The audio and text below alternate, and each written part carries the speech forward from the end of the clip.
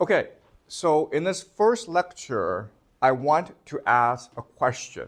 The question is, why did humanity transition from hunter-gatherer society to agriculture? Okay? And in the traditional paradigm, paradigm is a very sophisticated English word, and all it means is story or model or understanding, okay? So in the traditional story paradigm, we transition because we're first hunter-gatherers, and we lived in groups of about 20 to 50 people, and we roam the land looking for food. It was uncertain, it was unstable, and then suddenly there was a revolution. We discover farming, and farming provided a stable source of food that we could control, okay? The word we use is domestication. Okay? Domestication just means that we bring it under our control. And because of farming, we can now create more food than we need. And the word we use for this is surplus. And because there's a surplus, people now could do things besides farming. So for example, we could have leaders, which creates the idea of politics, right? We could also have priests, which introduces the idea of religion. And then we can have creative people, which then gives us arts. And slowly over time, these villages grew into cities.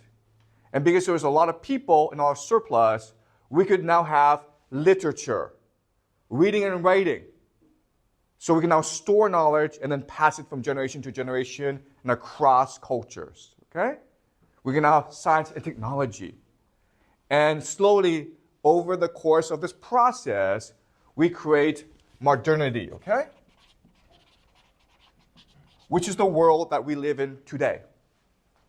So the pivotal step towards modernity was this transition into agriculture.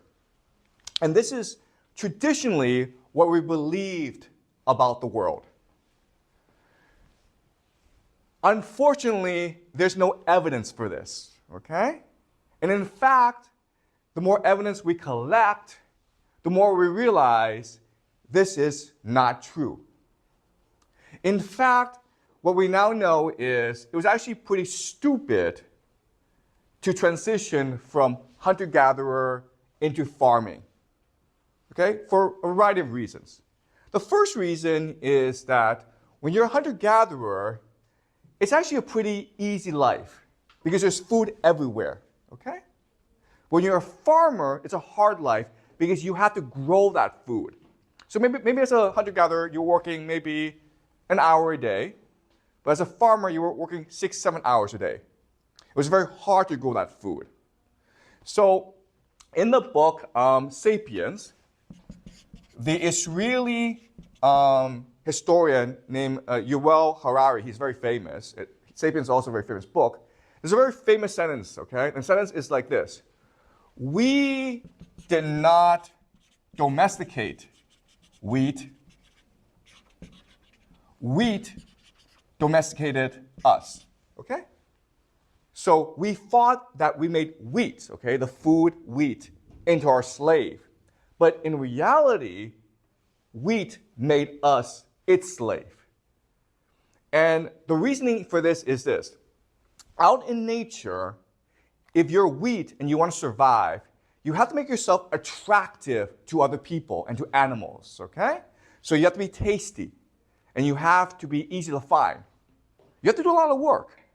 But when you're on a farm and you're wheat, you can just lay back, do nothing, and make humans do all the work. Okay? So it was a bad deal for humans and a very good deal for wheat. Okay, so that's the first problem. You actually do more work on the farm than you do as a hunter-gatherer, which means that now you have to have more children, right? You need to have labor to do all that work, which creates a problem of overpopulation, which means that you are using too much land, and then eventually the land becomes dead, okay? Or not arable anymore. So it's the first problem. Second problem is that we're able to dig up the skeletons of hunter-gatherers and farmers. And what we see is that hunter-gatherers are a lot taller than farmers. Why? Protein, right? Food. As a hunter-gatherer, you have access to meat. You have access to fruits and nuts and vegetables, okay? Your diet is varied and very nutritious. But as a farmer, you're eating only what you grow, which is mainly wheat and some vegetables, okay? So you're not getting that much nutrition. Then the third problem is that as a farmer, you are much more likely to die early than if you're a hunter-gatherer. Why? Have you guys been to a farm? What's the problem on a farm? Exactly, thank you. Pigs, right? Animals. They're everywhere. Plus, where do you put the garbage? Where do you go to the restroom, right?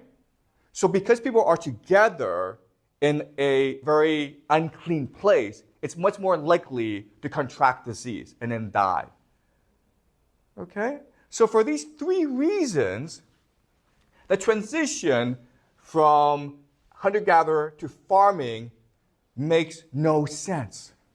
And even today, we are not able to explain to you why this transition happened. Okay? We don't know why we did this. So the only thing we can do is construct theories as to why this might have happened. So even though we can't go in the past and look at why we did this, we can do some research and collect evidence and then create theories as to why this might have happened, okay? So there are 4 different disciplines from which we can collect evidence. The first discipline is called archaeology. Archaeology is just the study of the past. So basically you go and you dig stuff up and you see what you can find, okay? Maybe you can dig up someone's house, or you can dig up someone's skeleton, or someone's clothing, okay? And from that, you're able to figure out what happened in the past. And so 3 pieces of evidence from archaeology we will look at today are Göbekli Tepe, Jericho, and Çatalhöyük, okay? And these are places that we've actually dug up, and we know what life is like in these 3 places. So that's archaeology. Second discipline we can look at is anthropology. And anthropology is the study of other cultures. So in other words, there are places still on this planet where people live a hunter-gatherer lifestyle. Maybe in the Amazon, maybe in Australia, maybe in Africa, okay? And so we're able to go and study these people to understand why, how originally we thought, and why we might have transitioned into farming, okay? So anthropology. The third field that we can look at is psychology or neuroscience. Basically, how the brain works. How do we feel? What motivates us? Why do we behave the way we behave? Okay, so that's a third field we can look at. The last field we can look at is primatology. The study of primates, okay, or monkeys. Because guess what, guys? We're monkeys. We're primates. 99% of our DNA are monkey DNA. So we can look at certain groups of monkeys to understand how they behave. And there are 3 types of primates that we look at very closely. Okay, the first is gorillas. We also look at chimpanzees, and we look at bonobos. Okay, chimpanzees and bonobos are very close to us. Genetically, they're the closest to us of all the primates. So by looking at these 4 different fields, we're able to collect evidence to construct theories as to why we transition from hunter-gatherer into farming, okay? So now I will share some of these theories with you. And again, what's really important to understand is we don't know what happened. We can only guess about what happened. So the first theory is the idea of coercion. Okay? And what this basically means is that there's an elite group of people who didn't want to work. So they made everyone else work. Okay? So that's coercion. And the evidence for this is that, well, guess what? Gorillas do this, right? If you study gorillas, you will see that they always have an alpha male. The male who's bigger than everyone else and who makes everyone do all the work. He just sits and naps every day, but he gets all the girls and he gets all the food. Okay? So gorillas. That's the first theory. The second theory is war. Okay? And the idea here is that if you are on a farm, it's easier to protect yourself in a time of war than if you're out in the forest, right? You can build walls around your farm. You can defend yourself a lot easier. You can see the enemy coming. Okay? So, war. The evidence for this is that chimpanzees, okay, again, who are like us, they go to war a lot. They're very violent. They're always fighting each other. So the argument here is that we human beings are just a violent people who are always at war, and we must be afraid of each other. And therefore, when we have the chance, we'll settle down, build fortifications, build walls, and fight each other, okay? That's the second theory. And again, the evidence for this are chimpanzees. The third theory is respect for elders. Meaning that as a hunter-gatherer, it's very hard on old people, right? So at a certain point, you're going to have to leave the old people to just stay there and die. And maybe we as human beings, we are biologically programmed to take care of elders for whatever reason, okay?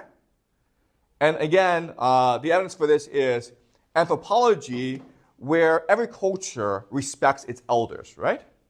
So that's a third theory. The last theory is religion. Okay? Meaning that we settle down in order to celebrate a religion, to practice a religion. And just to be clear, there's evidence and arguments for all four theories, and there are scholars who argued for different theories, okay? But the consensus, what most people agree on today, okay, most scholars, not every scholar, but most scholars is religion, okay? So let me explain why we think the answer has to be religion, slowly. All right, okay. So, coercion. While it is true that with gorillas, there's an alpha male who controls everything, the problem is that if you look at gorillas, the alpha male is huge, okay? And males are a lot bigger than females. So it's possible for one gorilla to exert force and pressure on the others, okay? With human beings, that's harder, right? Because let's just say a 9-foot giant human being comes into this room and is like, I'm now your boss, you have to grow food for me, you have to give me all your women, okay? What can we do as a class? Beat the crap out of him, okay? Do you understand? Because we have big brains, and these big brains allow us to cooperate together, okay? So this guy is around, and at first we're afraid of him, so we let him do whatever he wants. But then he goes to bed, and then we as a class discuss, hey, what can we do? Well, we can make weapons, right? Or we can trap him, or we can trick him. We can give him poison food, okay?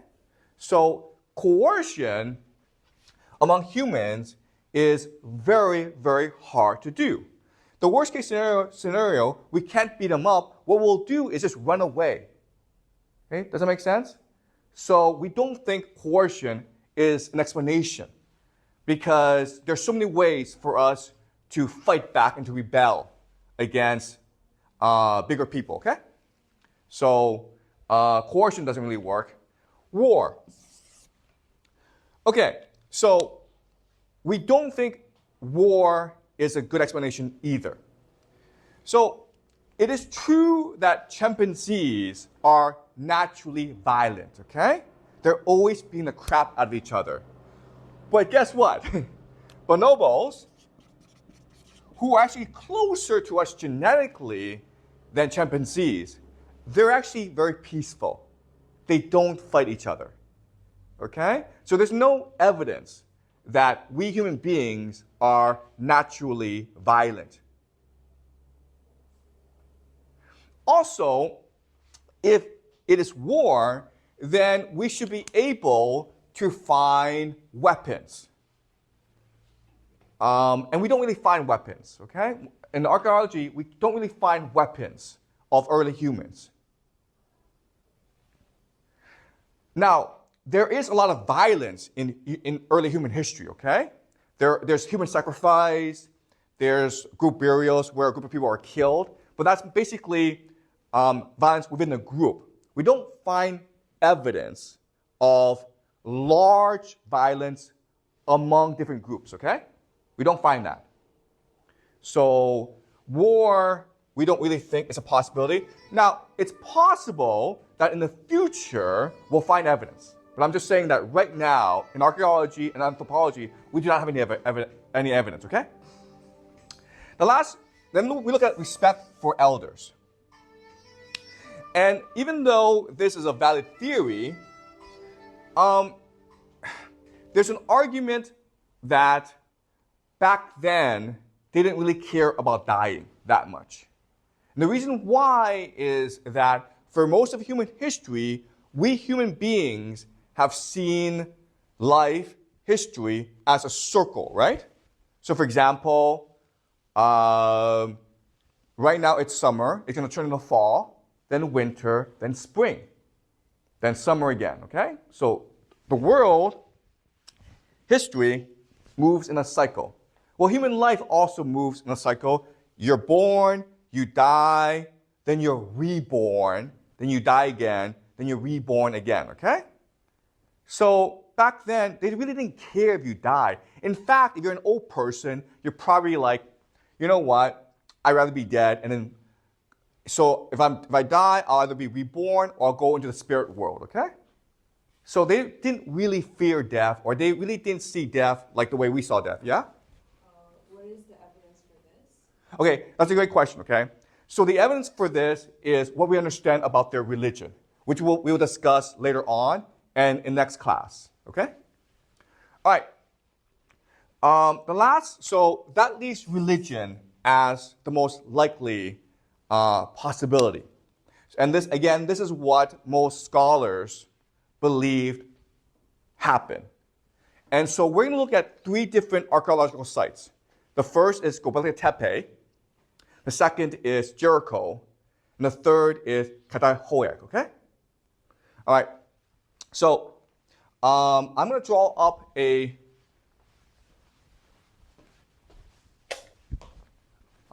we'll first see a picture of Göbekli Tepe. And guys, these places were only discovered in the past few decades, okay? So these are new places. We're only starting to understand these places. And so this place is in Turkey, in central Turkey. And this dates back to about 9500 BC.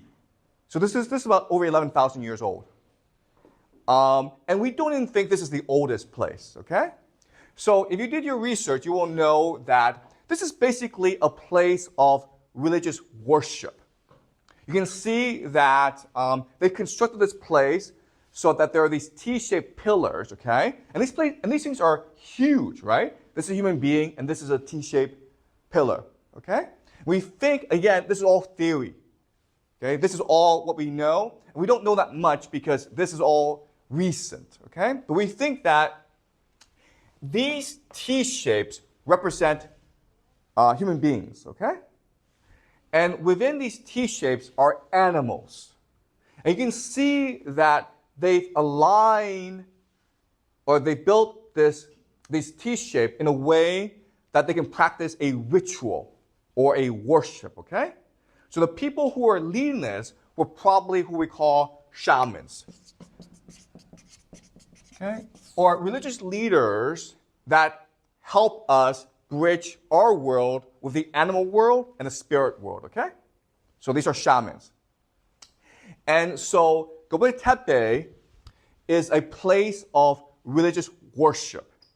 Now what's interesting about Göbekli Tepe is that the religious site is the oldest, but we also find houses that are built later on, okay?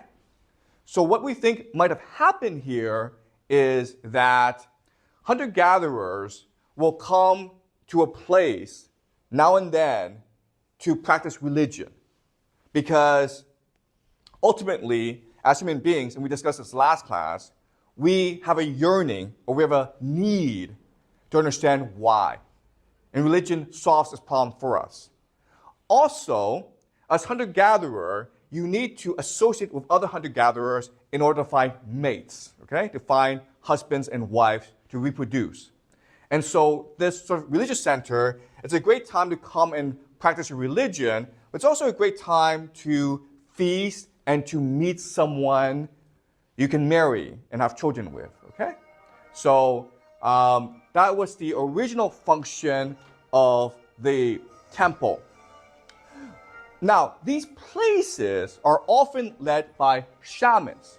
And what makes them special is that they are charismatic leaders. Okay?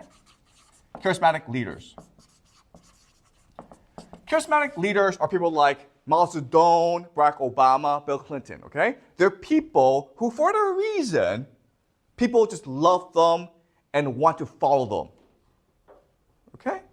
And so maybe what happened was that these charismatic leaders, they built this place and they became like celebrities.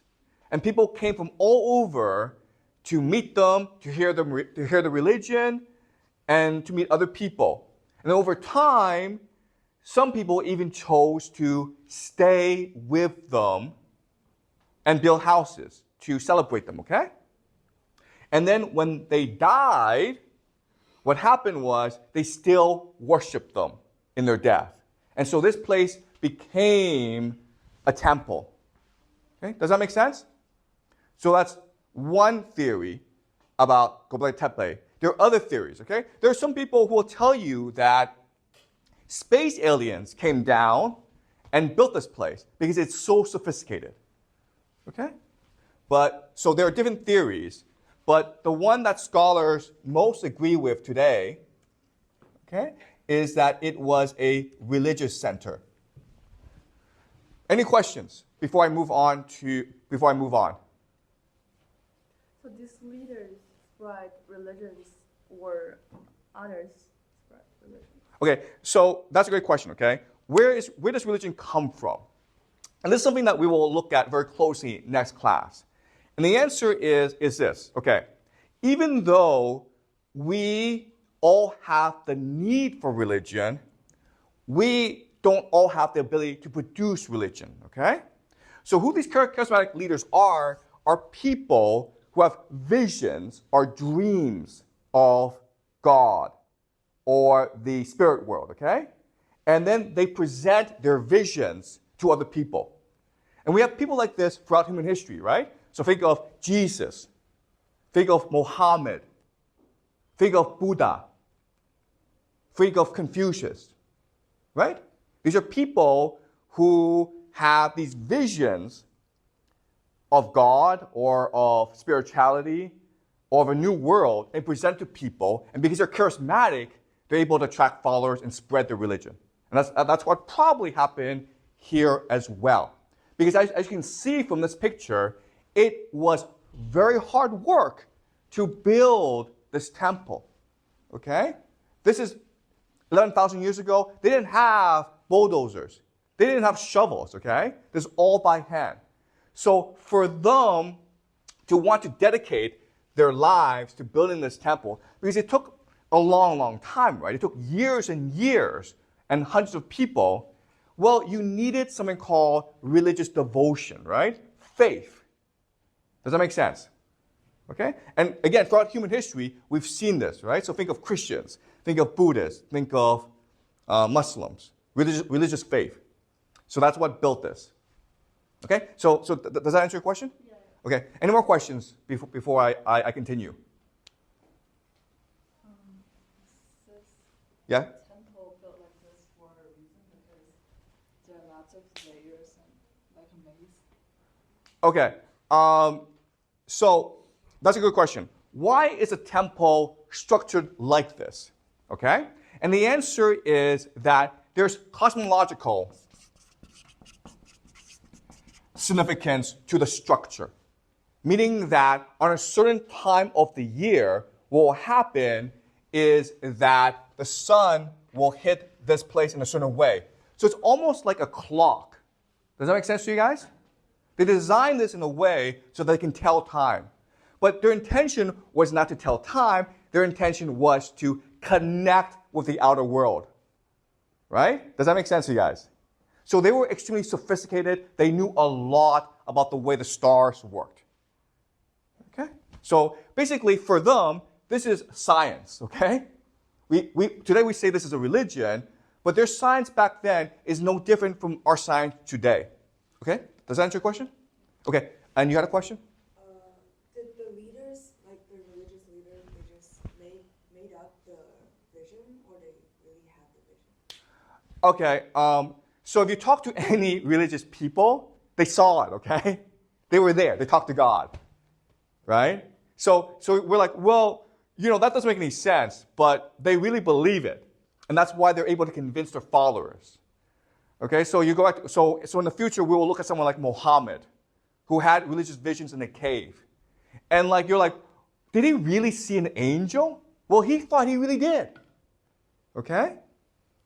And in fact, in our research, what we discovered is that people who use something called psychedelics, okay?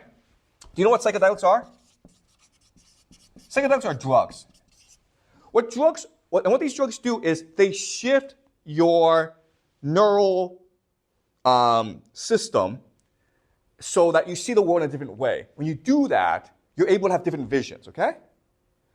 But we also know that if you go hungry for a long time, or if you meditate for a long time, you're able to see different things. So from their perspective, they actually saw this thing. Okay, even though we don't think it actually happened. Does that make sense? For them, it's true. But maybe for us, it's not so true. Okay? All right, any more questions before I go on? All right. So these are great questions, and keep on asking them, okay? And these are hard questions that we will go over the next few classes on. So let me show you another picture, okay? This is what is in the pillars at Göbekli Tepe. Okay? Now, what's really interesting about these pictures, okay, is that these are animals in the motion of hunting. So the fox, right? The way the fox hunts is the fox jumps up in the air and then goes down and attacks the prey. So this is in the motion of attack. Why would they do that? What's the point of having animals on these pillars? Why would they do that? They respect these animals.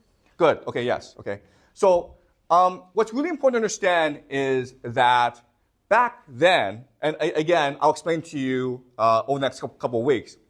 Back then, we human beings did not see us as separate from the other world. Okay? Does that make sense? Animals, trees, humans, all equal.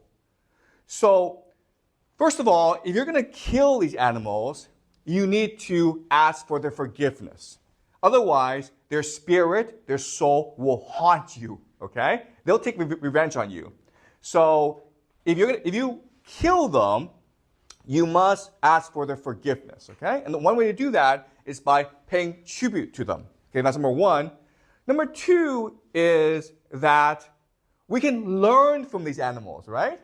They're the best hunters in the world. So before we go on a hunting trip, we might have a ceremony to channel their energy and power and wisdom. Does that make sense? Okay? And the third thing is basically to appease them or to become their friends, right? Because we don't want to hunt foxes. We want to hunt gazelle. There's more meat in gazelle. They're easier to capture. But we want to be friends with the gazelle. We want to be friends with the lion, okay? We don't want to be enemies. So it's a sign of respect to the animals. So that was basically their religion. And coming together, the religious festival was about celebrating the relationship with these animals, as well as channeling their power, their energy, and their wisdom, so that they could go hunt as well. Okay, does that make sense? Okay, so this is probably one of the earlier religions that we have. Is this clear to you guys so far? All right? All right, let's move on.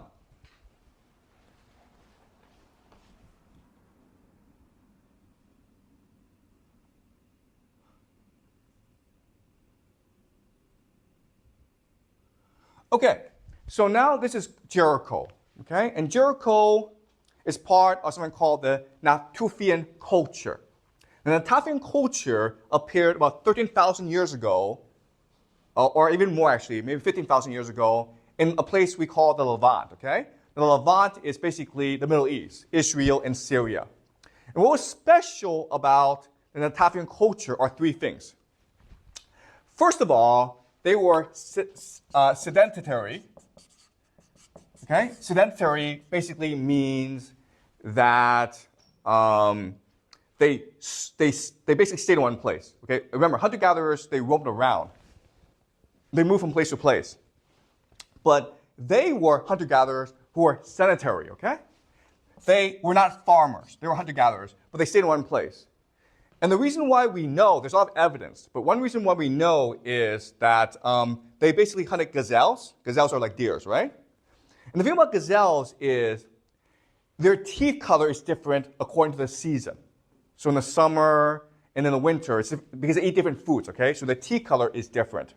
So we're able to dig up these gazelle bones, look at their teeth, and recognize that, they were hunting gazelle in this area both in the summer and the winter, which meant they did not move, okay?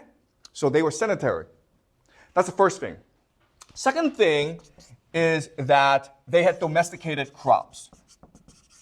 And the reason why we know is we're able to dig up seeds of crops, okay? Vegetables and wheat and barley, which meant that they had the capacity, the technology to farm, but they chose not to farm. Does that make sense, okay? So basically, the way they developed this technology is for gardening, right? They were hunting, gathering most of the time, but some of them, for fun, for pleasure, had their own garden. And that's how they developed the technology. Okay? And the third thing that was very important is there's something called the cult of the skull. Okay? So they probably worshipped animals, but they also worship ancestors. And the reason why we think so is we're able to find a skull in these places, okay? So they basically took someone's head, skull, and put clay on it to protect it. And they put it in their houses to worship it, okay? So this is the beginning of ancestor worship. Okay, does that make sense to you guys? So I want to show you this, and it's called the Tower of Jericho. When we first discovered this, we thought, oh, this must be a evidence that Jericho went to war, okay? Because it had walls and then the tower, right? The walls are to protect you from your enemies. The tower is to see your enemies coming. But then they did more research and realized that, oh, no. This tower is a religious monument. It is the same as Göbekli Tepe, where it is cosmological, meaning that at the longest day of the year, the mountain over here will cast a shadow over the tower, and the tower will cast a shadow over the entire village, covering it all up in darkness. Okay? Does that make sense, you guys? Why would they want to do that? What does that do for you? To have the entire village covered up in darkness? Any guesses? Why would they do that?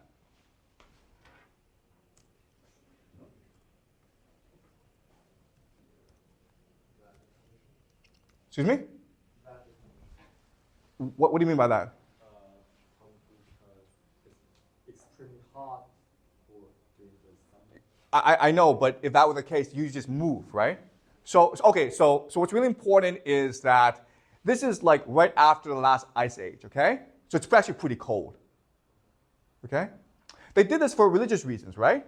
Because when you cover your village in darkness, you feel as though you are in connection with the sky. Does that make sense? So they must have a religious belief in which part of the worship is to cover the village in darkness.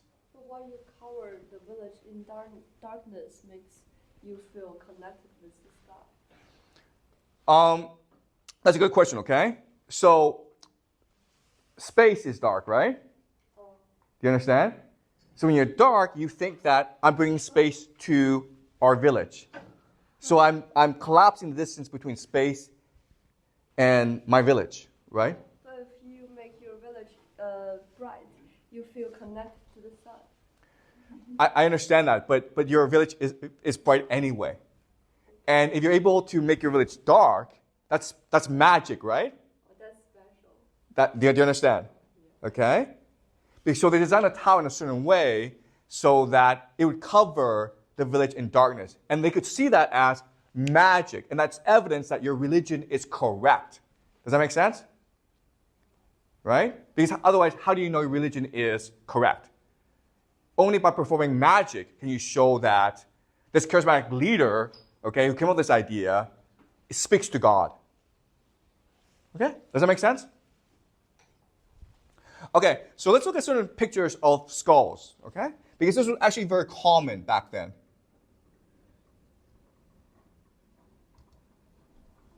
Okay, so basically this is a skull, they covered up with clay, and they carried it around with them all over the place. And this was true throughout the world at that time, okay? Ancestor worship.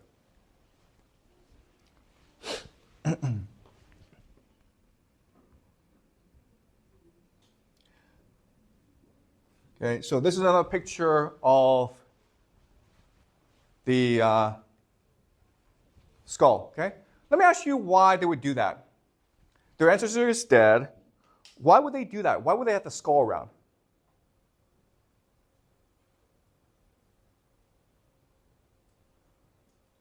Where's the ancestors now?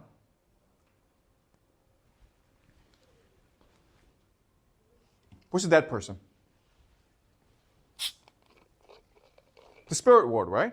Someplace in another world. And therefore, having the skull around allows you to communicate with that world and learn its secrets. You understand? And some of the secrets may be like how to construct the tower in a way that you're able to cast a shadow over the village. Okay? So that's their method of scientific discovery. Does that make sense? To communicate with the spirit world through your ancestors. Okay? Does that make sense?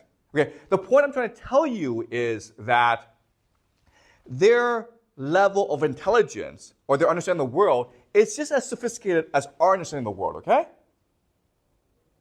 You understand? We think that when we go to science class, we're learning facts and knowledge. But guess what? Maybe 1,000 years from now, people will look at our science, like the physics, and be like, oh, that was a religion too. Okay, does that make sense? So in terms of intelligence, they were just as creative and as sophisticated as we are today. But they just had a different set of beliefs. Okay? All right, so the last place I want to look at is Katahoyak. Okay? So Katahoyak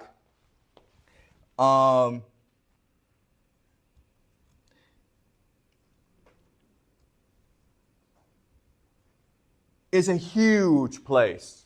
okay, in Turkey as well. Pretty far from Göbekli Tepe, but about the same place. And this dates back to about 7500 BCE. And as you can see, it's a huge village. And we think that at its height, okay, maybe this was around for about 2,000 years, but at its height of development, of civilization, it had about 8,000 people. That's a lot of people, guys, okay? And the thing about Caerhun that stands out is, first of all, it's huge, okay? Second of all, they didn't have a place of worship or government, okay? Meaning that all the houses were the same. It was a very egalitarian society. Everyone was the same.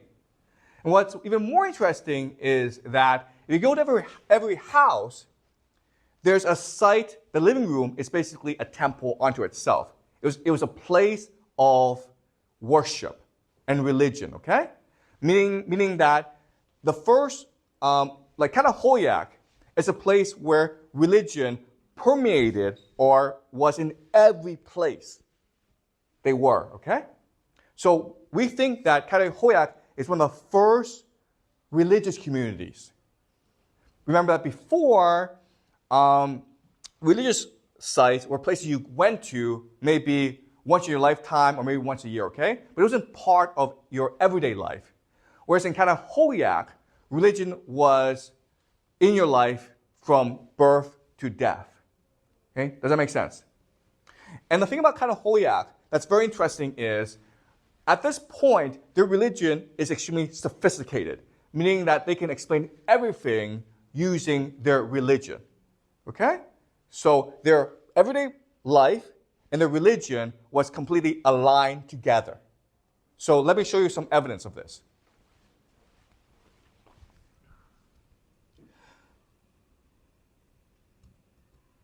Okay, so this is a painting that you will see in every house, or most houses in Caerhun, okay? All right? So you're like, what is going on here? So, again, there are different theories, but let me explain to you what most scholars believe to be the accurate theory is, okay? So this is just a theory. We have no evidence for this, but this is what we believe. We believe that the people at Caerhun, they worshipped a mother goddess. Okay? Because the mother goddess is what gives life to everything, right? Think of Mother Nature. Think of a woman giving birth to a child, okay? So they worship a mother goddess. And the mother goddess is represented by the bird. Because the bird flies all around the sky, right? So the sky belongs to the bird. Now, the bird can take different forms. This is a vulture, right? So the mother goddess can also take the form of a vulture. So what's going on here? Why is the vulture with headless people? Okay?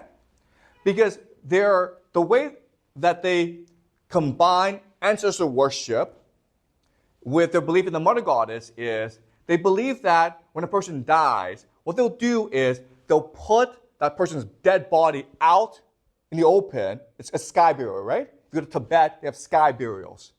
The vultures will come and eat all the flesh. And that is the tribute or the sacrifice made to the mother goddess, okay? So the mother goddess basically cleans the body, and then you take the bones and you bury it back in your house. And you take the skull and you keep the skull in your living room to worship your ancestors. Does that make sense? So in other words, it is an extremely comprehensive or complete religion, understanding the world. Okay? Is that clear to you guys? What the religion is? Any questions so far? Again, by the way, guys, a theory, okay? But right now, the most useful theory that we have about this place. Any questions before I move on? Okay.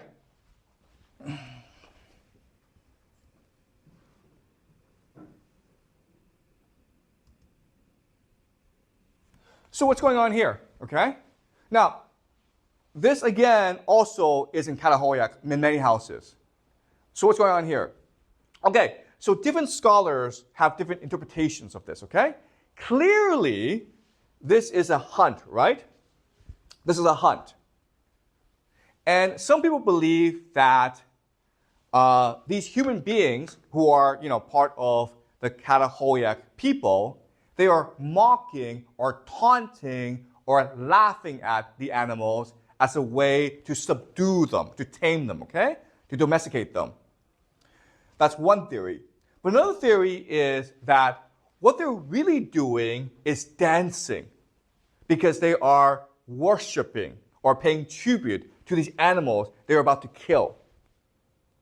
Or they're so this goes back to Gobekli, right? Where they're trying to respect the animals, right? Dance with you, we're friends. I'm sorry I have to kill you, but hey, we're only taking your meat.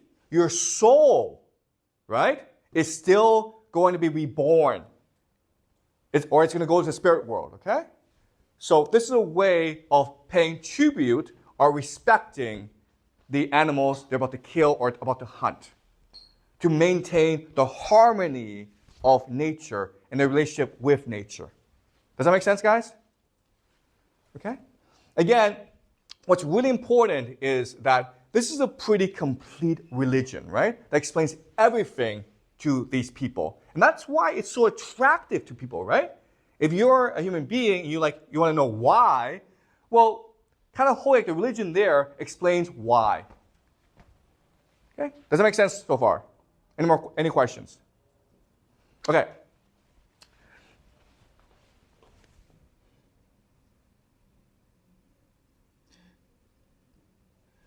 So this is a picture of the mother goddess, okay? Again, we have debate about what this is. Some people believe that it's just a fertility goddess. Okay, but others still believe this is the mother goddess. And you think about it, if you are a place like Catahoiac, you're most concerned about giving birth, right? Because giving birth is what rejuvenates your society. So it makes sense that your god, the person you worship the most, would be a mother goddess, okay?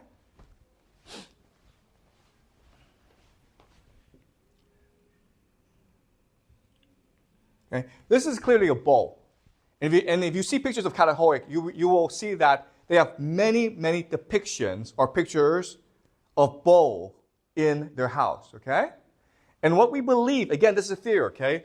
What we believe is that if the mother goddess represents life, okay, giving life, the bowl represents vitality, energy.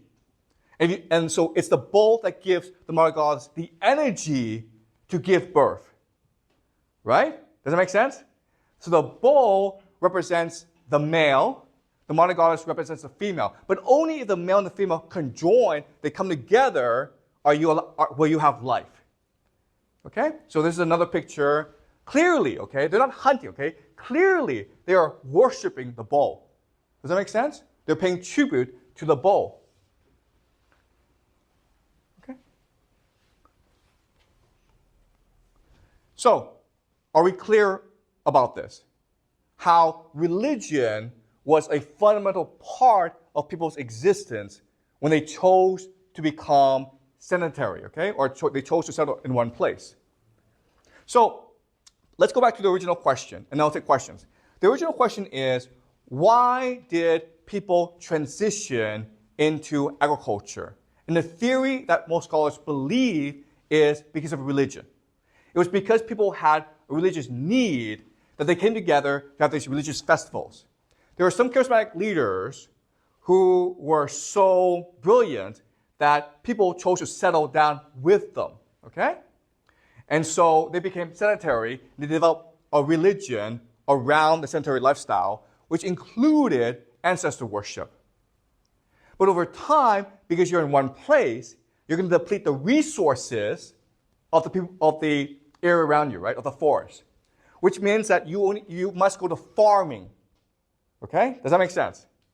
So, but then eventually, because you have so much population and you farm too much, you're forced to move somewhere else. And when you move somewhere else, you actually bring your religion with you.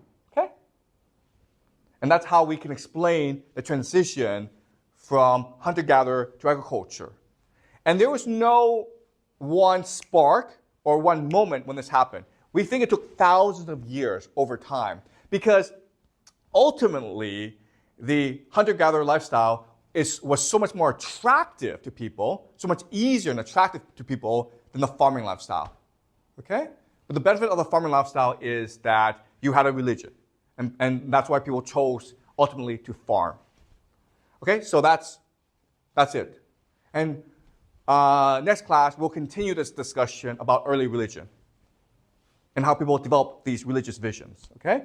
So next class, we'll look at ice cave paintings that goes back 40,000 years, meaning that they practiced this sort of religion or something like this religion 40 to 50,000 years ago. And we know through ice cave paintings. Okay, so questions before we finish class. Is this clear to you guys? Okay? Anything you're confused about? Any questions before we conclude? Can we zoom in the picture a little bit? Okay.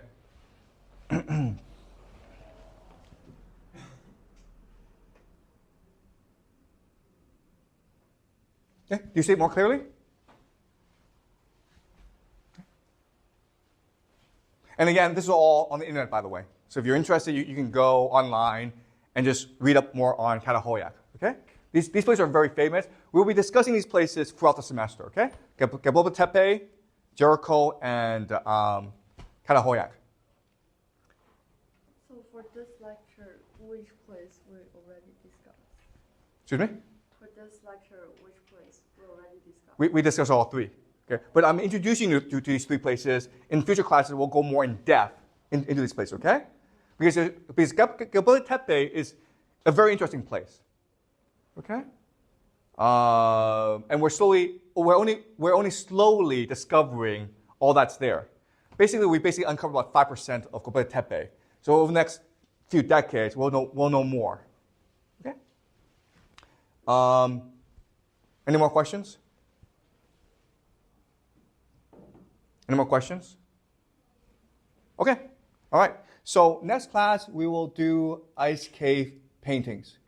Okay, to review, last class we discussed three prehistorical sites, right? Including Göbekli Tepe, Jericho, and Catahoyuk. And the argument I made to you last class, which is the general scholarly consensus, is that what compelled the transition to agriculture was the religious beliefs of the people at that time, okay? So it was humanity's religious impulse that drove our transition into agriculture. What I will show you today, okay, my argument to you today is that this religious impulse, this need for religion, this need to understand why we are here today and what we must be doing and where we're going, it's always been there, okay? In fact, religion is what makes us fundamentally human. And to prove this case, I'm going to talk about Ice Age cave paintings. So I asked you to look at these cave paintings that we found all around the world, okay, that go back 30,000, 40,000 years. And as you can see from those pictures, they're beautiful, right? And they're extremely creative, artistic. And so I want to look at three questions about the cave paintings today. First of all, how were they painted? They didn't have the technology we have today, so how did they paint these cave paintings? Second question is, why did they do this? Because when you're in a cave, it's very dark, it's very cold, and it's very hard to breathe. But they spent days in there painting them. So why did they do that? Okay, that's the second question. And the third question is, and the hardest question is, what do these cave paintings represent, or what do they mean? So the first caveat, the first thing I want you to be aware of is that there's absolutely no agreement on any of these questions.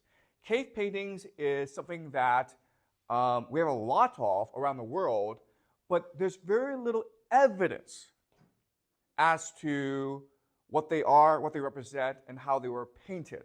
So there are a lot of guesses, okay? And the case that I will present to you today is my own personal interpretation based on my research and my understanding of the evidence. But please be aware that there are many different interpretations, and the evidence is extremely unclear about many of these things, okay? So let's start. The first thing you need to understand is that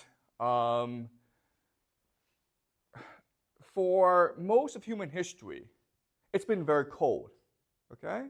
So the Ice Age only ended about 12,000 years ago, and we've seen a general warming of the planet, which has allowed us to adopt agriculture. But before then, we're basically living on a very cold planet.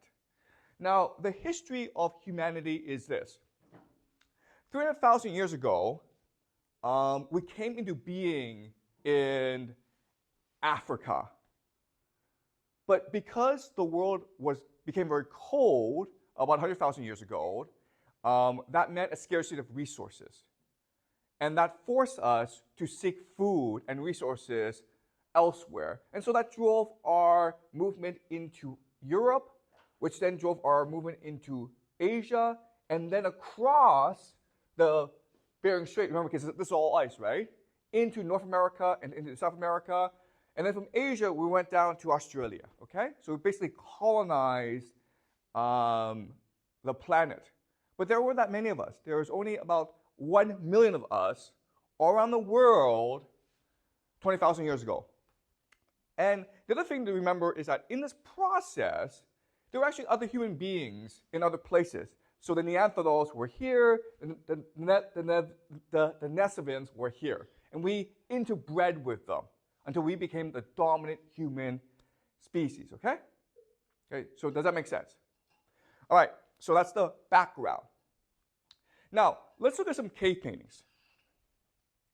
Because this is in the Chauvel Cave, and this started about 30,000 years ago. So these cave paintings were a continuous process where different people at different times went to the caves and painted different pictures. They might have added more things to the pictures as well, okay?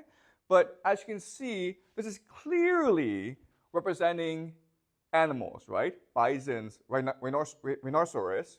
The other thing that's interesting about these paintings is that there's really no focus, okay? You see lions, you see horses, you see rhinos, okay? It's almost like nature is one interconnected picture, okay?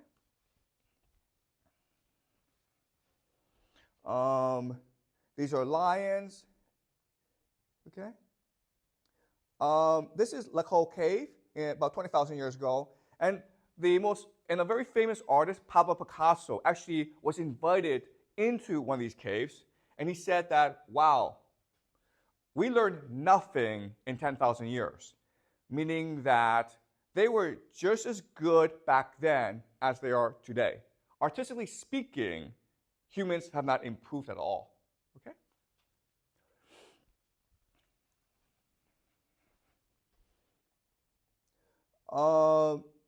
So these are horses, okay? This is Altamira, Spain, which goes back to 34,000 BCE. And you can see that they're not looking for a realistic depiction of animals, okay? They're trying to imagine the natural world in their own way. Okay, so now the question then is, okay, how did they paint these pictures? So first of all, they mainly use red and black.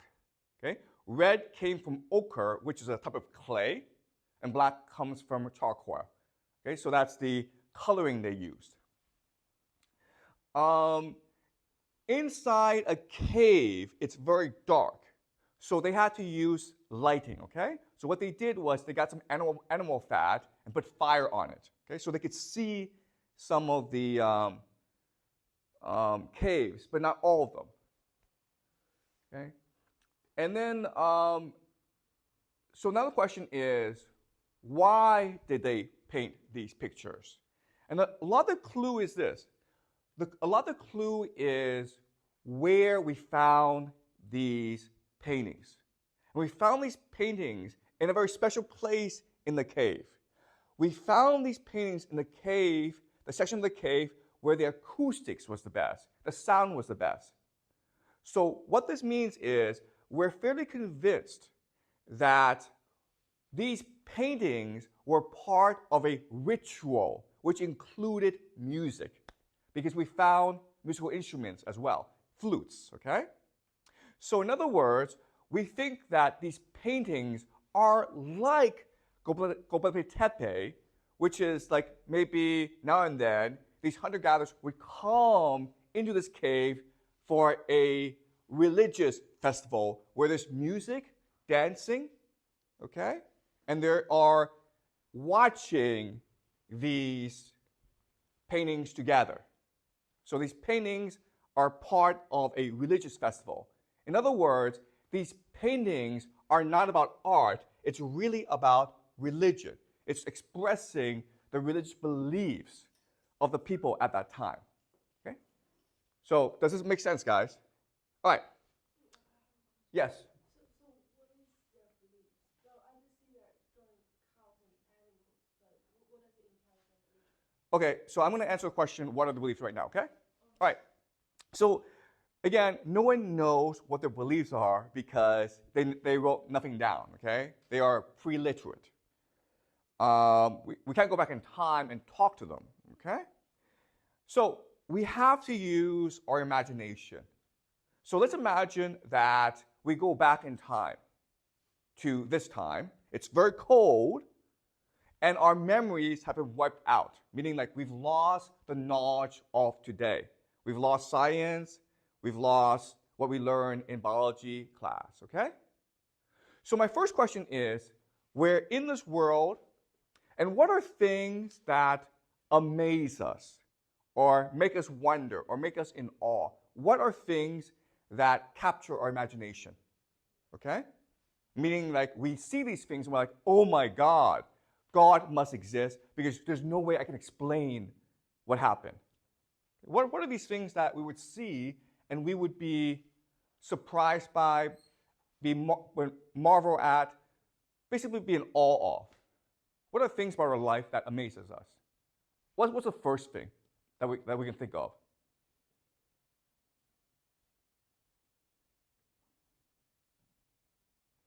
What's the first thing?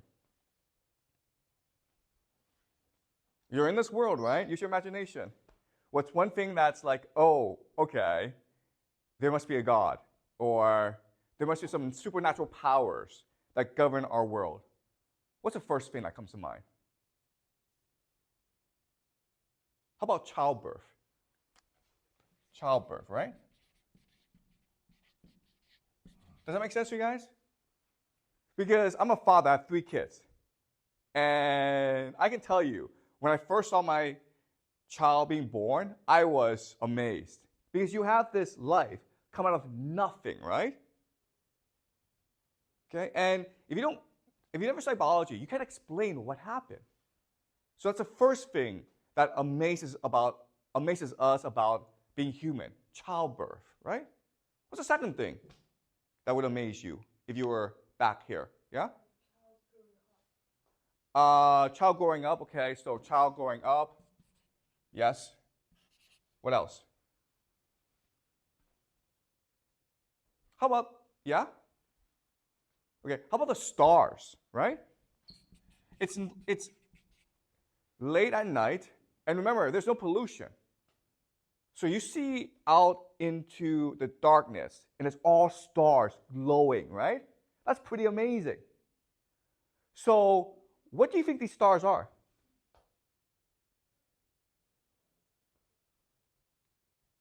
You're staring out into outer space, right?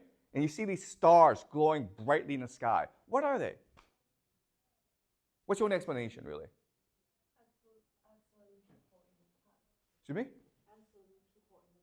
Okay, possibly, okay? Possibly souls or other worlds, okay? Planets, worlds. In other words, the first thing that you recognize is that our world is just one of many worlds out there.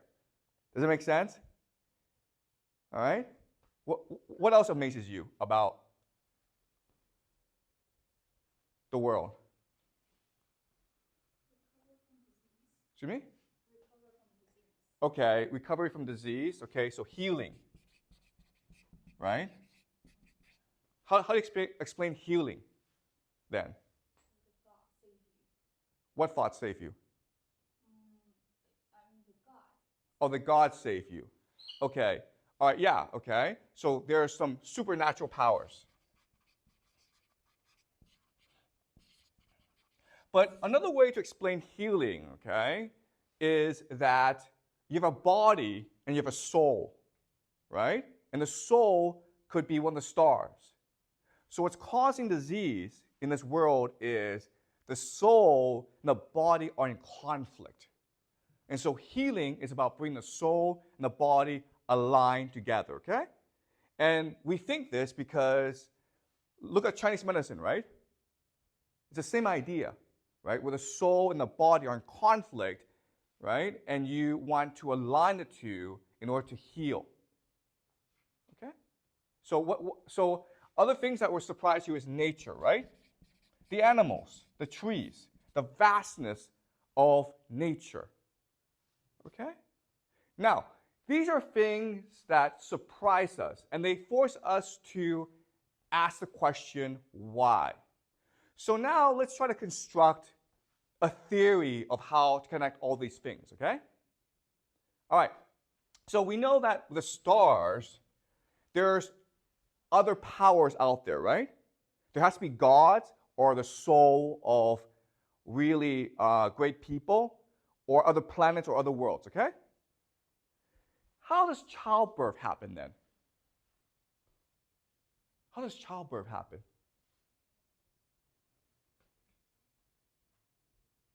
What is the womb? It comes from the womb, right? What is the womb then?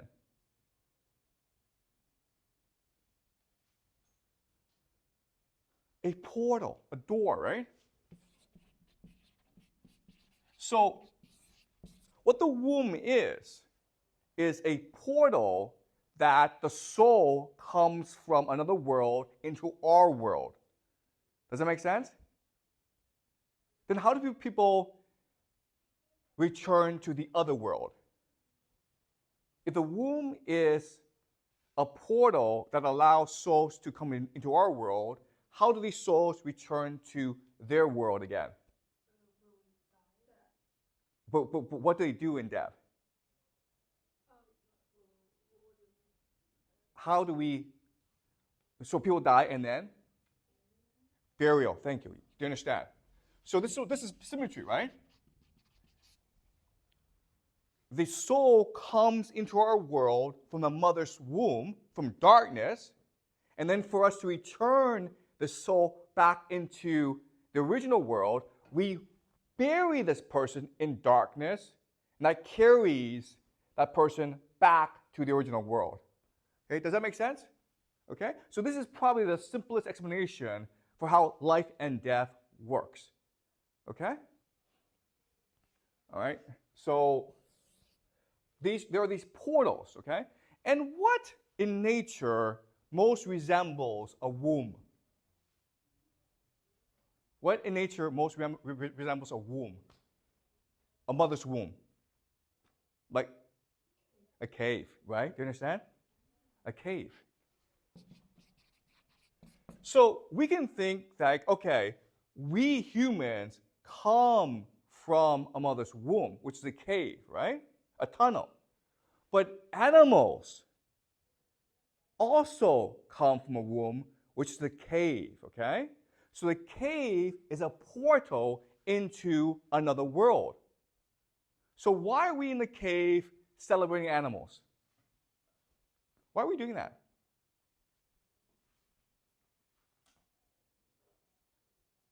Why are we in a cave celebrating animals, what are we really doing? We respect what? We respect their soul. And what else are we doing? Because, and why are we respecting their soul?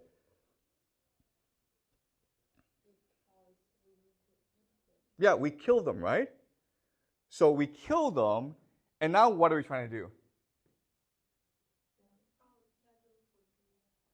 Let them forgive us, but what else are we really trying to do? Once we eat them, what must we do now? Excuse me? Yes, bring them back, right? Do you understand? So when we kill them, we think they go back into the spirit world, right? So now we have to summon them back from the spirit world into our world. Okay? Does that make sense? So, in other words, what this religion, what this belief is really saying is that we are all interconnected. And for every action that we make, we have to do something else to compensate for action, okay? So if we kill an animal to eat the meat, then we need to ask forgiveness and then bring this animal back into the spirit world to maintain balance and harmony in nature. Does that make sense, guys? Okay? So, why is it in this world there's balance and harmony? Why do we think there's balance and harmony? Because what gives life to everything? What's the force that gives life to everything? The mother goddess, right? Mother Nature. Okay? And so if we think that there's one force, the mother goddess, that gives life to everything, that means that for us, trees, animals, us, are all equal. We're all the children of Mother Nature. We all have souls, okay? And so what gives us permission to kill other animals?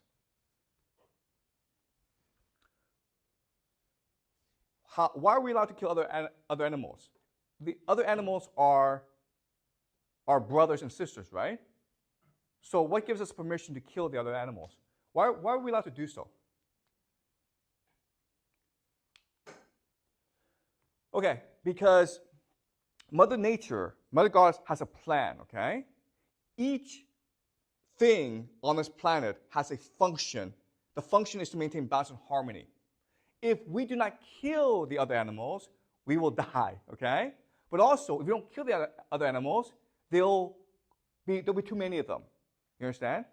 So, in other words, the world is a cycle. It's a circle. And each person, each animal has a part to play in this. And as long as we play our part, then the world will be harmonious and balanced and perfect, okay? Does that make sense?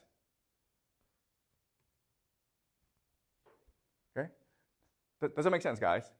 Okay, so we have actually a word for this religion. And this word is animism, okay? Animism. And what animism is, it's probably the first religion, okay? And it's a belief that each living thing, whether it's a tree, a mosquito, a person, or anything that's living, has a soul. Okay? And we're all interconnected because we all have souls. And so we must maintain balance and harmony. And so many of the primitive religions, okay, if you go to talk to native people in North America and South America and Australia, they all have this belief. But also there are many religions such as Buddhism, which also has this belief. Okay, and we believe that this is the first religion. Okay, so let's go over some evidence that this is, in fact, what they believed. Okay, so a recent discovery that we made is that trees talk to each other. Do you guys know this? So what happens is that trees, there are maybe thousands of trees in a forest, and their roots are connected through mushrooms, through fungi. And this allows them to share information. So for example, what we know is that if one tree in one part of the forest lacks nutrients like water, okay, the other trees will send nutrients to that tree. Does that make sense? Okay, so it's almost like the forest is one big brain or one big living organism, and they're all trying to communicate with each other. Another thing that we've discovered is that if there are pests or insects that attack one tree, okay, this tree will automatically communicate to the other trees, and these trees will start to prepare for the pest or the attack, okay? And the third thing, which is the most interesting, is that trees will recognize their own children. So if the children, these children trees, need nutrients, the mother trees will send the nutrients to the children right away. Okay, does that make sense?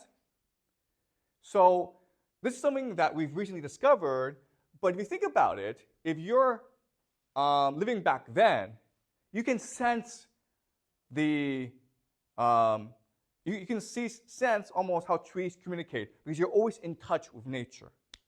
Okay? Does that make sense? All right. This is a cave painting, and you can see that these animals, okay, gazelles, they're going somewhere. And there are two beings here, okay? We believe that these two beings represent the mother goddess because as we discussed last class, the mother goddess comes in the form of a bird, right? The bird flies around the sky is the mother goddess.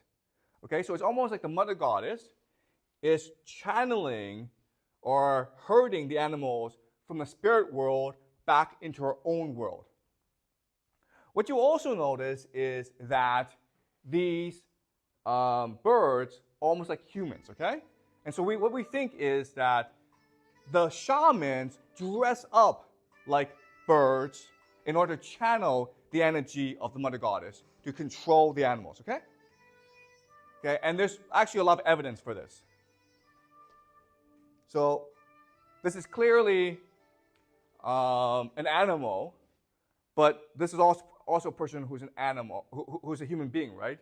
Because of the figure. So these are human beings, shamans, who dress up like animals in order to better communicate with animals, but also to better communicate with the spirit world, okay? Okay, and this is actually a more clearer picture of shamans trying to access the spirit world. Okay, are we clear so far? So from this religion, we can guess that the people back then were extremely compassionate. They believed that everything has a soul and every life is precious, okay? And one evidence for this is this. This is a skeleton. What's interesting about the skeleton is that it's a dwarf, okay? So there are some humans back then who are born with diseases or handicaps or physical deformities. This person is a dwarf. Now, this is interesting because dwarfs aren't able to contribute that much to your community, right? So as a hunter-gatherer, you need to hunt together to access meat, to get meat, to feed everyone. If you're a dwarf, you're not really doing that much. So in theory, because it's such a harsh life, being a hunter-gatherer, you would think that they would discard the dwarf, kill the dwarf, or maybe leave the dwarf behind, okay? But from DNA analysis, what we know is this. This skeleton, okay, this person had the same amount of food, the same quality of food as everyone else. Meaning that even though this person was not contributing to the community, everyone worked hard to make sure this person was treated well and was fed as well as everyone else. And at the end of this person's life, he was granted a elaborate burial. Okay? And we know this from the archaeological research. Yeah? Yeah, okay.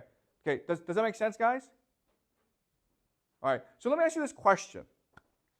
Let's make the assumption that he was, in fact, contributing to the community. How could he contribute to the community? How? They clearly thought he was special, but what made him special? If you're a dwarf, you can't hunt, but what can you do? To me? Okay, okay, but what else can you do besides food? Why would they think he was a special person? What could he do that others couldn't do? Yeah? Maybe like do paintings or other religious acts. Mm-hmm. Thank you. Okay. So maybe the religion back then is that everyone is special. Everyone's the same, right? So if you're different, it doesn't mean you're less special. It means you're more special. It means that the mother goddess has given you a special power. And maybe this power is to communicate with the spirit world, okay? So maybe the cave paintings, as you say, were done by people like this, who were in a constant state of meditation with the spirit world. And that's what inspired him to create the cave paintings, okay? Because clearly, if you look at the cave paintings, they were done by a special mind.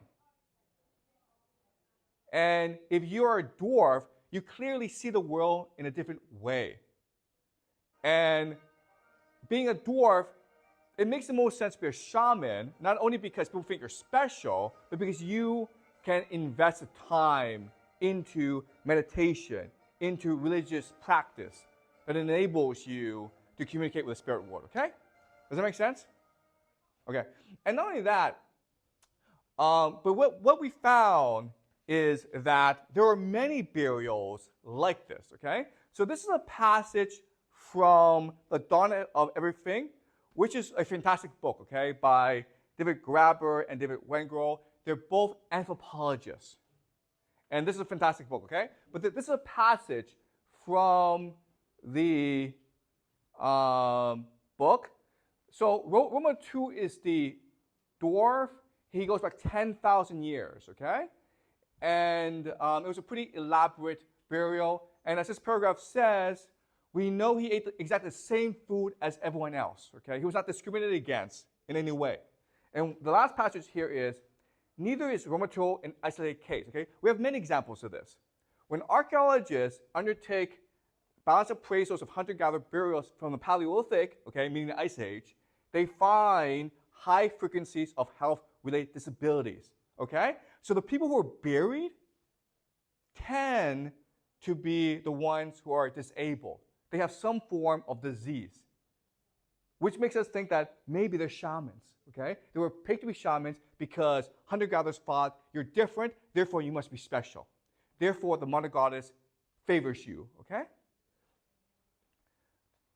And high levels of care until the time of death. Sometimes their funerals were remarkably lavish, which meant that they were prioritized by the community.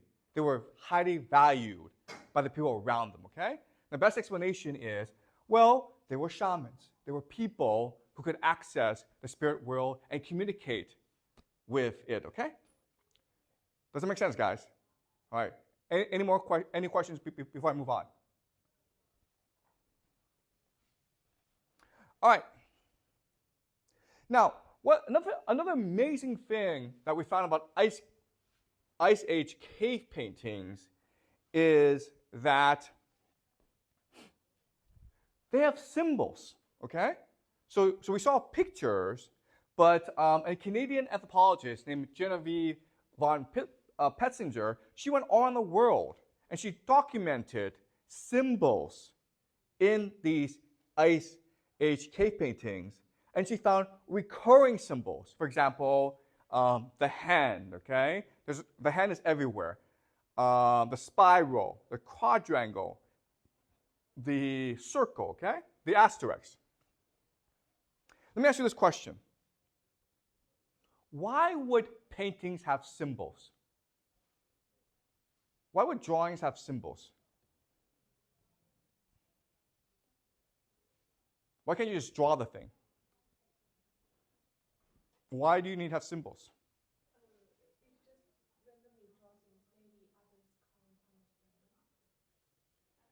Okay, so you're right, okay? So we think that this is a written language, okay? It's one of the first written languages, which meant that back then, they actually had the ability to read and write, okay? So maybe this is a common language. What are some other possibilities? Why would you want to use symbols in a painting?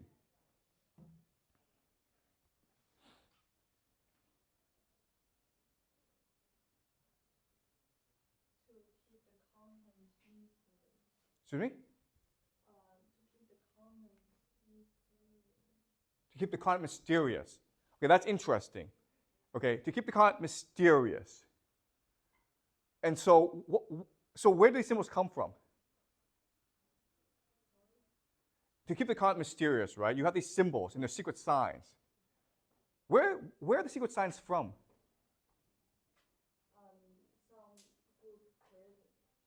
I know, but where do they believe they got the signs from? Okay, do you understand? Okay, so another theory, okay, again, we don't know, okay, no one knows, but like let's look at different theories. Another theory is that this is the language of the gods, right? As you say, to keep the content mysterious, to give it divine or holy or sacred meaning. Okay, does that make sense? Okay, what are some other possibilities?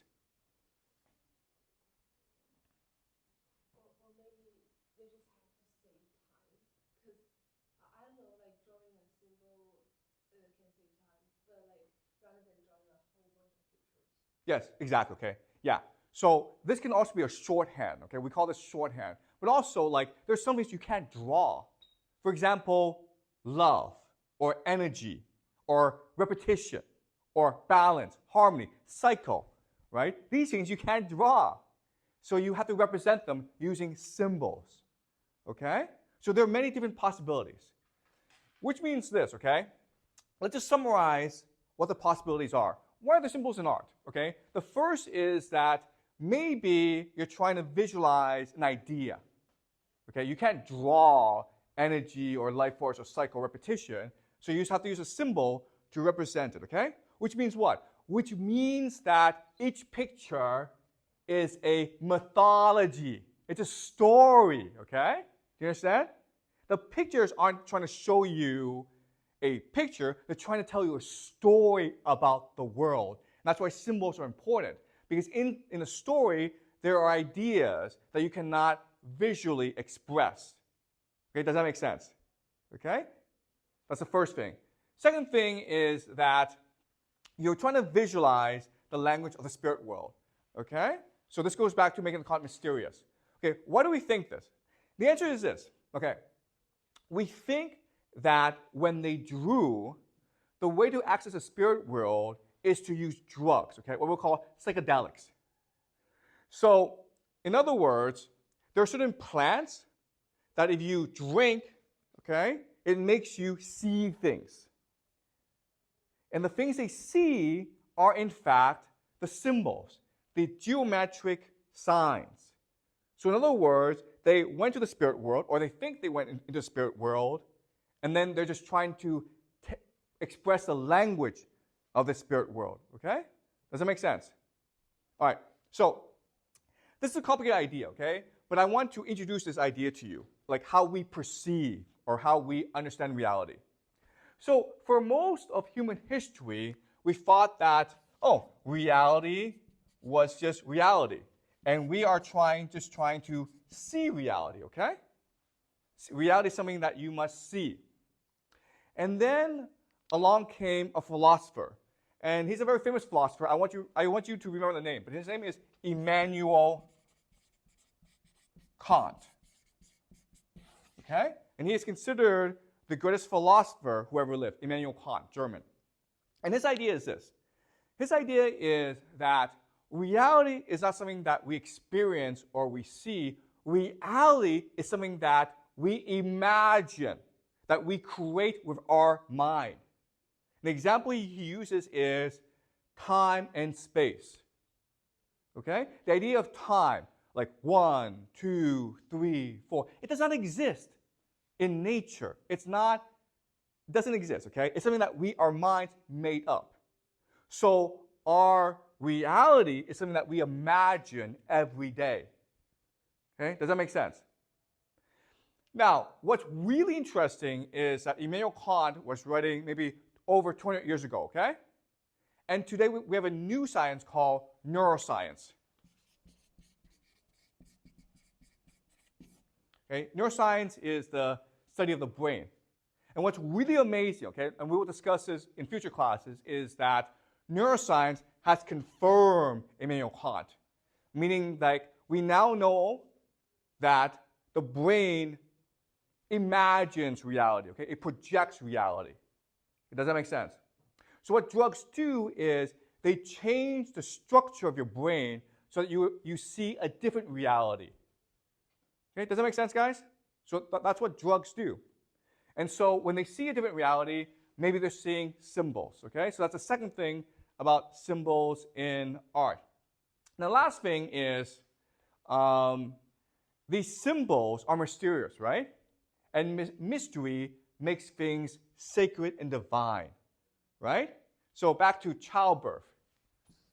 Childbirth is something that back then they couldn't understand. Therefore, they have to believe that childbirth is sacred and divine, and therefore, women are sacred and divine. Because only women are able to give birth. Men are allowed to give birth. Okay? So back then, we believed that for most of human history, either we were egalitarian, meaning like men and women were equal, or women had more power than men. Only in recent history do men have more power, okay?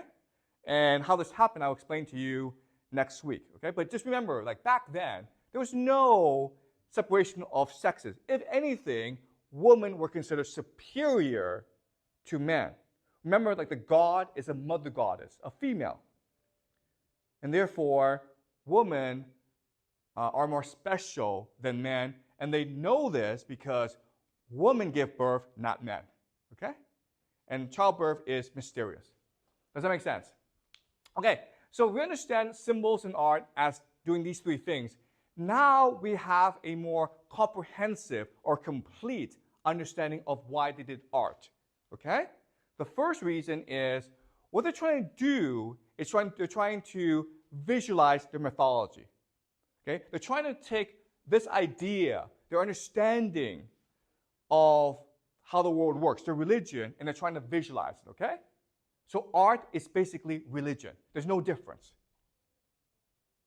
Second thing is that they're trying to show to themselves how reality works, okay?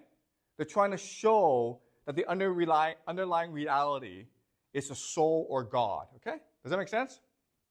Now, the last thing, which is the most important, is they're trying to create a common memory and imagination, a language, a mythology that they all share together, okay? And this is what we call society. Does that make sense? So in other words, okay, the argument I'm trying to make to you today is, one, religion has always been there since the dawn of humanity. Okay, that's the first. Second thing is that religion allows us to communicate with each other, to be together in society. So the third thing is religion is what allows us to be fundamentally human. Without religion, we could not be human. We could not think. We could not communicate. we could not imagine. Does it make sense, guys? Okay, any questions about this? Okay, now let's look at a quote. Okay, what is religion? Okay, and this is from Emile Durkheim. Okay, and I want you to remember the name Emile Durkheim. Okay, he's just as famous as Immanuel Kant. Emile Durkheim is considered the founder of sociology. Okay, so when you go to university and you study sociology, guess what? You'll mainly be studying Emile Durkheim. Okay, so this is what he says about religion. Religion is above all, okay, first and foremost, religion is this: a system of ideas by which men imagine society of which they are members, okay? It's to create society and the obscure yet intimate relations they have with it, okay? Religion is a way for them to understand the world. All right? Does that make sense, guys? All right. So let's look at what he says again in more detail. Okay, so the great service that religions have rendered to thought is to have constructed a first representation of what the relations of kinship between things might be. Okay? So what this is saying is that religion allows us to construct an understanding of the world. Okay? So basically the first religion was this, right? And this is just a theory of the world. And this is important because from this theory, we are able to construct more theories. All right. Given the conditions in which it was tried, that enterprise could obviously lead only to makeshift results. Okay? Meaning that, okay, well, listen, religion, it's all about guessing. It's all about hypothesizing, okay? So, a lot of these ideas aren't going to work out. That doesn't matter. But then, are the results of any such enterprise ever definitive, and must it not be taken up again and again, okay? So our desire to know, our curiosity, forces us to constantly reimagine our religion. Furthermore, it was less important to succeed than to dare. The fact that we try is what's important. What was essential was not to let the mind be dominated by what appears to the senses, okay? But instead to teach the mind to dominate it and to join together what the senses put asunder. So, as human beings, we're not trying to see the world, we're trying to imagine the world. Okay? That's what makes us human. Okay? Go back to Immanuel Kant. Our ability to imagine reality is what makes us fundamentally human. As soon as man became aware that internal connections exist between things, science and philosophy became possible. So from religion, we developed philosophy and science. In fact, you can say that science today is our religion. Okay? There's really no difference. It's just an understanding of the world based on our imagination and some evidence. Religion made a way for them. It is because religion is a social thing that it could play this role. To make men take control of sense impressions and replace them with a new way of imagining the real, a new kind of thought had to be created. Collective thought, okay? So religion is our collective consciousness. It's what allows society to come into being. If collective thought alone had the power to achieve this, here is the reason. Creating a whole world of ideals through which the world of sense realities seem transfigured would require a hyper-excitation of intellectual forces that is only possible in and through society, okay? It's only because we are together are we inspired to come up with religion. So religion is fundamental to being human. Without religion, there could be no society. Without society, there could also be no religion. Okay? Do you understand? So the implication of all this is that as a human, first of all, you are not alone. If you are alone, you're not the human. You're a human because you live in society. You're with other people. And because you're with other people, you must have a collective consciousness or an idea you share together, and we call this thing religion. Okay? Does that make sense? This is clear to you guys? All right. Any questions? Anything you are not clear about? Do you see how all this connects together? Okay? The cave paintings is what started it. Cave paintings is the expression of a religion. Then when the Ice Age ended, we had the chance to settle down, we created communities to celebrate our religion. That's what gave rise to agriculture. Okay? And the religion that we use is probably something like this.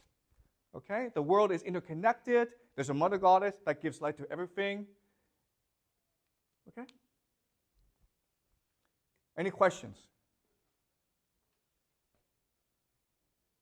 Anything you're unclear about?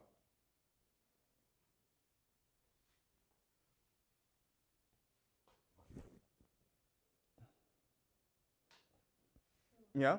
Back then, well, is there like only one God, or is there like lots of different gods for different like careers? Like because now we have different gods for everything.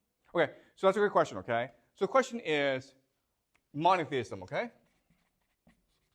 So the three major religions of today, Christianity, Islam,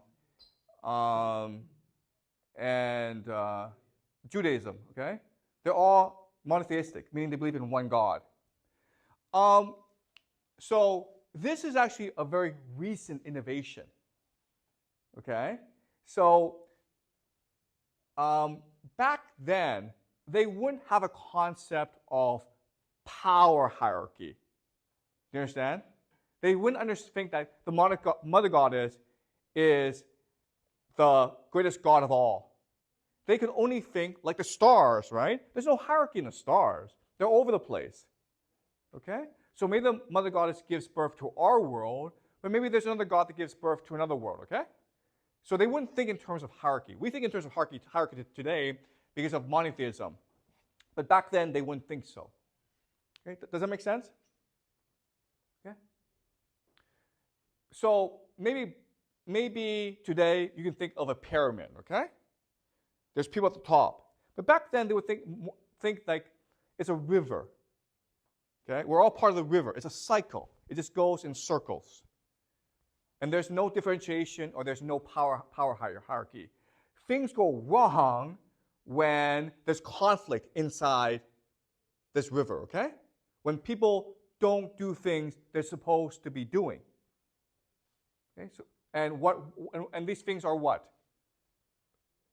What are things that defy the mother goddess or go against the mother goddess?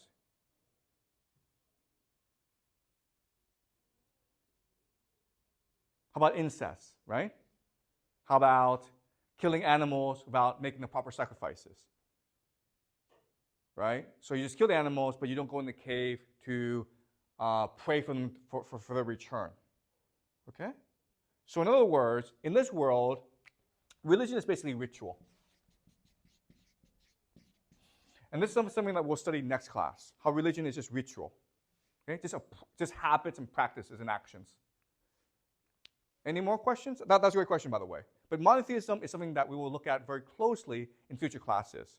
And it's very important because it's a basis for our society, okay? Any other questions? Yeah?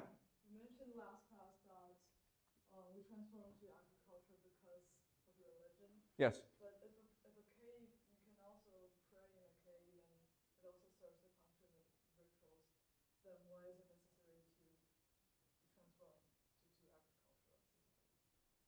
But you can't live in a cave, though. Right? You can't live in a cave. You can only go there now and then.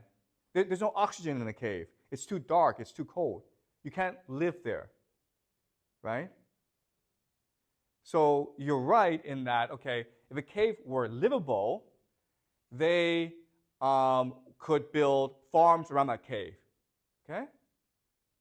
So, okay, that's actually a great question, okay? Besides caves, what are some other portals in the world?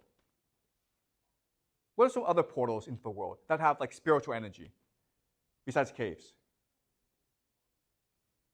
In nature. If you were back then, you would think that this place is special because it both connects our world and spirit world. And these places would be mountaintops, right? Mountaintops. Guess what? Göbekli Tepe was on a mountaintop, okay? Where else would there be portals? Rivers, okay? Rivers. Does it make sense? These are places that people would think are portals into another world, and therefore they are special. And we find that when they settled down and built agriculture, they did so on mountaintops and they did so around rivers. Okay? Does that make sense? But not caves, because you couldn't actually live in caves. Okay? Does that answer your question? Yeah, so basically back to the Ice Age, people didn't live in the cave. You can't live in a cave. There's no food, and it's cold, and it's wet. Then where did they? Great question, okay? Yeah, so they lived outside in tents. Oh yeah, but not in the cave. No, you can't live in a cave. There's no oxygen. Okay? Any more questions? Okay, so your question actually makes me think of a point I want to end the class with, okay? So today we think that we are either economic animals or biological animals. Okay, so the person who introduced us, who introduced to us the idea that we are economic animals is Karl Marx. Okay, and his argument is that we are driven by our need to have money. Okay, and that's what we believe today, right? You're in school because you want to get good grades, so you can go get into a good university, and then you can go get a good job. Okay. Now, there are other people who believe that we are biological animals. And these are people are called evolutionary biologists. And they are inspired by Charles Darwin. So the idea here is that we are motivated by our desire to spread our genes, okay? So if I'm a man, I want to sleep with as many women as possible. Because if I sleep with as many women as possible, I spread my genes, right? But if you're a woman, you want to find a man who will be loyal to you, because the cost of child rearing is very high. Okay? Does it make sense? So, and we'll be discussing both these theories more throughout the semester. Okay? The argument I want to make to you today is that no, we are first and foremost a religious animal. We have the fundamental need to understand why we are here. We have a fundamental need to connect with everyone, okay? To connect with other people. But that does not mean that we are not economic and biological animals, okay? They all interplay together. Do you understand? So what we'll see later in the semester is that you might have a religion, but this religion is not meeting your economic and biological needs, then you have to either abandon the religion or change the religion, okay? But we'll also know that the economic need is not enough. You also need religion. So there is an interplay between economics, biology, and religion. Okay? And that's what drives human history. This is something that we will learn more about next week, okay? Sorry, next week. Okay? So, yeah, any more questions?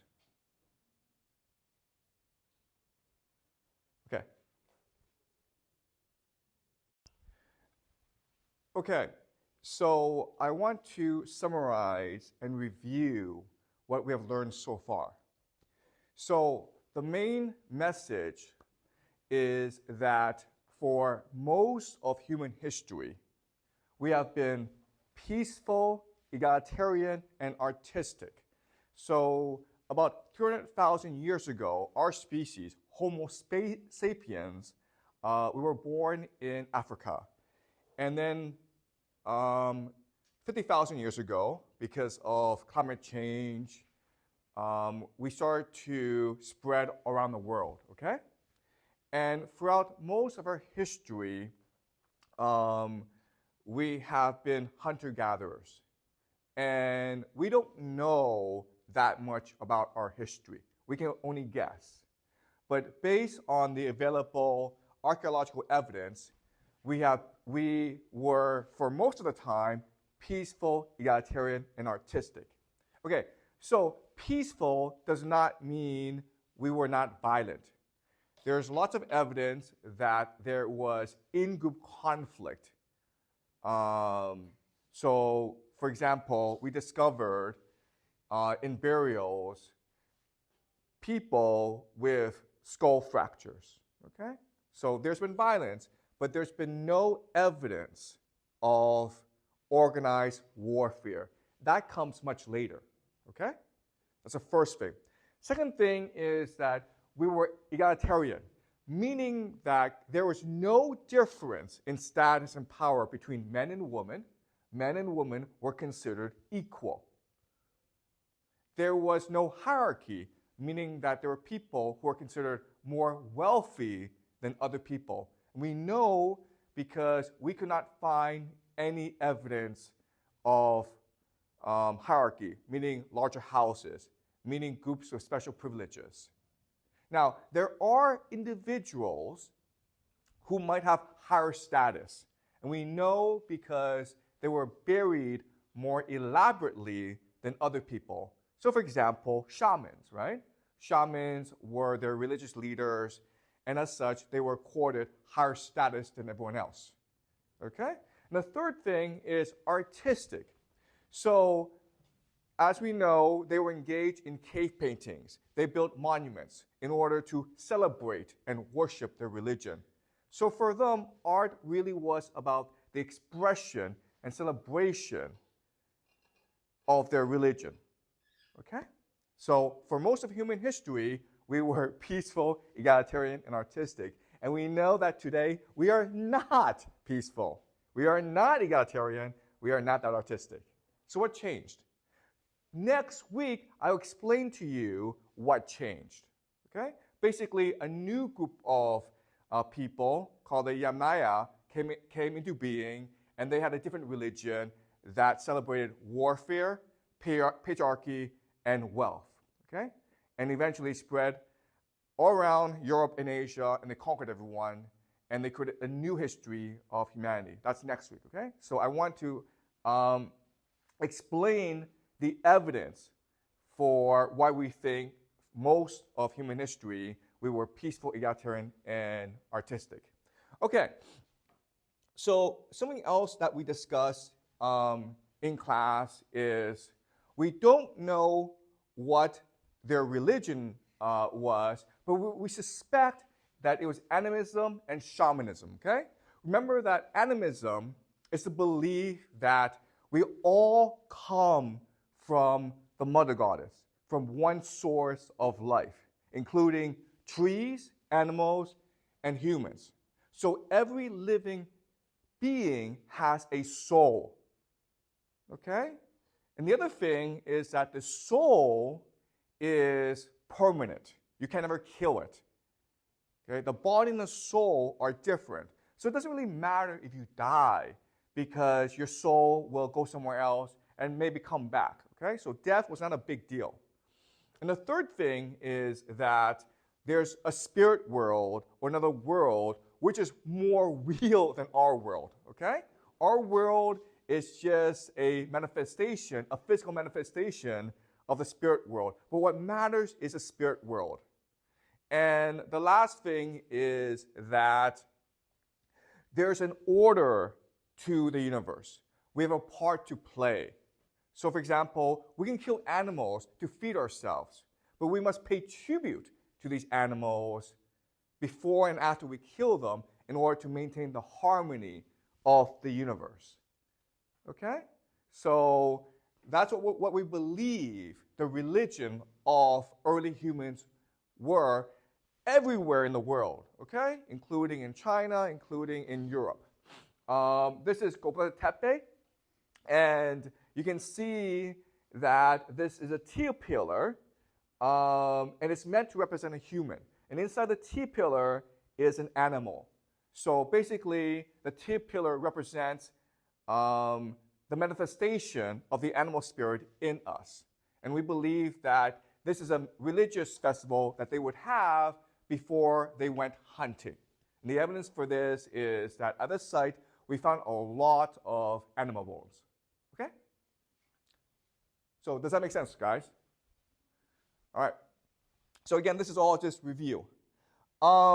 This religion goes back a long time, okay? So this is 40,000 years ago. We found this small figurine, okay? It's a very small figurine in a cave in Germany. And this dates back to 40,000 years ago, okay? So remember, 50,000 years ago, we started to leave Africa and venture into Europe and around the world, okay? So this goes back to the beginning, the dawn of humanity. This is a flute, okay, that goes back to the same time. So at the beginning of humanity, we were religious. We celebrated our religion through music and through art and through shamanism. Okay? Does that make sense, guys? Yes? It's a figurine. It's a doll. Okay? So they believe that these dolls have religious qualities, right? Okay, does that make sense? It's like paintings. Okay? So remember, like they also have these cave paintings where they're celebrating the mother goddess, and they're celebrating the fact that life is a circle. After you kill the animals, their soul goes back into the spirit world, and then through proper tribute and worship, you can bring them back into this world, okay? Okay, this is a shaman dressed as an animal, okay? So now the question then is, okay, if we cannot go back in time and observe their religion, how do we know what their religion is? And the answer is, we have a field of study called anthropology, okay? Anthropology. Anthropology is a study of other cultures. And if our theory is right, then we should be able to find other cultures that are still alive today that practice this religion. And what we've discovered is that if you go to places in the jungle, in South America, and in Africa, in Australia, they do practice this religion. Okay? So understanding the religion gives us tremendous insight into the thinking and religion of early humans. And that's what we will do today, okay? To truly understand what early humans thought and how they understood the world, okay? Does that make sense, guys? All right.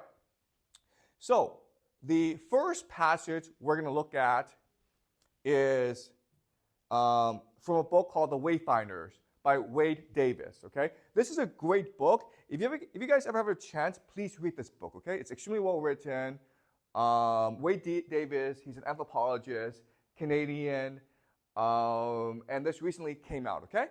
So he spent a lot of time traveling around the world to explore and to understand indigenous peoples, people who are native to the land, and they've been there for a long, long time. So this is what he says about a tribe in the Amazon forest, okay?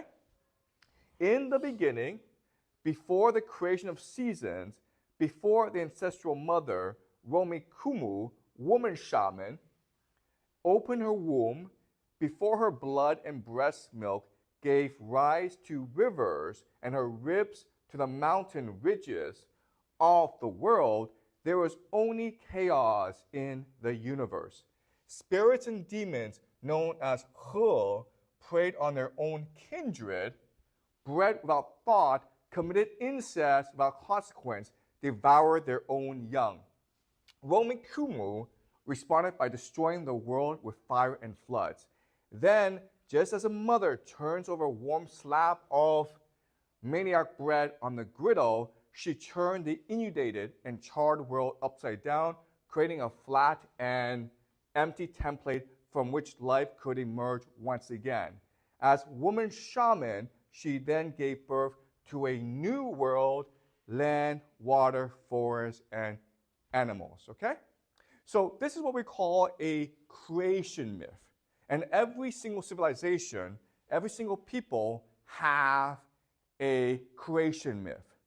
So let me ask you this question, okay? Why? Why do you need a creation myth? What's this creation myth doing? What does it explain?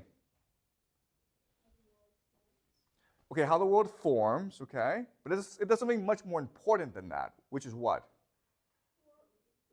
Excuse me? Who are we? Where we come from? Yes. But it's something, yes, it explains all that. Who we are, where we come from, okay? That's what all creation myths do. What else is this myth doing, which is very important for us?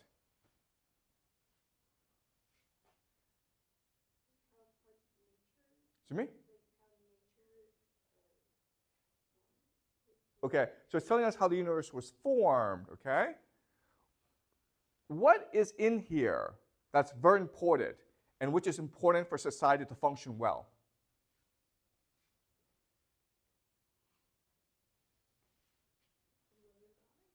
Okay, so the woman shaman is the mother goddess, but what's in this paragraph that's very important in order for society to function? What do you need for society to function? You need rules and laws, right? So what this creation myth is doing, what all creation myths is doing, is explaining to you the legal structure of your society, why you can't do certain things, okay? So for example, you can't commit incest, okay? You can't eat your young people. You can't kill the young people, okay? Why? Because that's what evil people do. Do you understand? So what this creation myth is doing is it's basically explaining the legal system, the rules, and why we have them. We have these rules because they're evil. They represent the evil spirit. Okay? Does that make sense, guys? Okay. The other thing that you will notice about this creation myth is that it's very sophisticated and very elaborate. Okay? So this is a visualization of their understanding of creation. And as you can understand, it's very complicated, okay? Does that make sense? Why is it complicated? Why is it complicated? Why is this so complicated? There are reasons for it. Why?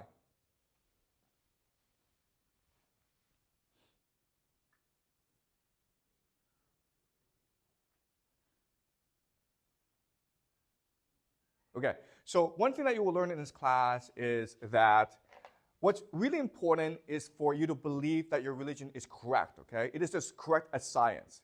And what makes people believe that your religion is correct, you have to accomplish three things, okay? The first is grandness, meaning that it is huge, okay? It's vast. And as you can see, this is a vast religion, a vast cosmology of how things started. So grandness is very important. Then you need completeness. And the idea of completeness is that everything that you see in the world must be explained in this cosmology, okay? So what this is doing is explaining to you how everything started, okay? Where everything comes from. So completeness is important.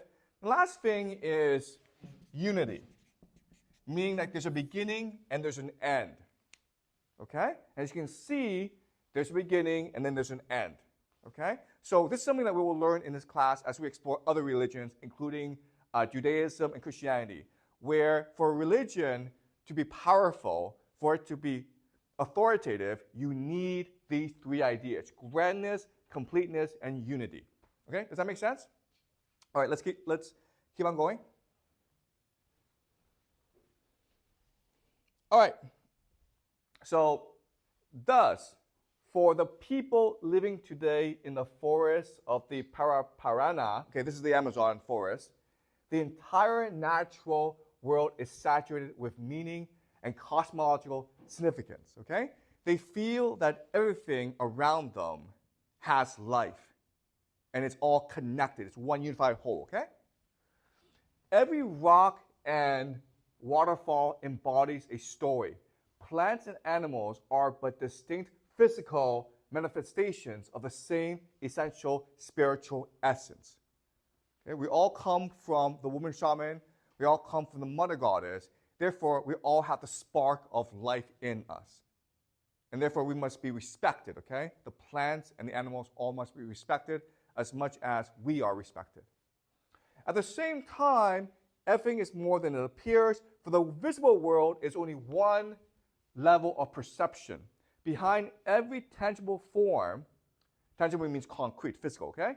Every plant and animal is a shadow dimension, a place invisible to ordinary people, but visible to the shaman. So in other words, our world is a world we can see.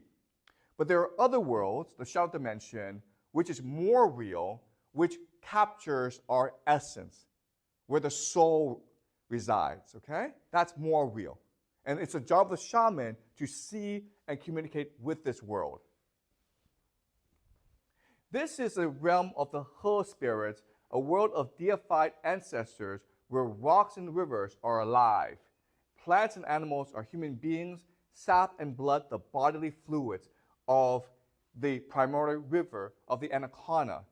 Hidden in cataracts, behind the physical veil of waterfalls, in the very center of stones are the great malakas of the He spirit, where everything is beautiful. The shining feathers, the coca, the calabash of tobacco powder, which is in itself the skull and brain of the sun. Okay? Now, reading this, what can we say about their religion? What can we say about their religion that would be surprising to you? Okay, first of all, it's very imaginative, right? It's very imaginative. They have a vivid imagination, okay? The other thing is that it's extremely sophisticated and complex.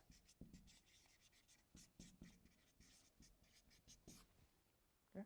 So one major prejudice that we might have of these people is, well, they don't drive cars, they don't have cell phones, therefore they must be stupid. But clearly, from our understanding of their religious beliefs, they're actually extremely imaginative and extremely sophisticated. Okay, does that make sense, guys? All right. So this is their shamans in religious practice. Okay? What can we say about this picture? What stands out about this picture?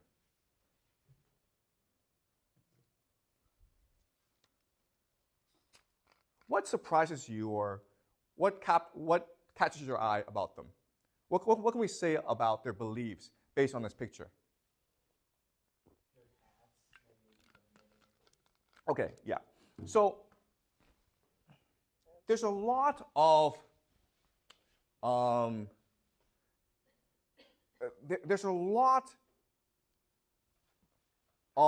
thought put into what they wear, right? Okay, so again, sophistication. Their clothing, the way they dress, suggests that this is a very sophisticated religion, okay? It's not like they just put on anything. It's like, it seems they put a lot of care and thought into what they wear, okay? That's the first thing. What's the other thing? What's the other thing? Excuse me? Well, there aren't that many of them. There's 3 of them. But what do you notice about the way they look in their bodies and the way they stand in relation to each other? What do you notice? Yeah? I feel like the middle person, his clothes is different with the others, so probably he has a higher status. Okay. Yeah, I mean, he probably has a higher status, okay? And he stands in the middle, okay? What else? Why they have necklace? Excuse me? Why they have necklace? Okay, so so you're right in like, okay, if this is a tribe and all they're trying to do is hunt and eat food, none of this makes any sense, right? But the main argument that I've been trying to tell you is like, no, their first priority is their religion, okay? So everything they do has a religious significance to it. We don't know what it is. They don't really speak our language. But for them, everything that they do must have a religious meaning, okay? So it's their religion that centers their life. So the other thing I would say is you can see there's some organization and order to it, right? So as you say, the person, the elder, stands in the middle, okay? And these two, can you see the symmetry? Okay? It's clear that they are doing a religious ceremony. And because of this religious ceremony requires their bodies to be a certain way in relation to each other. It requires them to dress a certain way. It requires them to say certain things, okay? Clearly, they are in prayer of some sort. We call this the idea of ritual. Ritual is just the expression of religion in everyday practice. In other words, their lives are extremely ritualized, meaning what they do every second has a religious meaning and a religious significance. Okay? Does that make sense to you guys? Right? So, for example, you come to school and you think your life is very ordered, right? Because maybe at 8 o'clock you start class. And then when class starts, the teacher takes attendance. Okay? That's all ritual. And then at 8:45, the bell rings, and then you go off and get some water or something, okay? If you want to go to the restroom, you have to raise your hand. This is all what we call ritual. So your lives are extremely ritualized. And the thing about ritual is, behind the ritual, there has to be a belief system. Okay? So for us, the school, we believe the system is set up so that you learn how to do well in life, right? You learn how to be on time. You learn how to respect authority. You learn how to read books, okay? So this society is in exactly the same way where every minute of their lives, there's order and structure to what they do that has meaning and purpose. Okay? Does that make sense, guys?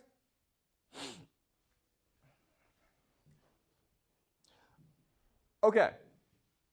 So, let's talk about their ritual, okay? It's to the realm of the her spirit that the shaman goes in ritual. So the shaman is responsible for entering the world of the demons and negotiating and communicating with them, okay? That's his role. That's why he has his power and authority.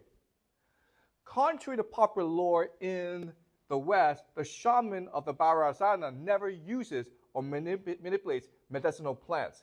His duty and sacred task is to move in the timeless realm of the He, embrace the primordial powers, and harness and restore the energy of all creation. He is like a modern engineer who enters the depths of a nuclear reactor to renew the entire cosmic order. Okay? So, if, for example, plants are dying outside, what does this mean? If plants are dying outside, what does this mean?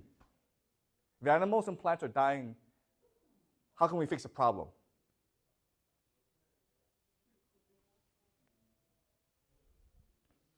Why are bad things happening?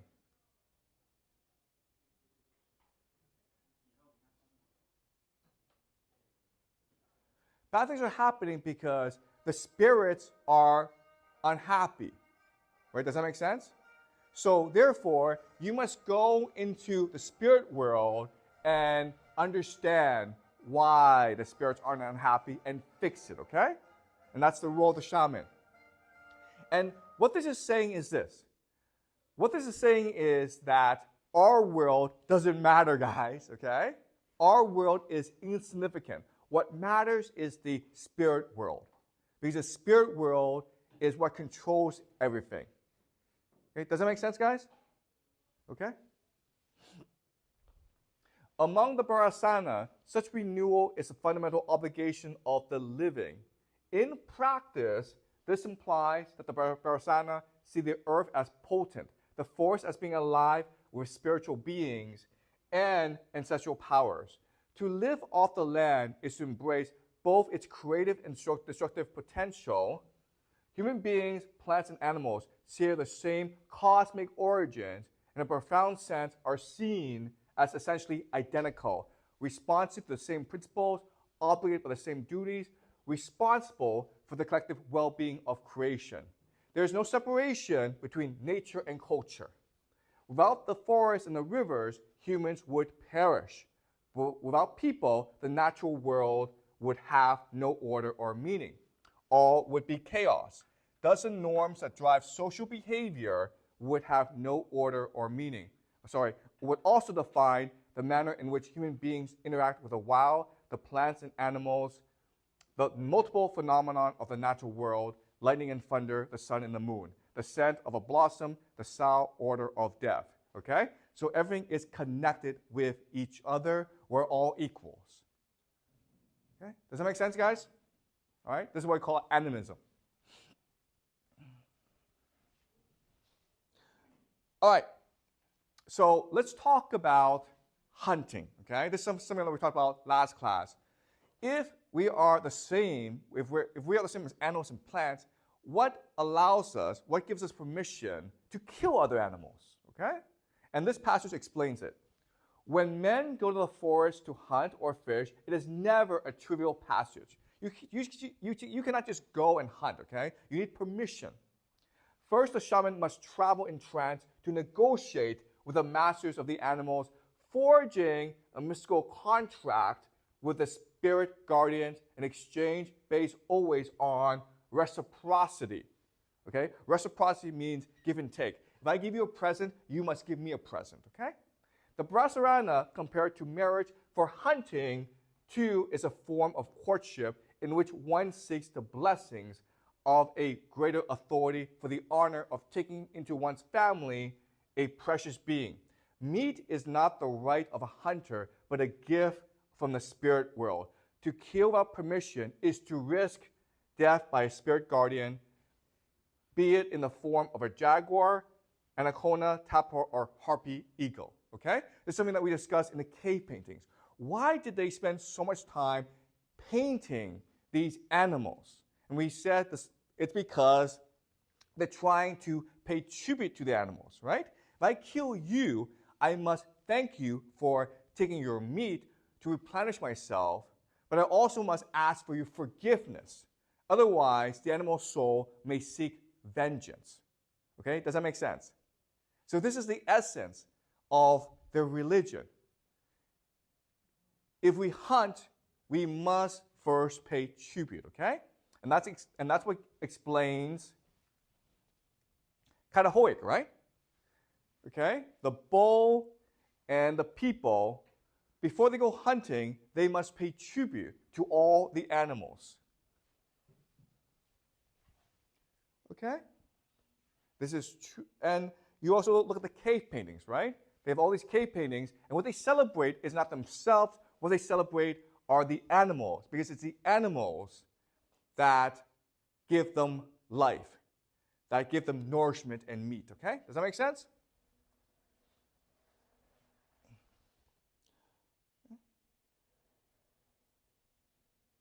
So, and you can see this in caves all around Europe and around the world. Okay? All right. As the ritual begins, time collapses. There are two series of dances separated by the liminal moments of the day, dawn, dusk, and midnight. Okay? So the shaman, during the ritual, needs to communicate with the animals in the spirit world. Okay? To do that, he changes from fish to animal to human being and back again, transcending every form, becoming pure energy flowing among every dimension of reality, past and present, here and there, mythic and mundane. His chants recall by name every point of geography met on the ancestral journey of the anaconda, okay? So as you can see, before the hunt, the ritual is extremely elaborate, sophisticated, and complex.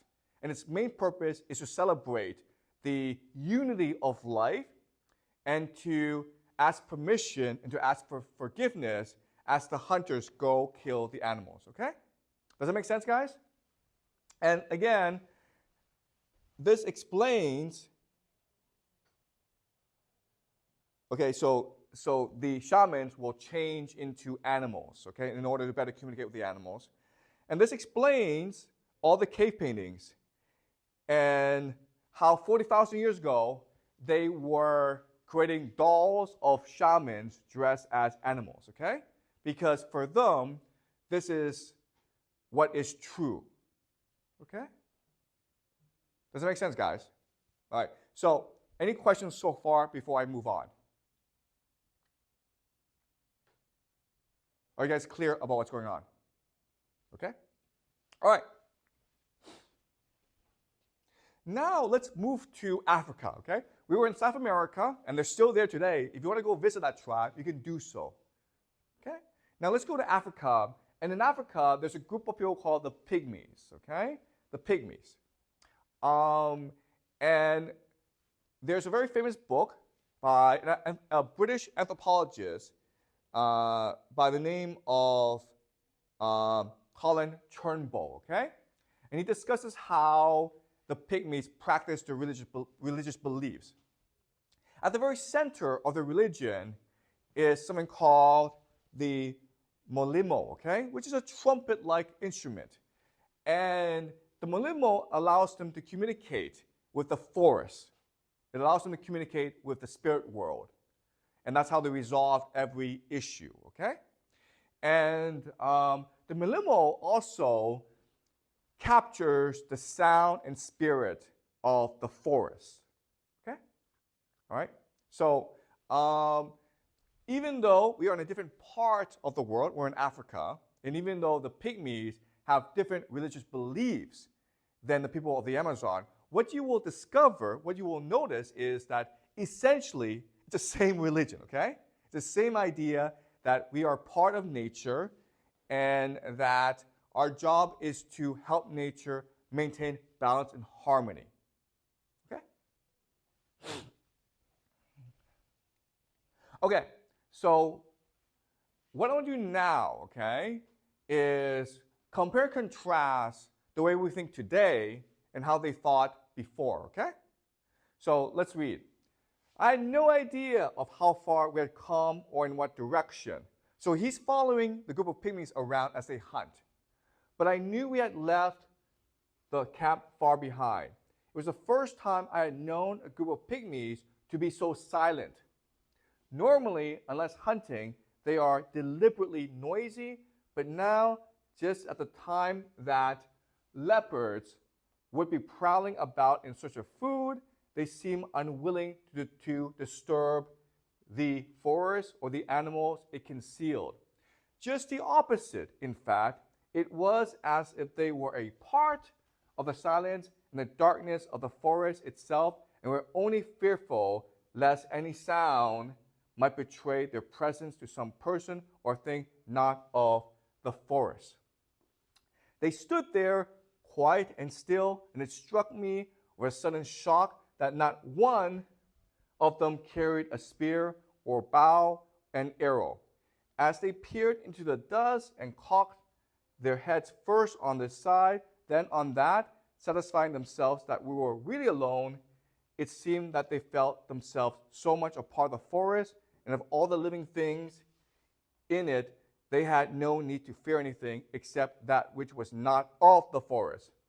One of them said to me later, when we are the children of the forest, what need have we to be afraid of it? We are only afraid of that which is outside the forest. Okay? So what I want to do now is, by analyzing this passage, explore how our minds are different from their minds, okay? So our mind is what we consider modern, and their mind is what we consider pre-modern, okay? What's the first major difference between okay, the British anthropologist, and how we think and how they think? What's the first difference you notice from this passage?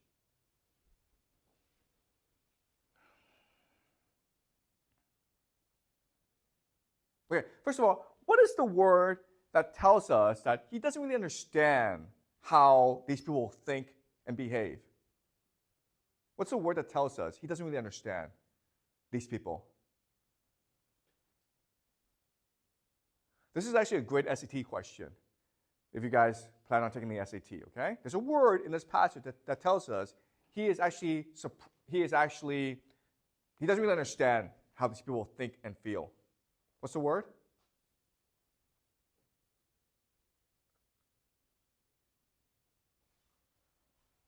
Shock, right?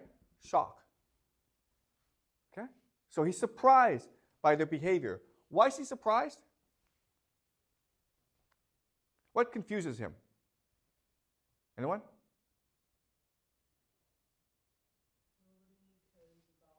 Why? What? Yes, exactly. Okay. Why does that surprise him?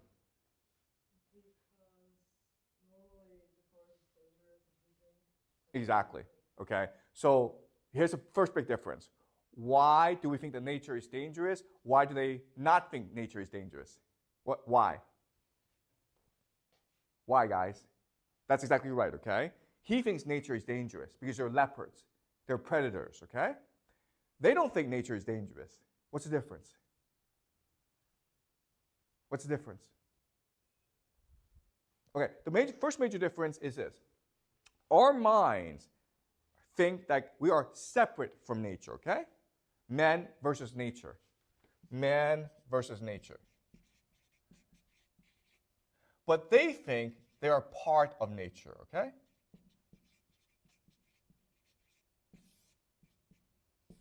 So let me ask you this question.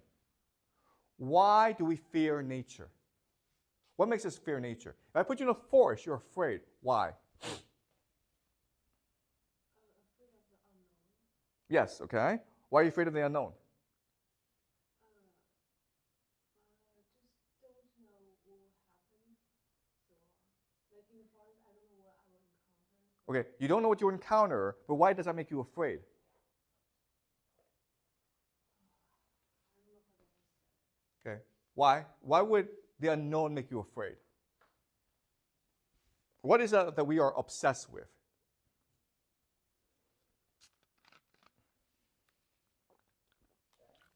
Excuse me? That or being killed in the forest. Okay. We're obsessed with control, right? We have to control everything. We want to know something because we want to control it, okay? We like animals in the zoo, right? We do not like animals in the forest. We can control animals in the zoo. We cannot control animals in the forest, okay? So we're obsessed with control. Why aren't they afraid of nature? What's their attitude? What are the pygmies' attitude? We want to control nature, but they what? Therefore they, okay, the word is trust, right? Trust. They don't have to control nature because they trust nature. They believe the leopards know them and they know the leopards, okay? Does that make sense? Okay. So that's the first major difference between our world and their world. And we've been taught that nature is our enemy, or nature is outside us, whereas they believe that they are part of nature. Okay?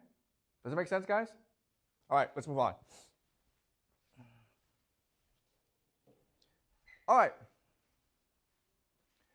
So this is about their religious practice, okay? So they have a meal together, and then they sing, or they use the malomol to make noises, and they sing and dance, okay?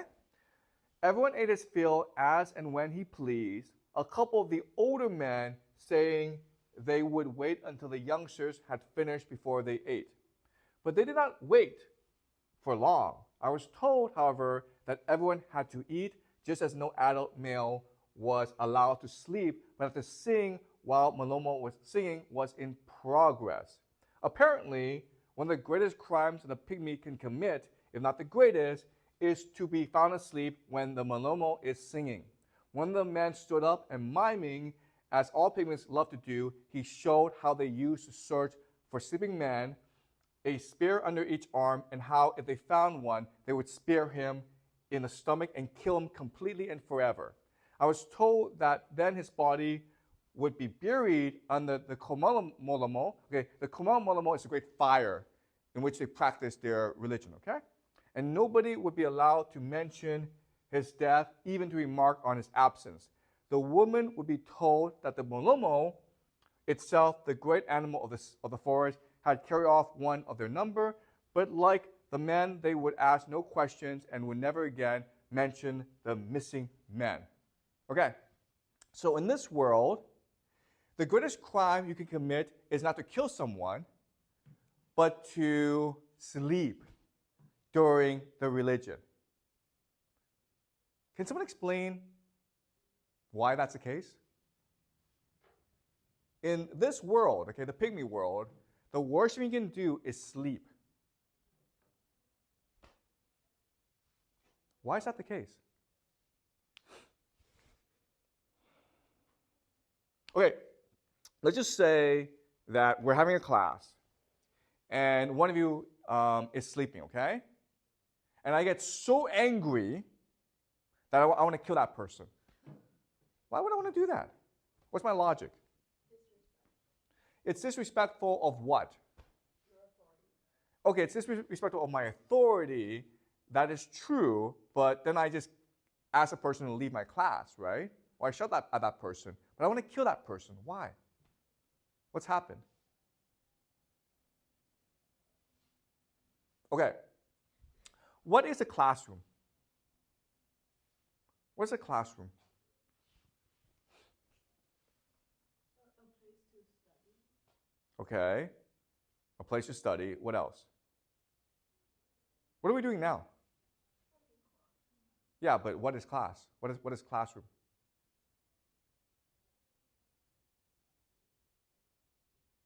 What allows a classroom to exist?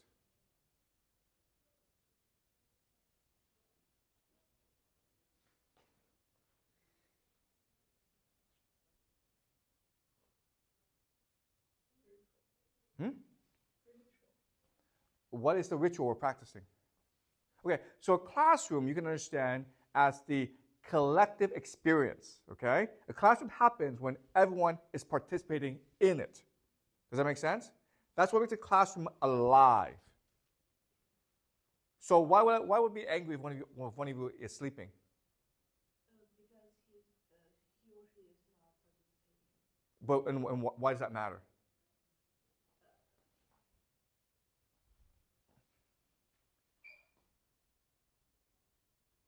If you're sleeping, what are you telling me? I don't think it's a classroom. Yeah, it's not a classroom. It's not real. This discussion is not real. It's pointless. Do you understand? So that's what's happening here. Their Malemo singing, the ritual, it's meant for everyone to recognize that the religion is real. It's more real than reality. Okay? But if you're sleeping, you're saying, no, guys, this doesn't matter. Okay? What we're doing does not matter. And therefore, what you're doing is you're not committing violence on one person, you're committing violence on the community. You're committing violence on the religion. You're insulting the forest. You're insulting the God. Does that make sense? And that's the worst crime.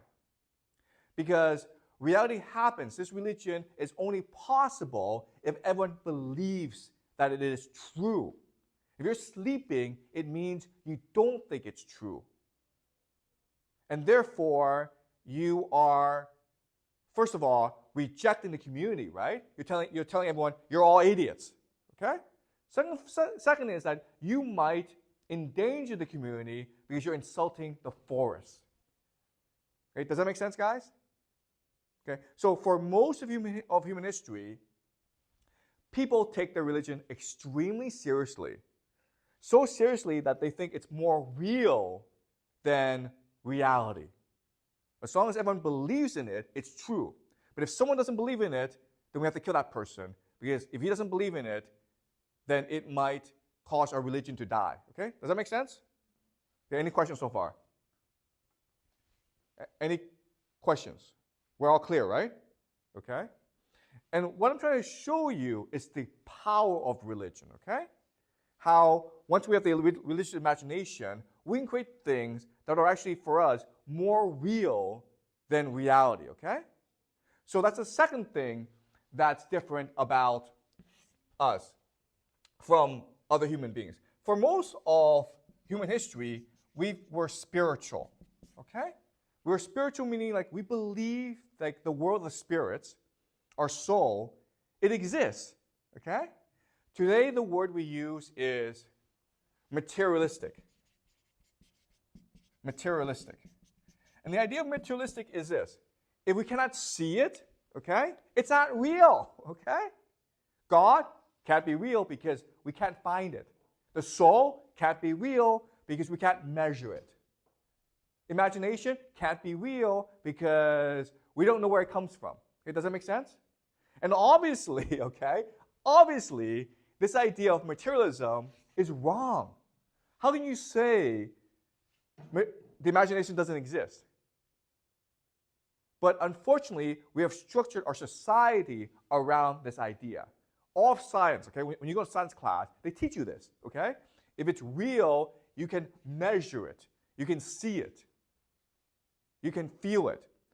But for most of human history, we didn't believe that. We thought like, okay, there is a spiritual world, and that matters just as much as reality, okay?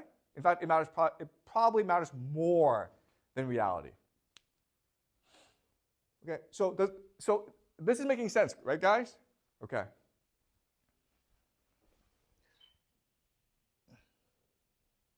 Okay. For a month, I sat every evening at the Kamamolo, listening, watching, okay? If I still had little idea of what was going on, at least I felt that air of importance and expectancy. Every evening, when the women shut themselves up, pretending that they were afraid to see the animal of the forest, every evening, when the men gathered around the fire, pretending they thought that the woman thought that the drain pipes were animals, every evening, when the trumpet drain pipes imitated leopards and elephants and buffaloes, every evening, when all this make-believe was going on, I felt that something very real and very great was going on beneath it. Something that everyone else took for granted and about which only I was ignorant.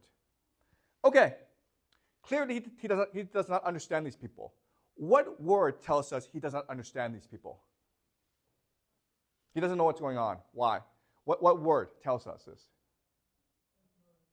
Excuse me? Why say ignorant? There's a word in here that tells us he does not understand these people at all.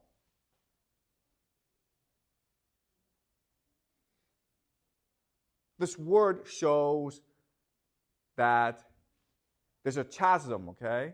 A huge difference between the pygmies and us. What is this word? What word would the pygmies not use here? They've been insulted by this word.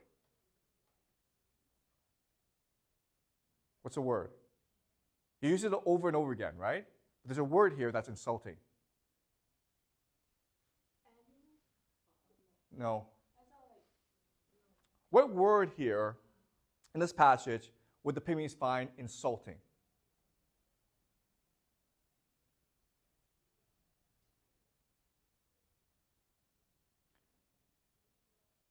So if another teacher comes in to my class and he says, wow, your class is a lot of fun, I'd be insulted. Why? I'd be insulted. Why? Because he pretends that he has been in your class. No. Wow, you guys have so much fun in this class. You play a lot. I've been insulted. Why?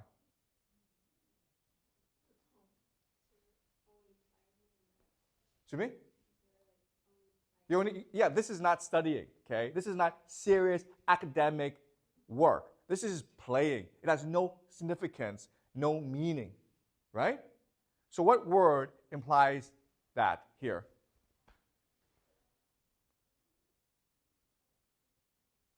It repeats itself over and over.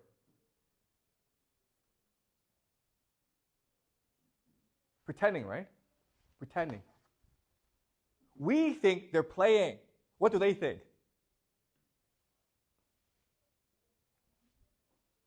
We think they're pretending. We think they're playing. What do they think? They think it's all true. Do you understand? For them, their religion is more true than this world. Okay? That's the power of the human imagination. You can imagine a world, and this world, as long as many of you are imagining it together, it's more true, more powerful, more real than this world. That's the power of religion, okay? What we call the religious imagination. And we'll see this over and over again in human history, okay? Does that make sense, guys? Okay? So we've been taught that, oh, you can't see it, it must be pretending. It must be make-believe. But for most of human history, for most people, this is not playing. This is not pretending. It's true. It's real. It's what allows us to be close to God. Okay? God is real. This world we live in, it's not real. Okay? Does that make sense, guys? All right.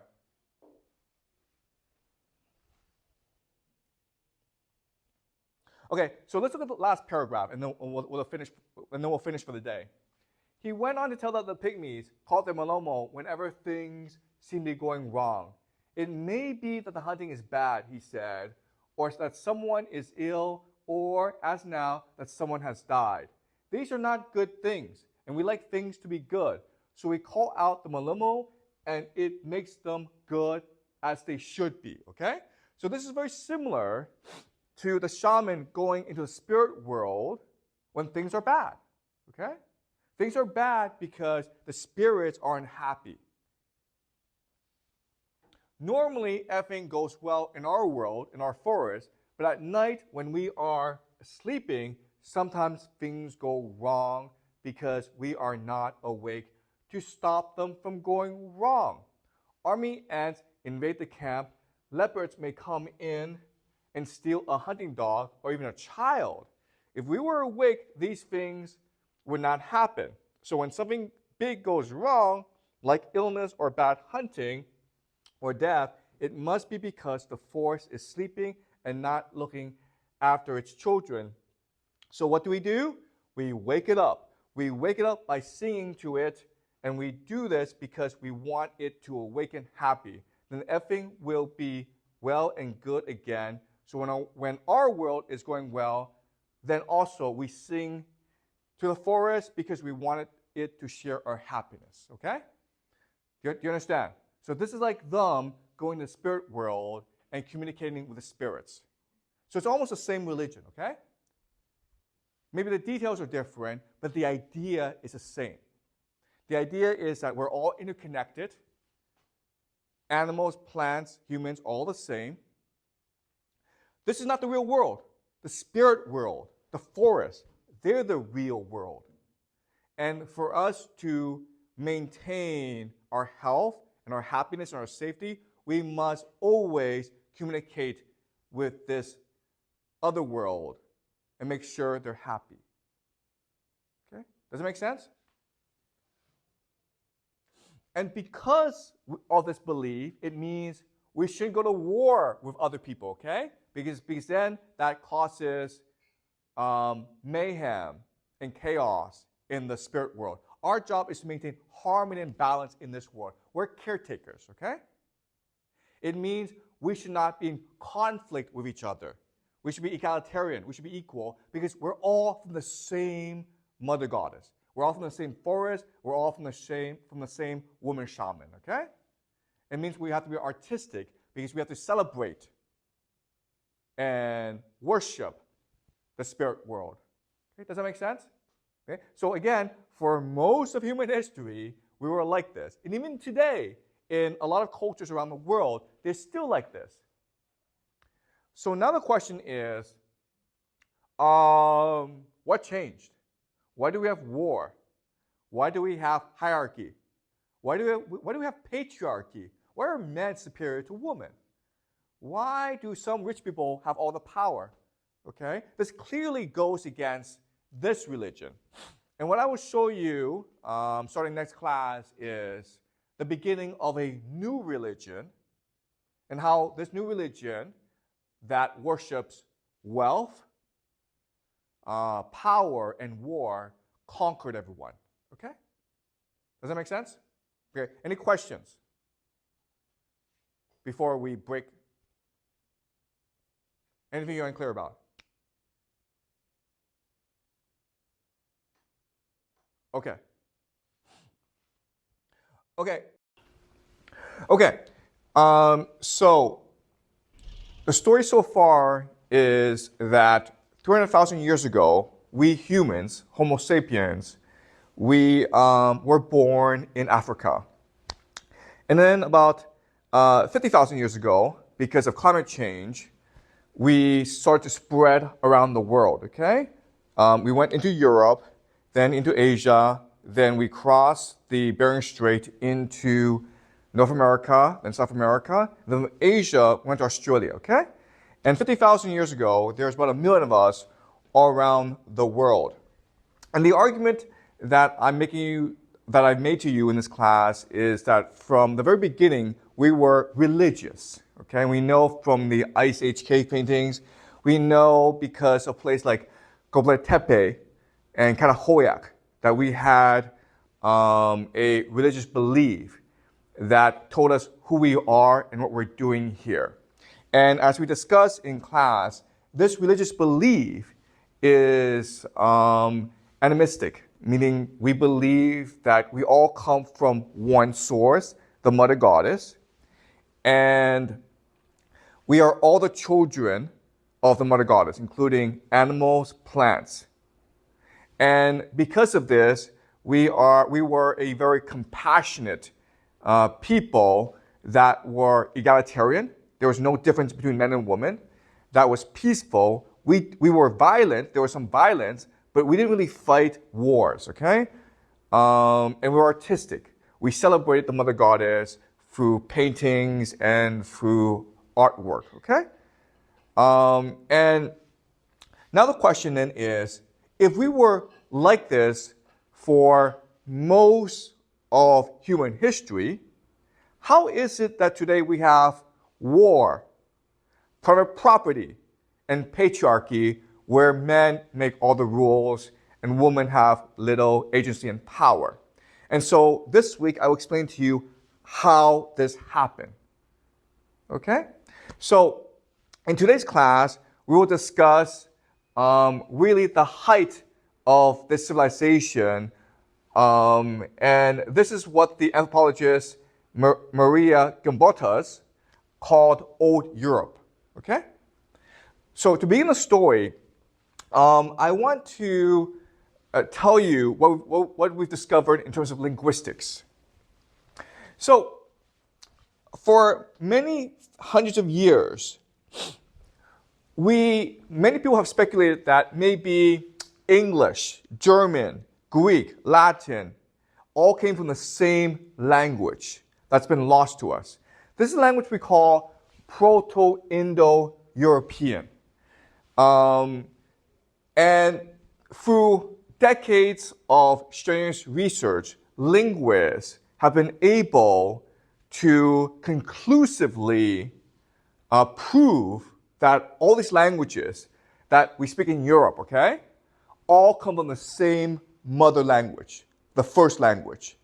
But not only that, but also Iranian and Indian, okay, Hindi, okay, all come from Proto-Indo-European. So the question, okay, does that make sense to you guys? All right? So we know this because there are many words that sound the same in many languages. Okay, so for example, father in English is father, right? But in Latin, it's pater. Okay, that's where we get the word paternity. Okay, from the father. Greek, pateros. Persian, padar. Hindi in India, pita. Okay, so the word father seems to come from just one word in all these different languages. Then you look at the word mother. Okay, mother, matar, matara, madar, mat. Okay, also sounds very similar. So again, for hundreds of years, people have speculated that there is just one language. And if you look at this map, okay, so for example, the English word for two, okay, the number 2, you can draw a schematic that shows you how all these languages, the word two, derive just from one word, dua, okay? So linguists have been able to piece together this Proto-Indo-European language. We've also been able to figure out how this language spread, okay? So there are two hypotheses. Either the language spread from Turkey, Anatolia, or from Ukraine, okay? Basically Russia. And we know it spread all around the world, okay? So basically all of Europe, and including Iran and India, okay? So this is the first language of all these languages that we speak today in most of Asia and all of Europe. Okay? So any questions so far? All right.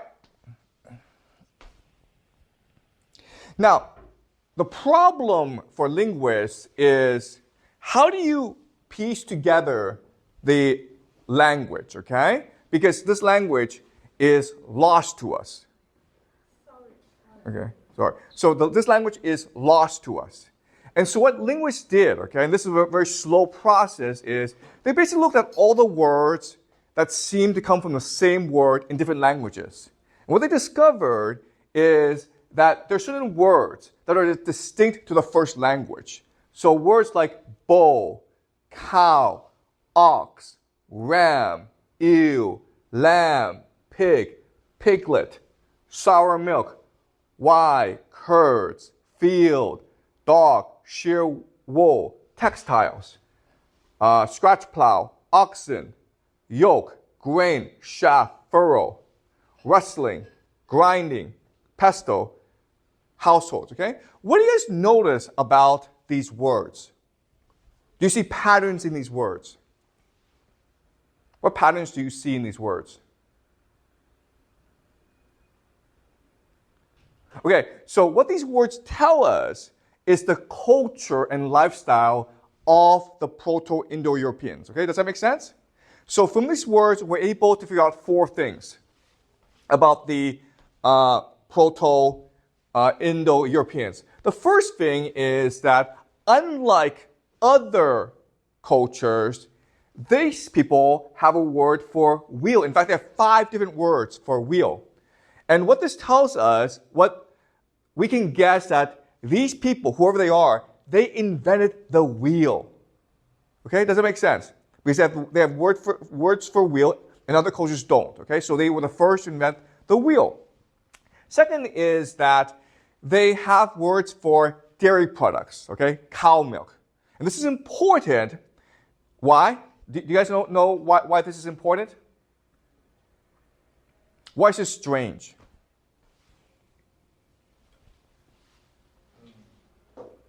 They were practicing the livestock. Yes, okay, so they were raising livestock, okay? Okay, what makes it strange is that for most of human history, we were lactose intolerant, meaning we did not have the ability to drink milk. So these people, not only did they invent the wheel, but they changed their system, biological system, so that they became lactose tolerant. They now have the capacity to drink milk, okay? Does that make sense? So whoever these people are the first people to drink cow milk.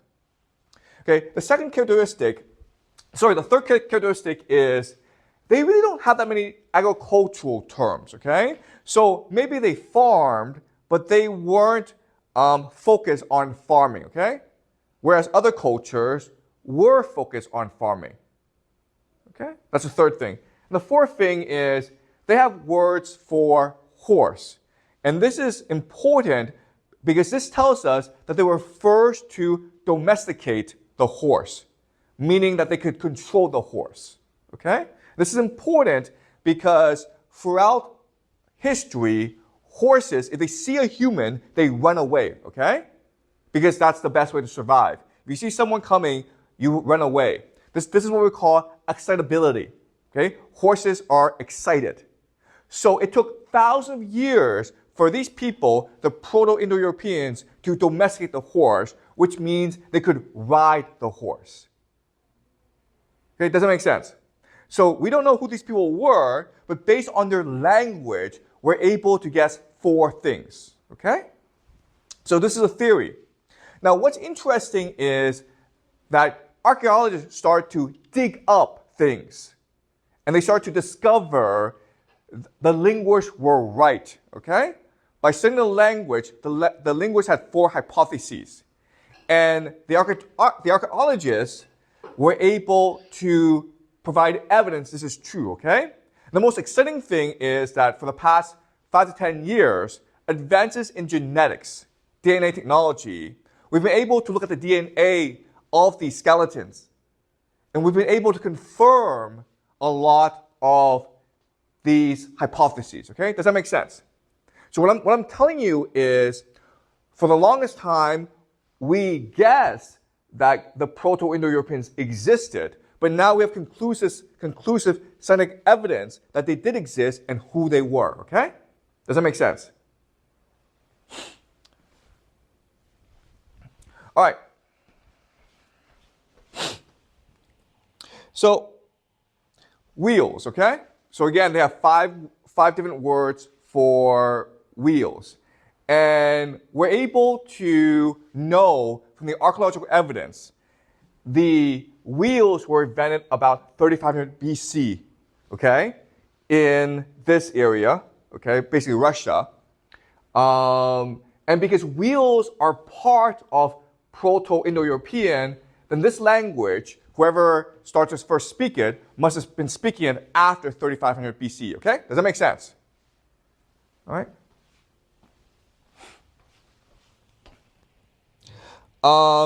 There aren't that many agricultural terms in Proto-Indo-European, okay?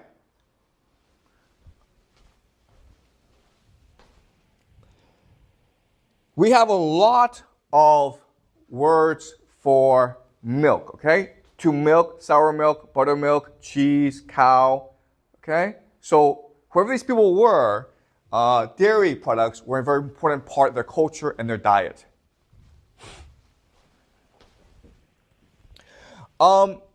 This is DNA evidence that shows us that these people, who we call the Yanaya, okay? These people are called the Yanaya. They were able to develop hormones that allowed them to be lactose tolerant, okay? In about 4500 BCE, very few people could drink milk. And by the time of the Yanaya, about 1,000 years later, they could basically all drink milk. And because they could drink milk, what happens to their body? Do you guys know?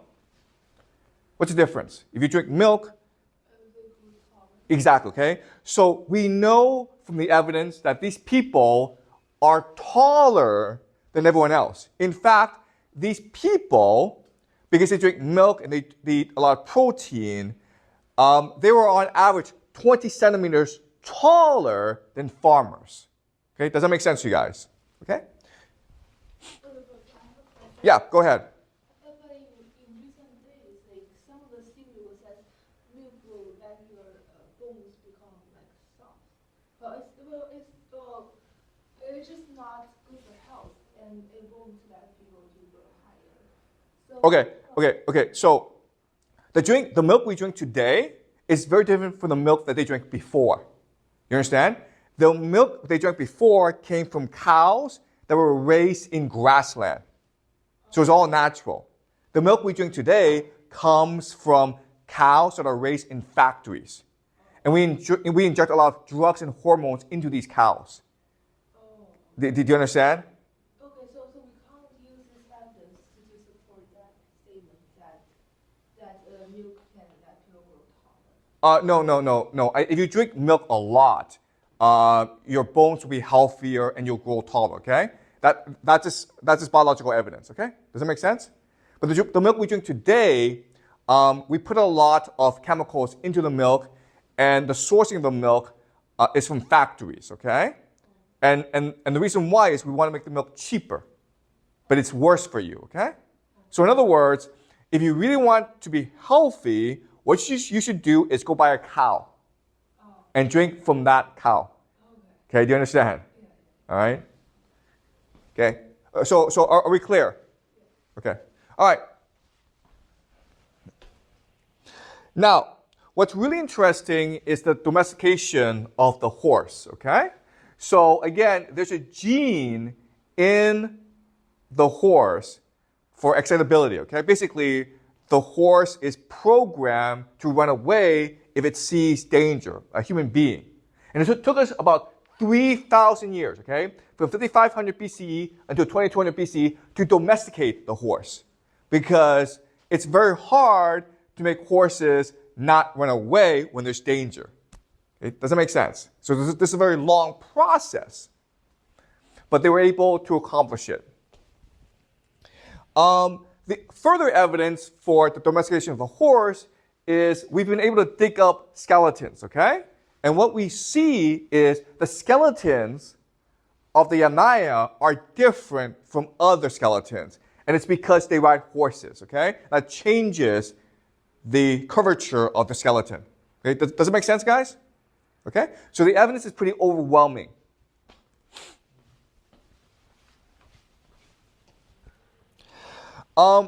Eventually, they were able to put all the pieces together, okay? They were able to put the horse and the wheel together. And as such, they create the wagon. The wagon meant they could move from place to place. And they became what we call nomadic pastoralists, okay? So have you guys been to Mongolia? Have you guys been to Mongolia? To me? Yeah, same, okay? But you see, the way they make a living is they have like cows and sheep, right? And they take the cows and the sheep from place to eat the grass, right?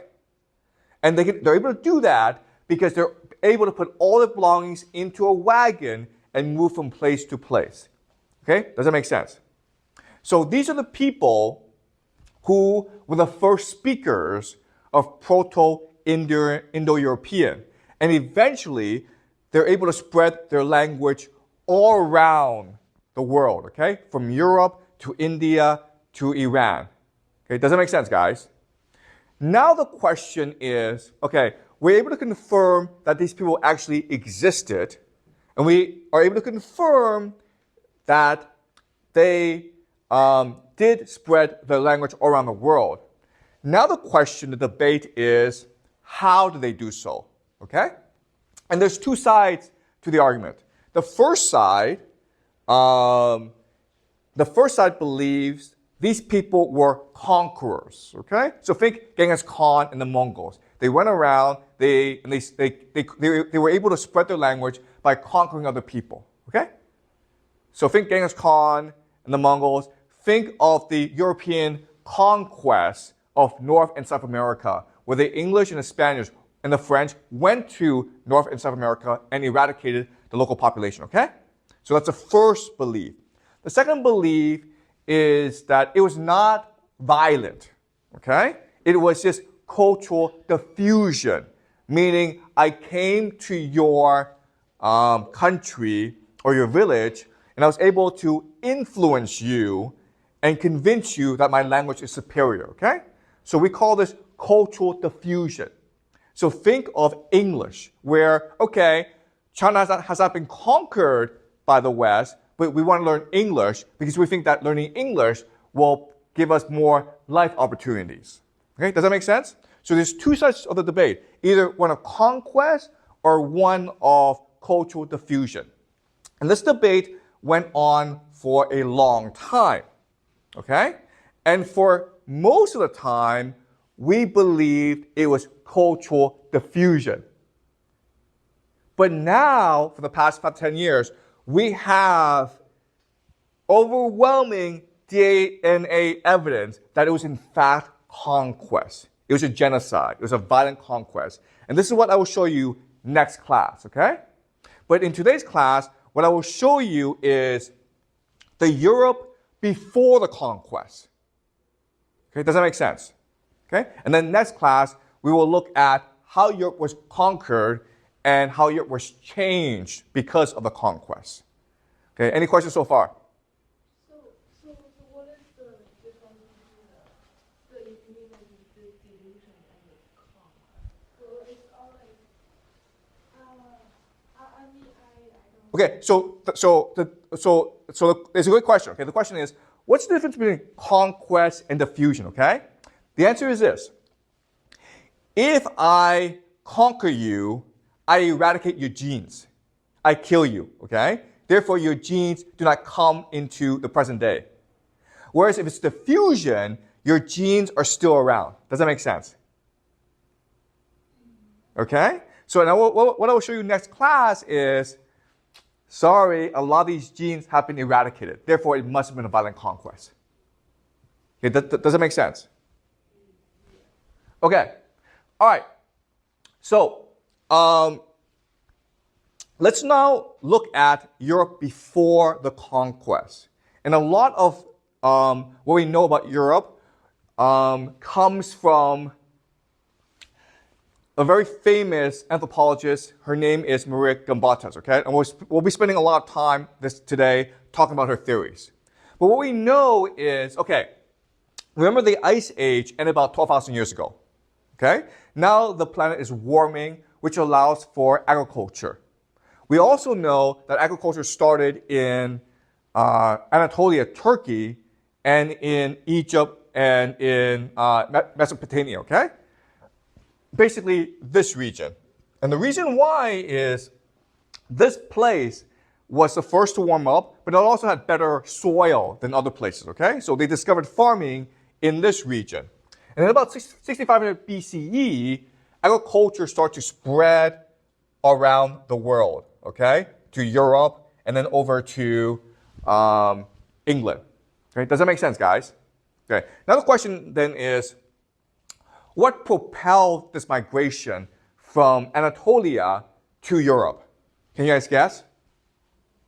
What would propel this migration? Okay, a good guess is war, okay? But we don't have any evidence of war around this time. What's another explanation why people would move? Changing climate. Exactly, thank you. Climate change, okay? The weather became a lot cooler during this time, make it harder for people to farm, okay?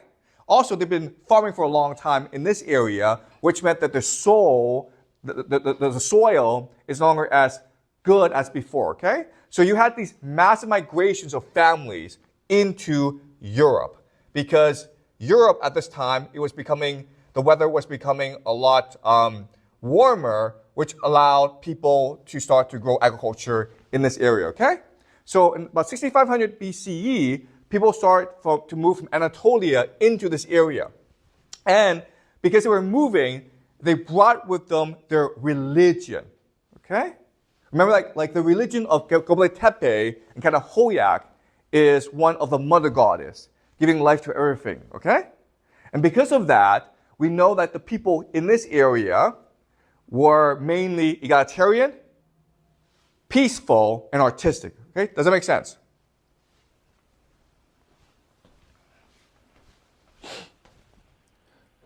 Okay. What we'll study next class is that there were two massive migrations into Europe, all caused by climate change. The first migration are farmers, okay? The second migration are pastoralists. And what I will show you next class is that we will look at the DNA evidence, okay? So if you look at the DNA of people today, what you will see is that about 4500 BCE, most people in Europe, their genes were a mix of farmers who came from Anatolia, as well as hunter-gatherers who were there originally, okay? Does that make sense? But then, after 3000 BCE, you have this green come in, okay? And the green are the Yamnaya, okay? The Proto-Indo-Europeans. And so I will show you this next class, okay? But I want you guys to understand what happened, okay? Does that make sense?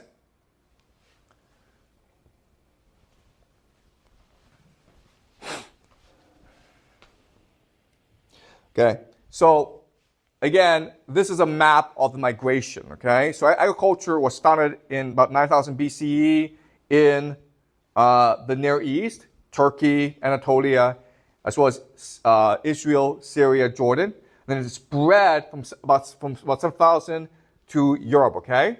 And then the purple is the Yamnaya people, okay? Who believe were from Ukraine in the steppes, and they spread around the world. Next class, we'll discuss who the Yamnaya were and how they conquered the world, okay? But first, I want to look at the farmers who built Europe before the conquest of the Yamnaya.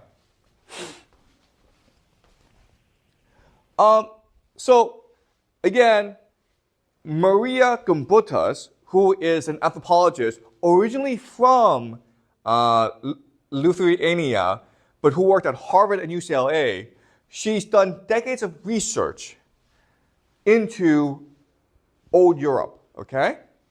And her conclusion is that old Europe was conquered by the Yamnaya people, okay? And this is what we know as the Kurgan hypothesis.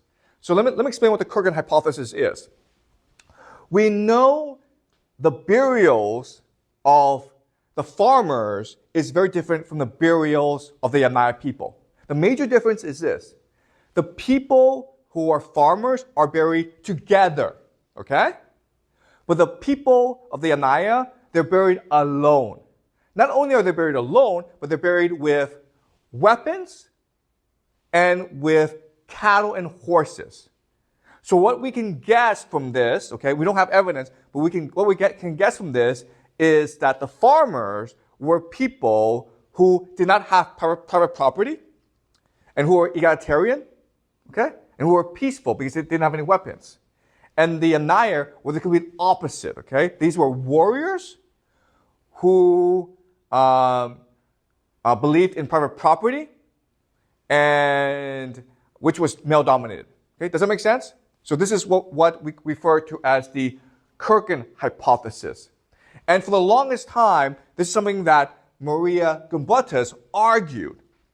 And she was laughed at. Why was she laughed at? Why would people laugh at her? She's saying that, okay, before these Yamnaya came to Europe, Europe was a place that was basically governed by women. And it was artistic. And it was peaceful. And it was egalitarian. Why would people laugh at her? Yeah, they don't believe in her. Why? And, because the place cannot be always woman. excuse me? Because you mentioned the place is full of women, so it cannot be always. Yeah. First of all, in universities, it's the men who are the professors, right? It's the men who are scholars. So there are many men who are like, there's no way women can be in charge. They're idiots. Okay? Why would women be in charge? They're stupid. They're useless. It's men who are always in charge. Okay? That's one reason why they laugh at her. What's another reason why they would laugh at her?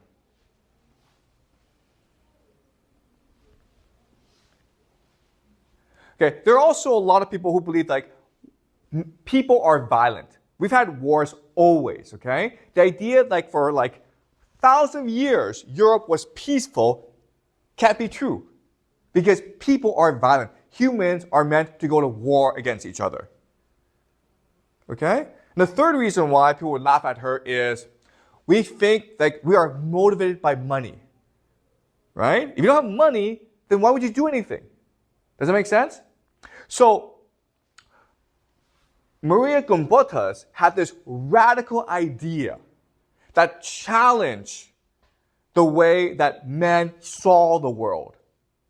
Okay? For men have always been in charge. There's always been wars, and there's always been wealth and money to motivate people to work hard. Okay? And that's what men believe. And Maria Gombotas said, no, that's not true. For thousands of years, from 6500 BC until about 2500 BCE, 4,000 years before they were conquered, Europe was ruled by women, and because of that, Europe was peaceful, egalitarian, and artistic. Okay? So this is a radical idea. And again, what I will show you next class is this idea that was laughed at for decades has now been confirmed by DNA evidence, meaning that this has been proven true by science, okay? Does that make sense? Okay, so let's look at what Maria Gombotas said. And she's written quite a few books. These are two of her most famous, The Language of the Goddess and The Civilization of the Goddess, okay? So her main theory is that Europe at that time, their main belief is in the mother goddess who gives life to everything, okay? And so what she did was she went and she dug up their graves to look at their art, and she studied their language and their cultural practices, okay? Does it make sense? Any questions so far?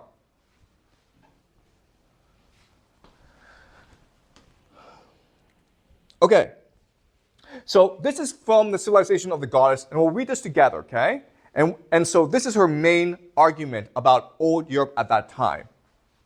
The goddess in all her manifestations was a symbol of the unity of all life in nature, okay? So we are all connected together. Animals, trees, humans, we're all connected together, okay? We're all one big family. Her power was in water and stone, in tomb and cave, in animals and birds, snakes and fish, hills, trees, and flowers.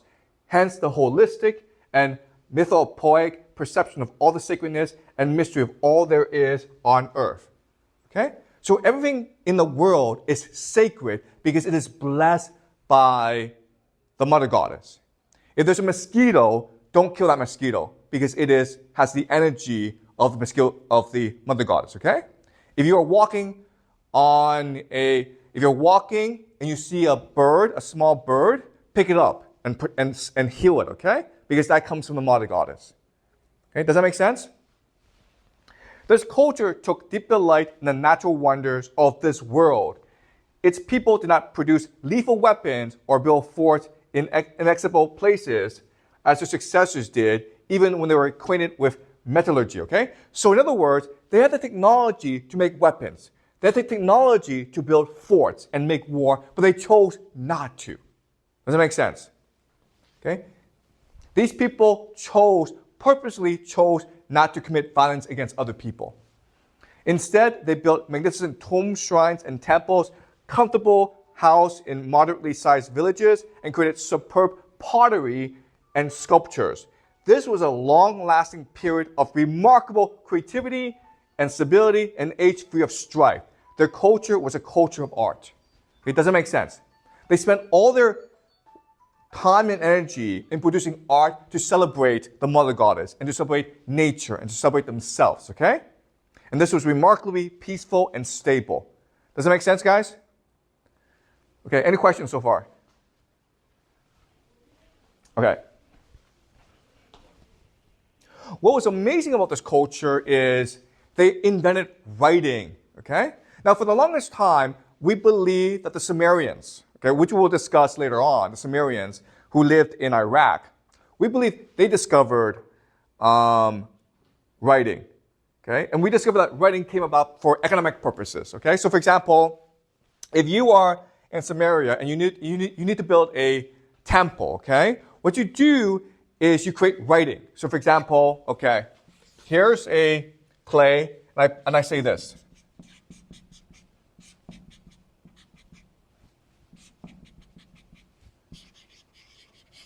Okay, so this is writing, right?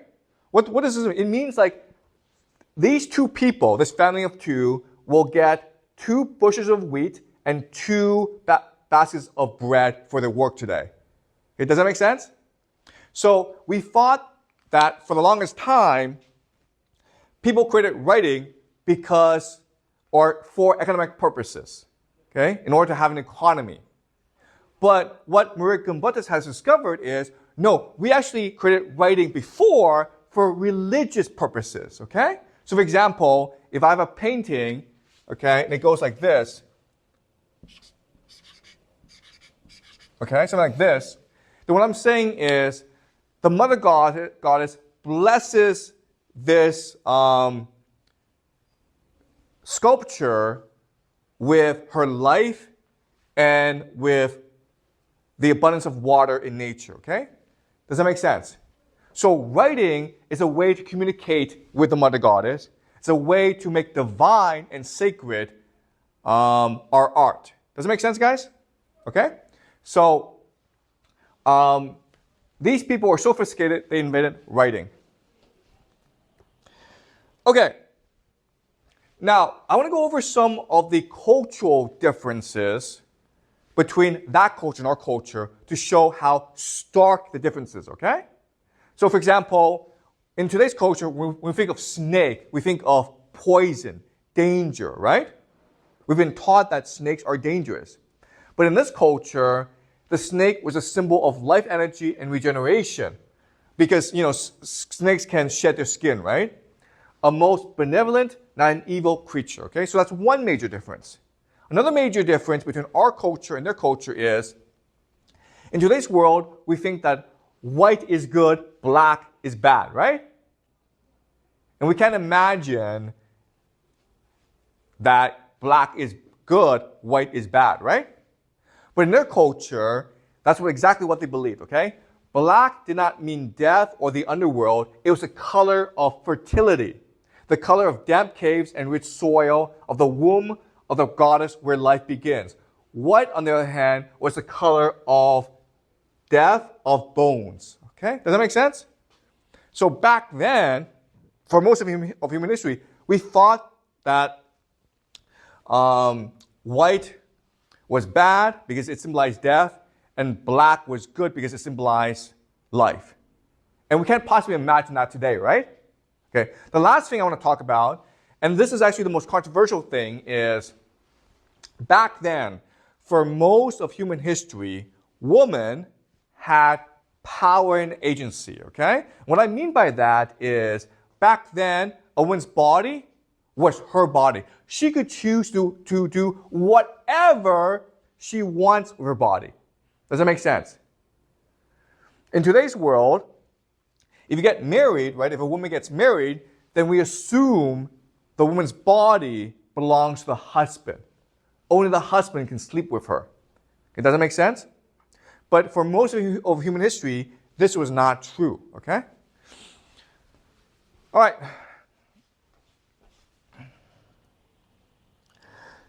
So you look at sexual taboos today, okay? Why do we have sexual taboos? To shame women into proper behavior, okay? So for example, okay, if a man sleeps with 1,000 women, we think, great, he's a stud. He's good looking, he's rich, he's tall, he's a stud, right? But hey, if a woman sleeps with 1,000 men, she's a slut. She's a bad person. She has no ethical, she lacks ethics. She lacks morality. She has no character. Therefore, we must avoid her, okay? Why does this make any logical sense? Why is this true? Guys, why is this true? Okay. Yeah? Maybe because in recent society it is like how to say that they treat our people. It just says like the woman has no worse than the man. Exactly. We have this, okay? We have this prejudice because men are considered superior to women, and therefore men want to control women. And the best way to do that is by controlling the woman's body. Okay, does that make sense? Okay, so this is just a cultural prejudice. There's no biological evidence this is true, okay? All right, so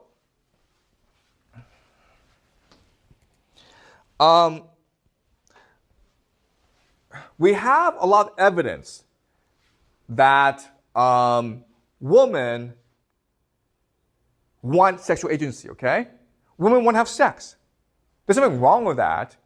Okay, so for example, we look at monkeys, rhesus monkeys, and females will aggressively seek males out for sex, okay? So it's the females that are proactive. You also look at bonobos monkeys, okay? In bonobos monkeys, it's interesting because the females are in charge. The females have sex with each other. Why? Why do they have sex with each other? Why will females have sex with each other? What's the purpose of that? Unity, right? Does it make sense? Unity, to get along, to cooperate better. Okay? And then they will also have sex with males, but they initiate the sex. Okay? There are some cultures where it's the female that will initiate the sex with the male. Okay? All right? So at Harvard and UCLA, they discovered, okay, the moment they discovered the plow, agriculture, these societies have lower levels of female participation in politics and the labor force, okay? Meaning like before, where men and women did the same work, both had the same political power. But once men showed that they could contribute more to society, men started to have more power, okay? Does that make sense? So in other words, differences between men and women are not biological constructs, okay? They are cultural constructs. And for most of human history, men and women were equal. Okay? Any questions so far? I just have like a question about the previous.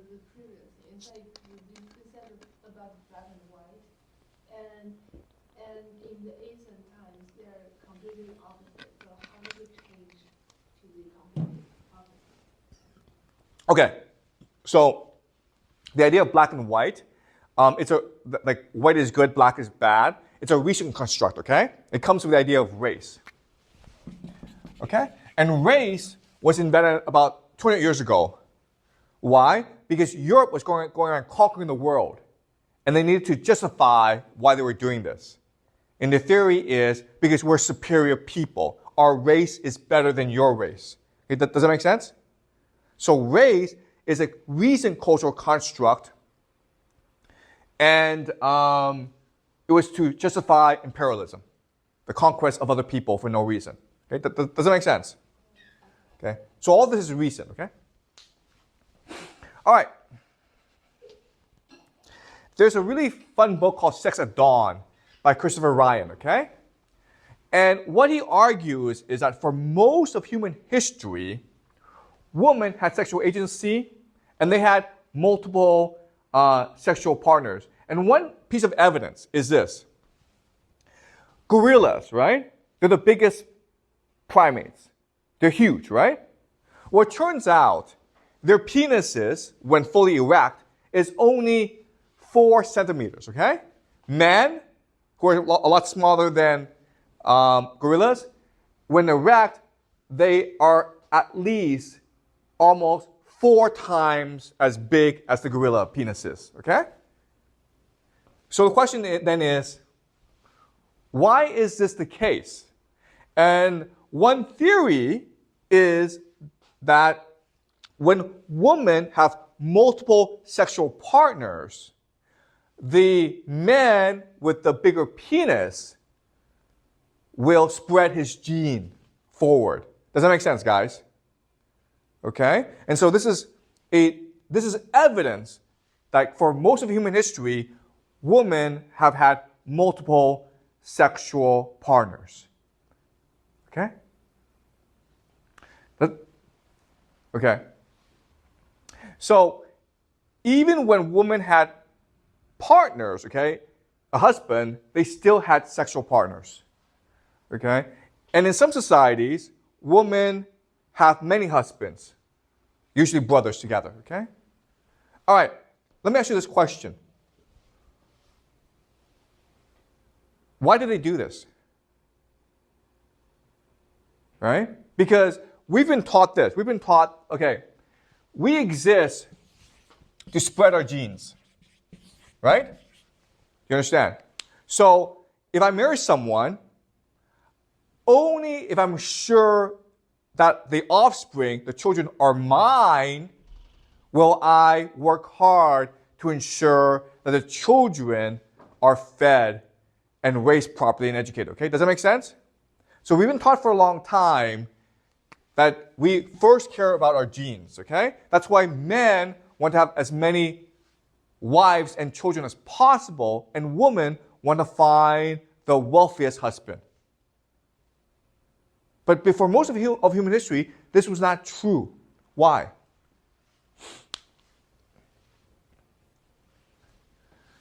Why, guys? Okay, so it has to do with the idea of religion, okay? So the first thing is that we all come from the mother goddess. We're all equal, right? So it doesn't matter if it's my son or my friend's son. They're all the children of the mother goddess, and therefore I have responsibility to protect the children, okay? Does that make sense? So there was no concept of individual. There was only a concept of community. Okay? That's the first thing. Second thing is they really didn't understand genes, okay? They didn't understand, like, okay, a child has 50% genes from the mother, 50% genes from the father, okay? How they understood was, okay, you have the woman, she gives life, the man gives energy. Okay, does that make sense? Therefore what? If you believe this, then what? If the mother gives life, the man gives energy, what? What? The better energy, the better the child is. Right, but how do you get better energy?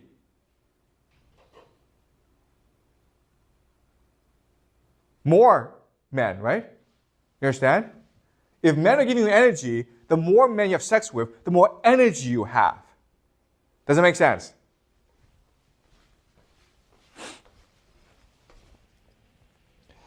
So, the evidence is, if you look at the people in Melanesia, okay, they believe that semen provided energy. And so you need a lot of semen, okay? So what would happen is that when a woman married a husband, what would happen is the members of the husband's family would come and have sex with her that very night in order to get as much energy as possible from the family. Does that make sense, guys? Okay? Any questions so far? I know this is controversial, but I'm just trying to show you how our cultural beliefs is radically different from the cultural beliefs of people in the past. Okay? Does it make sense?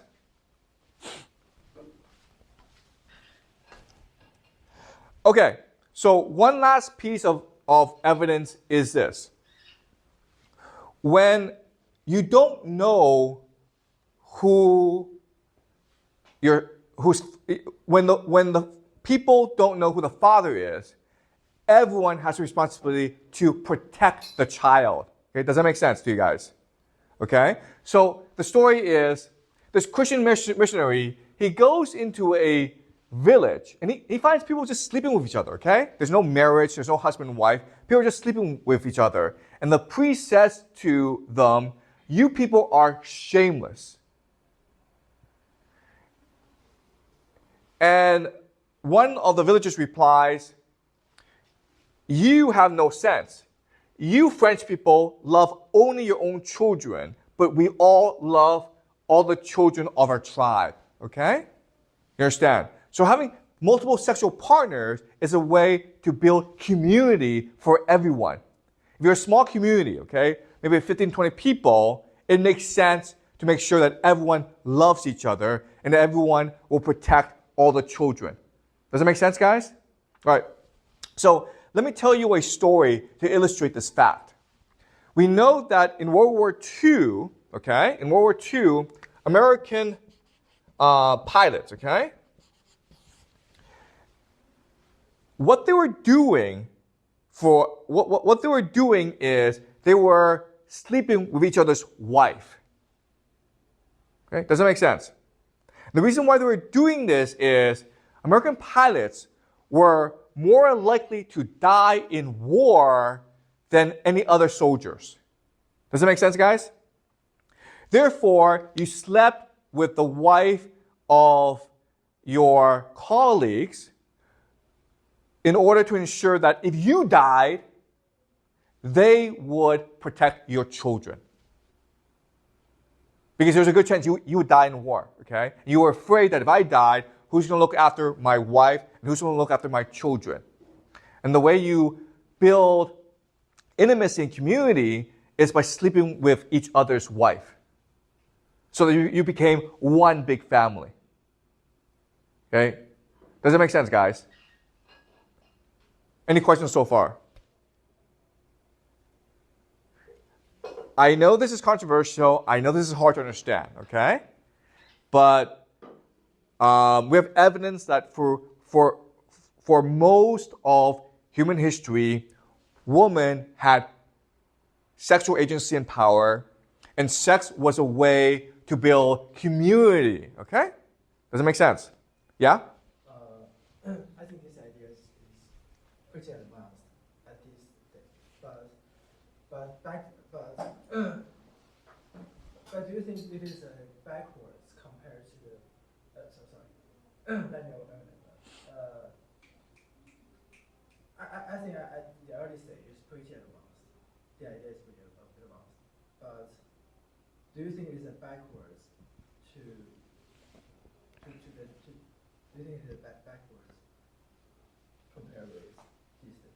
Okay, that's a great question, okay? So the question is this backwards or is it primitive? Okay, and what I want to show you this semester is that, okay, guys, there's no such concept as backward and primitive, okay?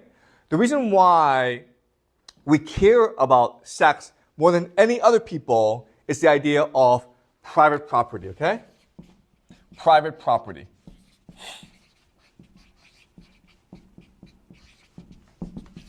Okay, so for example, if I have a wife, and I do have a wife, okay? We have 3 kids, okay? I want my 3 kids to inherit the money, right? But if my wife goes sleep with other people, then who gets the private property? So in other words, we have the idea of sex as shameful because we live in a we live in a patriarchy. Okay, does that make sense? All right. Okay. Sorry. Let me explain some more later on. Okay. All right. Let's move on. All right. So I want to conclude with this idea. I want to conclude. Maria Gimbutas argued that old Europe was ruled by women, or women were part of the political class, and because of that, Europe at that time was more peaceful and more stable than at any other time in its history. Does that make sense? So another question then is, why would women as a political class be more effective than men as a political class? Okay, and there are 3 reasons. All right. The first reason is women are more willing to cooperate and collaborate. Okay, does that make sense? So men are competitive. We like status. We like power. But women are much more humble. So women are much more likely to compromise and collaborate than men are. Okay, does that make sense, guys? Okay? So if men are in control, then men want all the power. But if women are in control, then women are much more willing to share power with men. Does that make sense? The other thing is, let's just say like your community gets in conflict with another community. Well, what would happen is the women leaders of your community would get together with the women leaders of that community, and you could quickly negotiate a compromise. Right? But men are competitive, they like status, they like face. So it's much more likely that when men start to negotiate, it becomes violent. Does that make sense? Okay? So that's one thing that women are better at. Women are better at collaborating and compromising. That's the first thing. Second thing is that women have more emotional intelligence. Does that make sense, guys? Meaning like men care about rules, right? Women care more about you as a person. Therefore, women are much better at managing people. Does that make sense? Okay? The third thing is like men can use violence to coerce other people, right? Women are not as physically strong as men, therefore they have other strategies for controlling men. And the two main strategies are gossip, okay? Basically talking about you behind your back, which forces you to conform, but also sex, okay? So if the woman spreads sex evenly among the men have no reason to fight. And if a man does something bad against the community, the woman can choose to not have sex with this man, okay? As a way to punish him. But this is all very subtle and nonviolent ways of forcing people to conform to the rules of the society, okay? Okay, does that make sense? Any questions? This is confusing to you guys, right?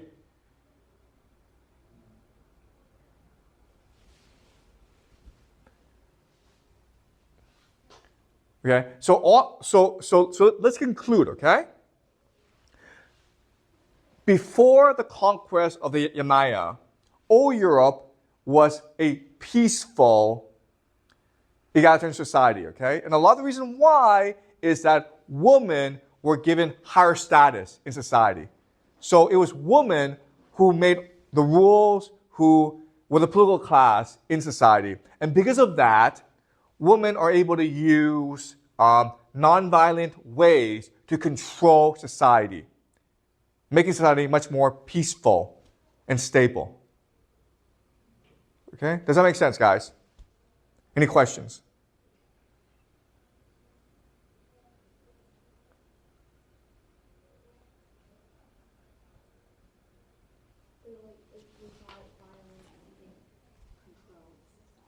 Excuse me?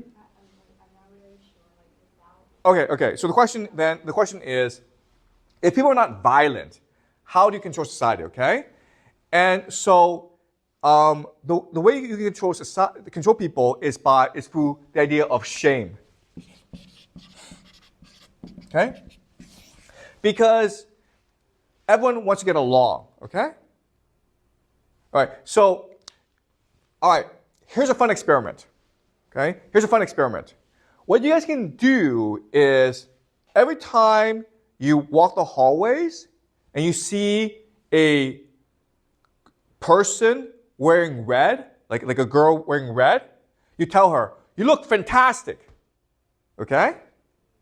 I guarantee you within like 2 weeks, all the girls in the school will be wearing red. Does that make sense? So you're controlling people, but you're not using violence. You're using the idea of gossip, shame, and flattery. And that's what women do really well. Do you understand? Okay, does that answer your question? Okay. Any more questions? Yeah, so you don't have to use violence. You can also use flattery, okay? Right? Any more questions? Okay, so next class, what we'll do is we will look at the Yamnaya people, okay? Because the Yamnaya people are violent, they love war, they're patriarchy, and they have private property. The question then is, okay, how did they come about, okay? What's their origin story? And why were they so successful in conquering old Europe, okay? So that's a story we will look at next class. Okay, so last class, we talked about Maria Gumbutas, who is an anthropologist. And she makes the argument that for the longest time, for most of its history, Europe was egalitarian, peaceful, and artistic. But today, we are a patriarchy. There's a lot of inequality, and we're always at war with each other. So what changed? Okay, and last time we discussed that old Europe was conquered by a warlike people, who we call today the Yamnaya. Okay, so 3 questions I want to answer in today's class is, first of all, who are the Yamnaya? Second question is, where do they come from? And the third question is, how did they conquer Europe? Okay? All right. So let's go back in time and look at the world about 10,000 years ago. Okay? So we believe that about 11,000 years ago, in the Near East, we developed agriculture. We developed the technology of farming. And as we discussed in our very first class, it was because humans are a religious people. And farming allows us to celebrate our religion, okay? And the reason why farming was founded in the Near East is, for the longest time, there's an ice age. So you couldn't farm. You had to move around from place to place to hunt and find food, okay? So after the ice age, which ended about 12,000 years ago, the climate became warmer, and the Near East became the area where you could grow crops the easiest, okay? So the Near East is what we call the Middle East today, which includes Turkey, Jordan, Syria, and Israel. That's where farming was invented. About 7,000, 8,000 years ago, the weather became a lot cooler, okay? There was another ice age for a very short amount of time, and this forced people to start to immigrate or migrate to look for new lands, okay? So people in the Near East, they went off to Europe, and these people were very lucky because the geography of Europe was not that different from the geography of the Near East. So they could take their religion, they could take their technology, move over to Europe, and still be about the same, okay? There were some minor changes, but they were more or less the same, okay? So these people were very lucky. And these people, as Maria Gumbutas said, these people have the same religion as the people of the Near East. They worship the mother goddess who gives life to everything, okay? They believed in the ideas of unity. Unity just means that we are the same, okay? Every one of us are the same. We have a responsibility to love each other and to love each other's children. We're the same as animals. We're the same as plants, okay? So we must do our best to protect nature. The farms allows us to eat food, but we should not destroy nature. We should protect nature because it's all the mother goddess, okay? We're all the children of the mother goddess. So we also believe in balance and harmony. And this is the religion, as we discussed before, of many indigenous peoples around the world. If you go to Africa, Australia, the Amazon, and you meet these indigenous peoples, they have the same religion, which is we come from a mother goddess, and we have a responsibility to protect the nature, the earth, because that's the gift from the mother goddess. And everyone has a soul. So after we die, our soul still lives on. Okay, does that make sense, guys?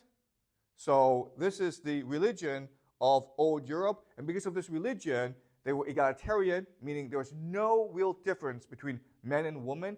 In fact, because women had the power to give birth, to give life, they were considered in many ways superior to men, and the political class was mainly governed by women, okay? They were peaceful. They really didn't have to fight each other because they felt their resources was enough for them, okay? And they were artistic. So they focused their intellectual energies on creating art to celebrate the mother goddess and their religion, okay? So the people of the Near East and the people of Europe were very similar, okay? The problem starts when these people went off to what we call the steppes. And the steppes is a huge ocean of grassland that it basically extends from Europe into Mongolia, okay? And you know, the Chinese word for this is Taoyuan. Now the problem with the grassland is people can't eat grass. And you cannot grow crops on grassland that easily, okay? So the people on the steppes, they struggle to survive. And the people on the steppes engage in a process we call social evolution. Okay? So you may have heard the term evolution. I want to explain what the term evolution means for our class because we will refer to it a lot as we progress through human history, okay? So for us, evolution means open, cooperative competition. Okay? So this is what evolution means. And evolution has historically been the greatest source of human innovation and creativity. Okay? So I'm going to explain why. Open means there's no central authority. There's no great power. Okay? There's no hegemon. Everyone's competing against each other. Competition just means these people, these many different people, they're trying to compete to survive. Okay? There are very scarce resources in the steppes. It's not as wealthy as the Near East and as Europe, and they're all trying to survive. And they all adopt different strategies in order to survive. Okay? At the same time, cooperative means they're still communicating with each other. They're still trading. They're still friends. Maybe they'll exchange wives, exchange presents. Okay? So this is a process of social evolution that has created the most innovation in human history. So in Chinese history, this most resembles what period in Chinese history? In Chinese history. Which part of Chinese history does this process where you have many different people in open competition with each other, but still learning from each other? This period in Chinese history is called? Exactly, right? And that's where most of Chinese innovation and creativity came from that period. Confucius came from that period. Lao Tzu, okay? A lot of major intellectual breakthroughs came from that period, okay? But not only the Chunqiu of China, as we move on, we will also look at two other major periods where there was a major outburst of innovation and they had a very similar social structure as like this, okay? So we will also be studying the Greek city-states. In fact, we will spend a lot of time on the Greek city-states like Athens and Sparta and Thebes because before, we actually thought the origin of Western civilization were the Greek city-states, okay? We no longer believe that, but for the longest time, we believe Western civilization came from the Greek city-states. And when you look at the Greek city-states, you will discover the system they had back then is very similar to this system, okay? We'll also look at the Sumerian city-states, okay? Which is very similar to the Greek city-states. Yes, okay? So we'll be studying these different periods, okay? But I want you to remember the first important principle is whenever there's an open cooperative competition, tremendous innovation happens, okay? That's the first principle I want you to remember. The second principle I want you to remember is eventually someone triumphs in this competition, okay? And the group, the people that triumphs are the people who are most open to adopting innovation in order to destroy others. Okay, does that make sense? They're the most ruthless in adopting all innovations for the sole purpose of destroying others and becoming the sole hegemon, okay? So we saw this with the Greek city-states where for hundreds of years they were in competition with each other. And then there was a people called the Macedonians who weren't actually Greek, okay? They were marginal to the Greek city-states. And the Greeks didn't really consider the Macedonians part of their civilization. But they were on the outskirts, and they observed all the innovations that the Greek city-states were creating, especially in terms of military innovation, adopted all the innovations for their purposes, and then conquered the city-states before they moved on and conquered Persia and Egypt, okay? And the leader of the Macedonians was called, do you guys know? Who was the leader of the Macedonians who conquered the Greek city-states? I'm sure you know who he is, but you may not know he was Macedonian. Who's the most famous Greek you've heard of? Yeah, he was actually Macedonian, okay? Alexander the Great.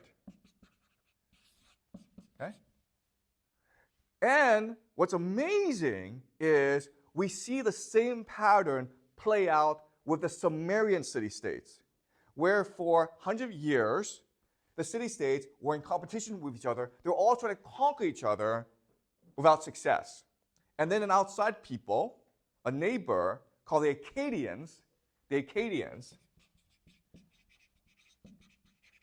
they adopted all the innovation and technology of the Sumerian city-states, and then they conquered the Sumerian city-states and established the first great world empire called the Akkadian Empire.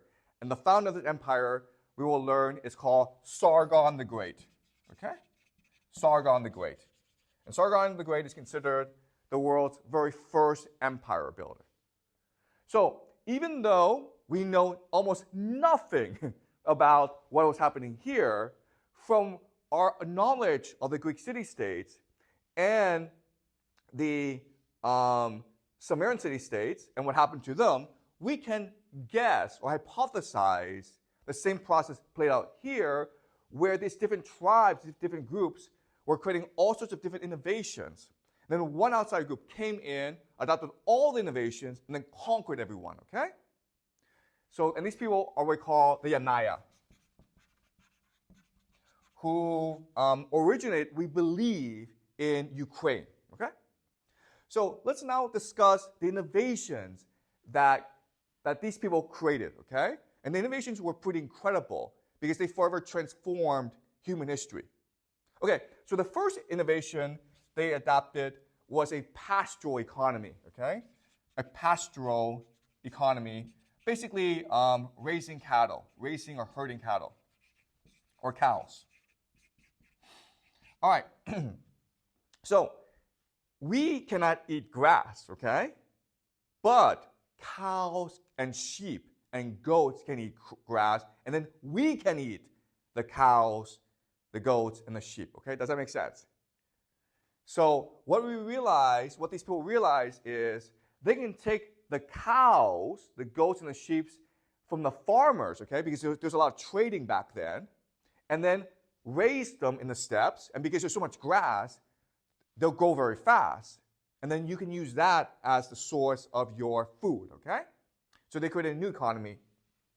What the second innovation is, what then they realize is, you know what, we can also drink their milk, okay? Dairy. And this is important because for most of human history, we cannot drink milk because we're lactose intolerant, okay? In fact, most people in the world today are still lactose intolerant. But they developed the enzymes, the peptides, in order to drink milk, okay? They became lactose tolerant. So that's their second big innovation, the ability to drink milk, okay? And now, if you're able to eat protein and you drink milk a lot, what happens to your body? What happens to your body? Exactly, okay? You become very tall, very strong, okay? So, because of these two innovations, the people in the steppes were on average, okay, just average, 20 centimeters taller than the farmers in the Near East and in Europe. 20 centimeters is a lot, guys. Okay? The reason why is the farmers did not eat meat mostly, and they could not drink milk. They ate vegetables. Okay? So the third big innovation is the domestication of the horse. The reason why is the grassland is huge, and they needed to travel huge distances to trade, to communicate, okay? So they started to domesticate the horse. And it's very hard to domesticate the horse because horses are trained, or horses are programmed, hardwired to run away from humans, right? If they see a threat, they run away. So this process, we believe, took at least 3,000 years, okay? But they kept on trying because the ability to ride horses was very important for their society and their economy. And so now they have the ability to ride horses. That's the third big innovation. Then they invent the wheel, okay? And why this is important is if you have the horse and the wheel, you can create the wagon, okay? If you have the wagon, it means you are no longer stuck in one place. You can move from place to place. And so this is what we call the nomadic pastoral economy. Okay? Does that make sense? They're able to move from place to place because basically what happens is you have a lot of cows, they're going to eat all the grass. Okay? Now you have to move somewhere else for them to eat the grass. Okay? Does that make sense? Now, the problem with this is what? If you move from place to place and the cows are eating all the grass, what happens? Usually. Conflict, right? Because you are now in competition for what we call grazing rights. Grazing rights. If your cows go into a grassland and they eat all that grass, well, that's preventing other people from going in and having their cows eat that grass, okay? So now they're fighting over land and grazing rights, okay? What else are they now going to fight over? How about cows, right? Because in this economy, one way to survive is to feed your cows. What's another way to survive? What else can you do in this economy, in this world? Steal other people's cows, right? Does it make sense? Okay. So the protection of the cows meant there was a greater emphasis on men, okay? So remember, in this society, in the Near East, in Europe, these are agricultural societies. And for them, what mattered was life-giving, giving birth, and maintaining a harmonious society. So women were more important. But in this society, where there's a lot of violence, there's a lot of conflict, men became more important, okay? So with these innovations, they start to change their economy, their society, and their religion. Okay, economy, society, and religion. Okay, so in terms of the economy, the first major change from this society is the idea of private property. Private property, okay? Because cows are private wealth, and you have to protect that wealth. Okay, so that's the first major innovation, the idea of private property where this belongs to you and only you, and not to society or to the mother goddess, okay? And that's very different from the farmers in Europe who had no concept of private property. From the idea of private property, the society changes and becomes a patriarchy,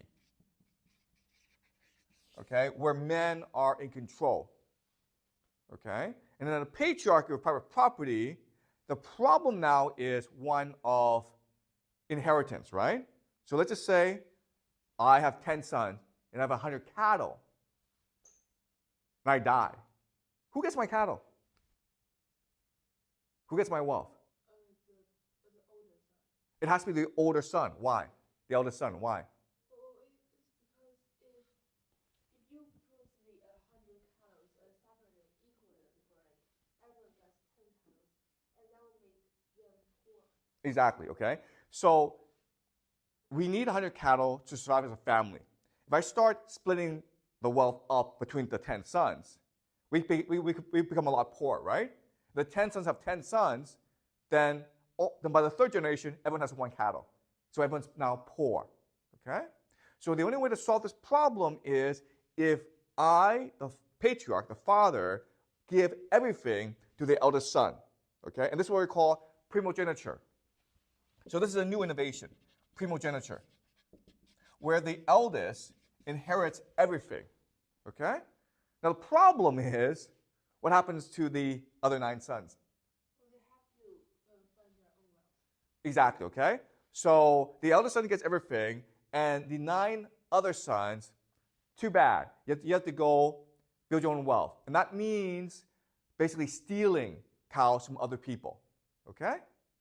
So this creates a war culture. A war culture. Right? So does that make sense? That's your society. This is a society which honors men above women, which has private property and celebrates private property, which encourages young men to go out and expand their civilization and fight wars. Okay? So if you're making these changes, you now have to change the religion, okay? The religion. So their religion makes major changes to the mother goddess religion, okay? So the first major change is who's now God? Who do they now worship? A man, right? Because men fight wars. So they worship someone called the Sky Father. And he's the source of who the Greeks call Zeus, the thunder god, okay? And who the Romans call Jupiter, also the thunder god. So the first god is called the Sky Father, okay? That's the first change. The second change is, whereas the mother goddess gave us everything, right? Nature. The Sky Father gave us cows, cattle, money, and wealth, okay? So the third change is, whereas the mother goddess asks us to love everything and protect everything, the Sky Father asks us to fight each other for the right to have wealth. Does it make sense? That's now their new religion. Okay? And so they adopt this new religion. Okay, so these are all major innovations, okay? And again, the one group who comes in adopts all these innovations, I'll call the Yamnaya.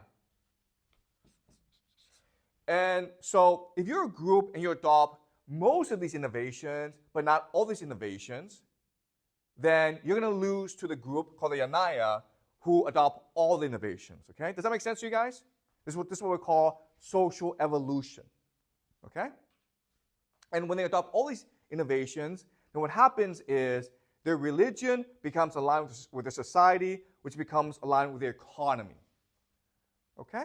And so this is a people who are obsessed with collecting wealth and fighting wars and expanding into new territories. And so what happens is, over a process of a few thousand years, they conquer the steppes, okay? Their culture spreads throughout the steppes. It doesn't mean they're one people. It means they're one culture, practice the same beliefs, okay? Does that make sense? Any questions so far? So these are the Yanaya people. This is what they believe. This is where they came from. This is how they behave. Next thing I'm going to look at is, fine, how do these people conquer Europe, okay? Now, I already said the Yanaya are stronger and bigger and more militaristic than the farmers of old Europe, right? But what advantage do the people of Europe have over the Yanaya?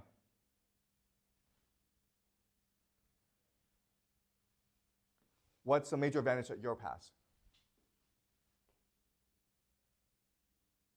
If you have farming, what happens to your population? It grows very fast, right? So in other words, Europe has more population than the steppes. Does that make sense? Okay? So in theory, okay, well, yeah, the Yanaya, they have this warlike religion. They're extremely militaristic. They're very strong. But in theory, Europe could have withstood the assault of the Yanaya because Europe has more people. Okay? So the question now is, how did the Yanaya conquer Europe? So what's a problem with people who live on farms? What's their ultimate problem? Thank you, the plague, okay? Do you understand? Because you're living next to pigs and rats, and there's a lot of garbage around, okay? So it's very easy for diseases to spread, okay? So we believe two things happen to reduce the population of Europe significantly. The first thing that happened was the plague. Okay? And this wiped out entire communities. Now the thing is, though, the plague spread around the world. Okay? Because remember, what's important to remember is these people in the steppes, in the Near East, in Europe were all in contact with each other because they were trading with each other. Okay? So the plague, we know from DNA research, was in Europe, the Near East, and the steppes. Why did it wipe out the population of Europe, but not the population of the steppes, even though the plague was everywhere? Why? The answer is because the people in Europe were living in one place, right? Whereas the people of the steppes were moving from place to place. Does it make sense?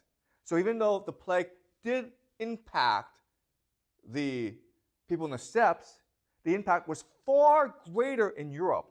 In fact, we believe that most of the people were wiped out by the plague in Europe, okay? So that reduced the population significantly, okay? So that's the first thing that happened in Europe. Second thing that happened in Europe is what we call climate change. So about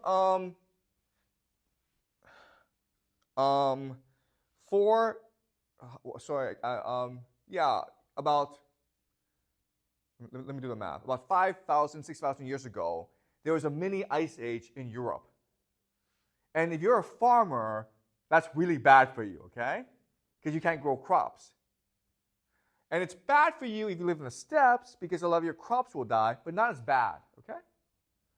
And the other thing is that now the ice age, because of climate change, people in the steppes are now forced to expand further into Europe, okay? So this is what we think happened. Three things, okay, that destroyed Europe. The first thing is the plague. That's actually the most important thing because it wiped out most of the people. Okay? So think of when Europe conquered North and South America. What killed most people in North and South America was actually the plague, right? Europeans had these diseases they brought over, and that killed most of the local population. Okay? So the plague was the main culprit that destroyed all Europe. Then climate change, and then finally the Yamnaya people who came into Europe and started to colonize Europe and destroy the local population. Okay? So let me now explain why the Yamnaya decided to kill the people, the farmers of Europe. Okay? So let's just say that in Europe you have a village, maybe 100 men, 100 women.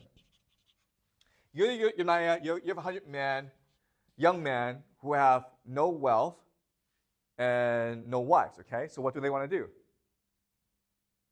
If you're a young man, you have no wife, and you have no wealth, what do you want to do?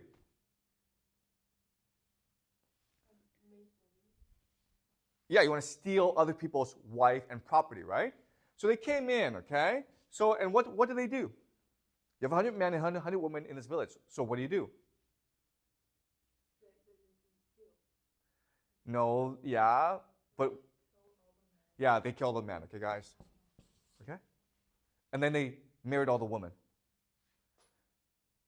And that's what happened, okay? Now, there are some circumstances when the Yamnaya came in, because again, this is a culture. This is not one people. It's a culture of people. And they adopted different strategies. Some of them just had to come in and said, listen, we'll take all the women and we'll let the men go. And what did these men do in return, in response? What would you do? Yeah, so they went to get their neighbors, got 1,000 of them, came back and killed everyone. Okay? So this was actually a violent process with violence on both sides. Okay? But eventually, what happened was the Yamnaya conquered all of Europe. Okay? And they even got to England. They conquered England. Okay? And then, not only did they conquer Europe, then they went to conquer India and Iran. So this spread everywhere. And even Mongolia, okay? But not to China.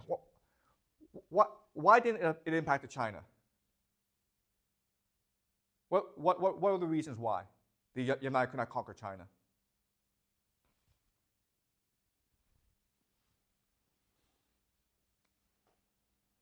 What's between India and China? They conquered India, right? Why could they conquer China? You can't, if you have horses, okay? You can't cross the Himalayas, okay? So that's what saved China, the geography. Also, China had a huge population, right? So even if the Yamnaya came, the population could have repulsed the attack, okay? But China was not conquered by the Yamnaya. So China, for most of its history, was isolated from the rest of the world. Okay? Does that make sense?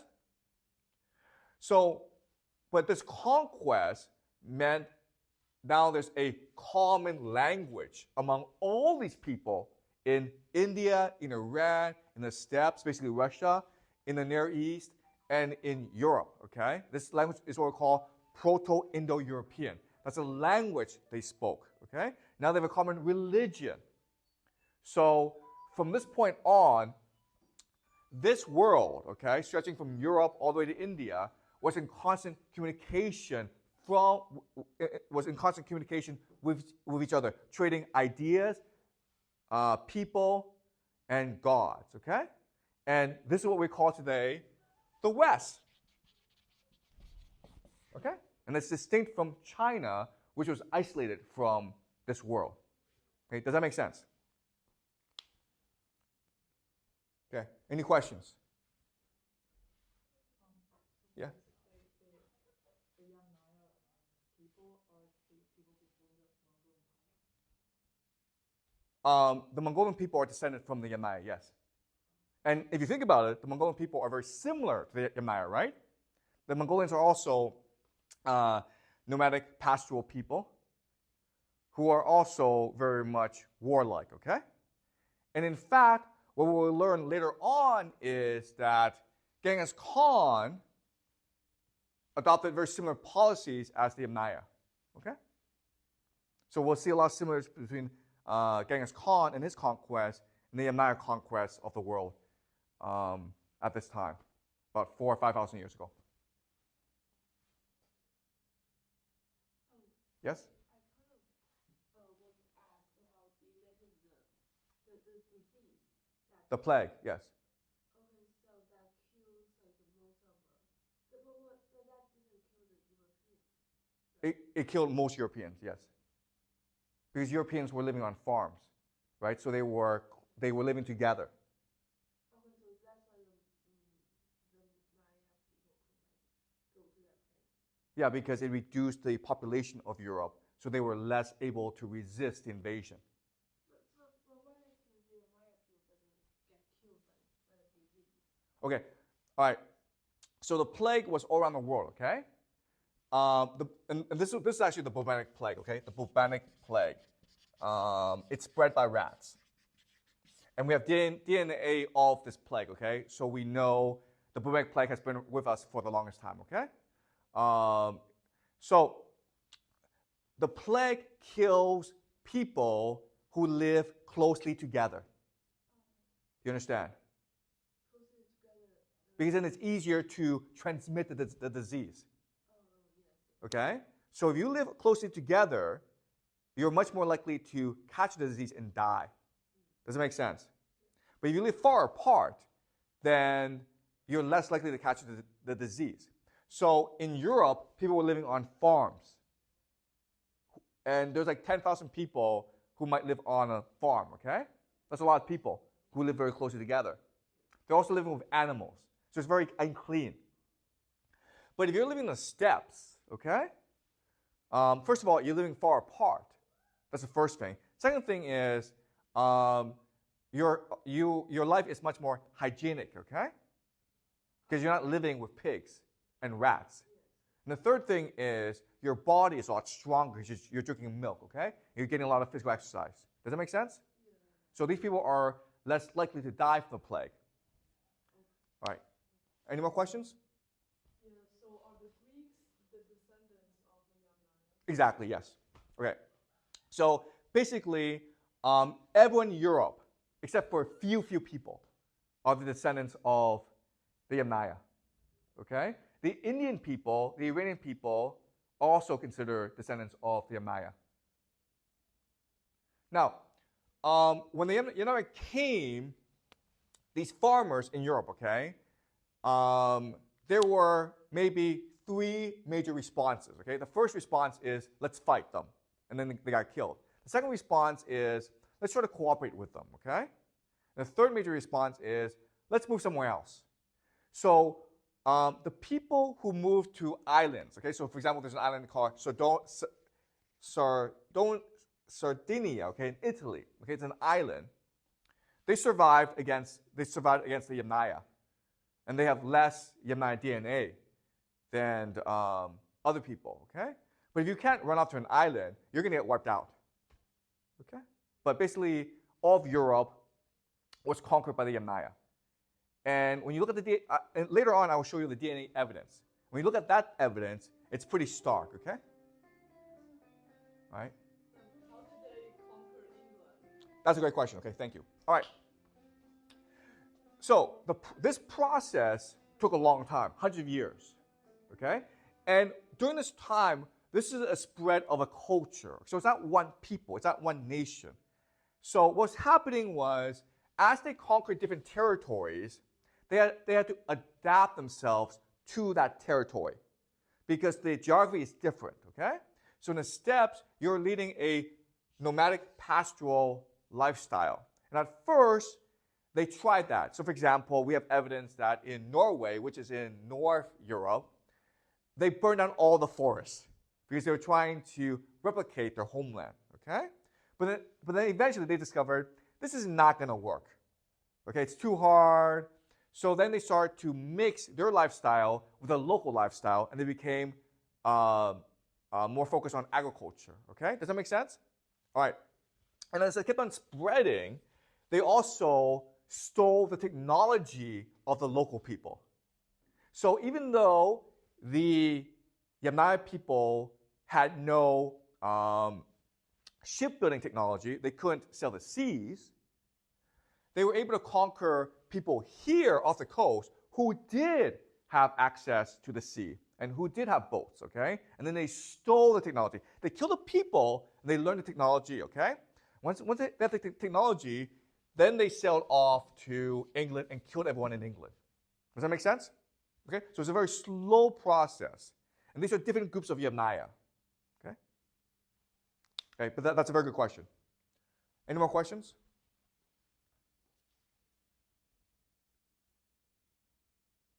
Are you guys clear about this? Okay? All right. Absolutely clear? Okay, good. So, when we come back from the break, okay, we will discuss the new world that this creates. Okay, because when you think of Western civilization, the Greeks, the Romans, well, they all come from this world, okay? So basically, what the Yamnaya do is they create a new history for humanity. Before the Yamnaya, humans were egalitarian, peaceful, and artistic, okay?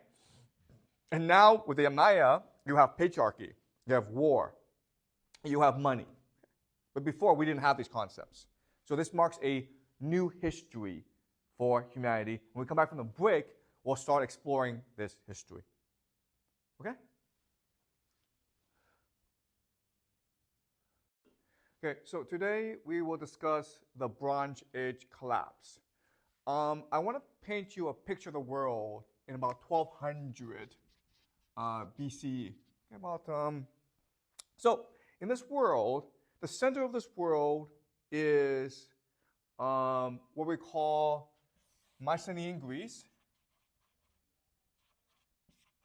Okay, across from the Mycenaean Greece, across the Aegean Sea, okay, this is the Aegean, is what we call Anatolia. Today we refer to Anatolia as Turkey, okay? And in Anatolia, the Hittite Empire rules Anatolia. Further south is a place called Canaan, okay? Canaan is important when we do the Bible because that is the birthplace of the Israelites, okay? So Canaan today is what we refer to as Lebanon, Syria, and Israel today. Canaan is a province of the Egyptian Empire. Okay, so this is Egypt. Okay, over here is a place called Mesopotamia, and we today call Mesopotamia Iraq. Okay, over here is today what we call Iran. Back then it was basically Persia. Over here is Afghanistan. And then next to Afghanistan is India. And of course, remember, these are the steppes. Okay? So from Mycenaean Greece, you also had the Mediterranean. And over here are the islands of Cyprus and Crete. And then over here is a place called Iberia. And over here is Britain. Okay? So this is a map of the world in 1200 BC. And what's really important for you to recognize about this world is it's interconnected, meaning that they are trading and communicating with each other. Okay? This is what we call the Bronze Age. The Bronze Age. And why is it called the Bronze Age? Because they're trading basically bronze. during this period. Back then, bronze is like oil today. Okay, it is the basis for the economy, the very structure of their economy. Bronze is an alloy made of copper and tin. Copper and tin, you have to mine, okay? And only a few places will have these resources. So tin is found in Britain, in Iberia, in Anatolia, and Afghanistan. Okay? Copper is mainly found in Cyprus and Crete, and also in Anatolia. Okay? Now, what this means is, in order to make bronze, you basically have to trade with the entire world. Okay? So, India, this world, the trading would go as far as from India to Britain. Even China over here was part of this world, but not to the degree as these other places. Okay? In this world, there are different ways that you can profit or make money. Okay? The first way is mining. So basically extracting resources, tin and copper, in order to make bronze. Second way is industry, manufacturing, right? So making bronze from tin and copper, and then turning bronze into weapons, into pottery, to be sold elsewhere. Okay? The third way you can make money is by what? Trading, right? So in this world, if you look at this map, who basically profits the most from trading? If you look at this map, who would make the most money from trading? This area, right? Does that make sense? Because it is the center of the world. You have to pass through this world in order to access everywhere else. Okay? And this place over here, if you look at the map, it becomes the center of the world. Because this place becomes the logistics hub of the world, right? To get to anywhere, you have to pass through this place. And so this place can basically collect tolls, right? This place is called what? Do you guys know? To me? Yeah, it's the toll gate of the world, right? You have to pass through this place in order to access other places. Therefore, this place is very wealthy. This place, can you guess what this place is called? Can you guys guess? Troy. Have you guys heard of the Trojan War? Okay, we will do the Iliad next semester. We will discuss the Iliad next class. But I want you to understand this place is called Troy. And because this place is so important, for centuries, they've been fighting wars over this place. Because it's really the center of the universe, right? If you can control this place, you become very wealthy because everyone has to pass through you. You can collect tolls.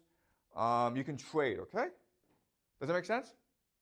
And the last way you can make money off this world is what? What's the last way in which you can make a lot of money in this world? You can do it through mining, industry, trading. What else can you do to make money? Piracy, right? Does that make sense? Steal. Right? Piracy. Right?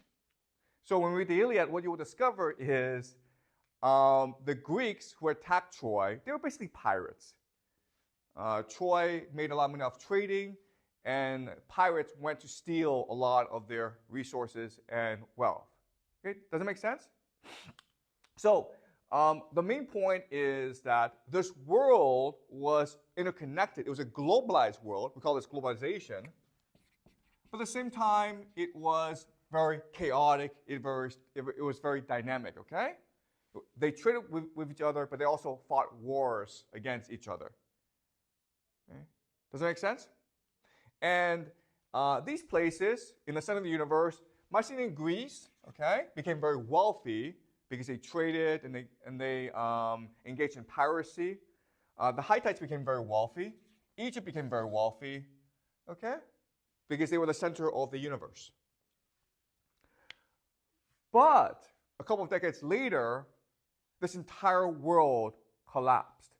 This world disappeared, meaning that Mycenaean Greece was destroyed. It was completely burned down, and they lost about a quarter of their population. Okay? The Hittite Empire destroyed. And even though Canaan disappeared, and even though Egypt was not destroyed, it ceased to be a hegemon. It ceased to be a global power. And a few decades later, they were conquered by outside powers. Okay? After 1200 BCE, Egypt ceased to be a power. So this is what we call the Bronze Age collapse. And for the decades, scholars have been trying to figure out what happened. Why is it that in 1200 BCE, this world was wealthy, it was interconnected, and then a few decades later, it all disappeared, it collapsed. And that's a great mystery that no one has been able to solve, okay? So let me tell you what we know. We know that what caused this collapse are what we call the sea peoples. Sea peoples. And we know because Egypt has written records of battling the sea peoples. So basically, over the course of a few decades, people were coming in from the west and attacking Egypt, okay? This was not one people, this was a series of different peoples attacking Egypt from the sea. And Egypt had to spend decades in order to repulse the sea peoples.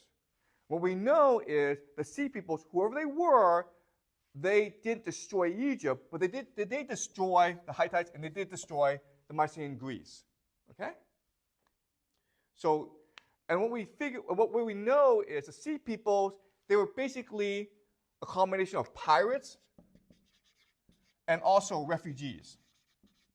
These people attacked Egypt because Egypt was the breadbasket of the world. That's where all the food was. So they were attacking Egypt for the food. Okay? These are people who are hungry. They joined with pirates at ships, and they were trying to take over Egypt together. They destroyed Mycenaean Greece, they destroyed the Hittites, but they failed to destroy Greece. They were stopped. They were stopped in Egypt. Okay? So another question then is, what's driving this population movement from west to east? Okay, that's a great mystery. And over the past few decades, different solutions, different ideas have been proposed. Okay? Before, we thought that it must have been an invasion. So the idea is that what's happening is you had people from the north of Europe invade Mycenaean Greece, which drove them westward. Okay? That's the first idea that we had, but we have not found any evidence we have not found any evidence this is the case. Okay? So even though this was one of the first theories, there's actually no evidence to support this. Second theory that we had is basically a natural disaster. So the idea is maybe there was a volcanic explosion somewhere, okay? And this caused the weather to change. And now farmers could no longer feed themselves, so then they started to move westwards and attack Egypt, okay? That's the second theory. And there's more evidence for this, but the theory that we have today is a perfect storm, okay? Or a systems collapse. And the idea here is that it was not one thing in 1 year that caused the system to collapse. It was a series of events over decades. Okay? And these three major events are natural disasters, or so basically earthquakes. So we have archaeological evidence that there was a series of earthquakes in this region at this time, which destabilized the region. Okay? So earthquakes happen. We also have evidence of climate change. Okay, so the weather became cooler over the course of this period, which meant that it was harder to grow crops. Okay, and we also have evidence of eternal revolt. Okay, meaning that people rebelled against the elite, overthrew kings, and there was a lot of war and violence. Okay, so the theory that we have today is what caused the Bronze Age collapse was a perfect storm, basically a multiple factors which led to systems collapse. Okay, does that make sense, guys? Any questions so far? Any questions so far? Are we clear? All right. So one thing that you have may notice in this class is that I have a very different understanding of history than other people. Okay? So I happen to disagree with this theory of the perfect storm, even though it is the scholarly consensus. All right? So I want to explain to you today my theory of what happened. All right. So the first thing you need to understand is this system collapsed, even though it was traumatic for Europe. It is not unique in human history. This sort of stuff has happened before. Okay? So if we go over here to North America, to the Mayas, okay, so the Maya civilization existed in Central America, okay, or Guatemala basically. And so we find a similar pattern where in about 200 AD, okay, in the year 200, their civilization started to explode, okay? It started to increase. It reached its peak at about 900 AD. Okay? In the year 900, its civilization was over the place in Central America. But then after 900, it went all the way down, okay? So about 30 years' time, by 1200, their entire civilization almost collapsed. So it's a very similar pattern to what's happening in the Bronze Age. So the question then is, why does this happen? All right? And so to understand this, I'm going to present you with a new theory that we will use a lot in this class. So I want you to understand this theory, okay? But it comes from a historian by the name of Peter Turchin. Peter Turchin, who's a historian. He's American, but he came over from Russia. He's basically Russian-American. And he has a theory called elite overproduction.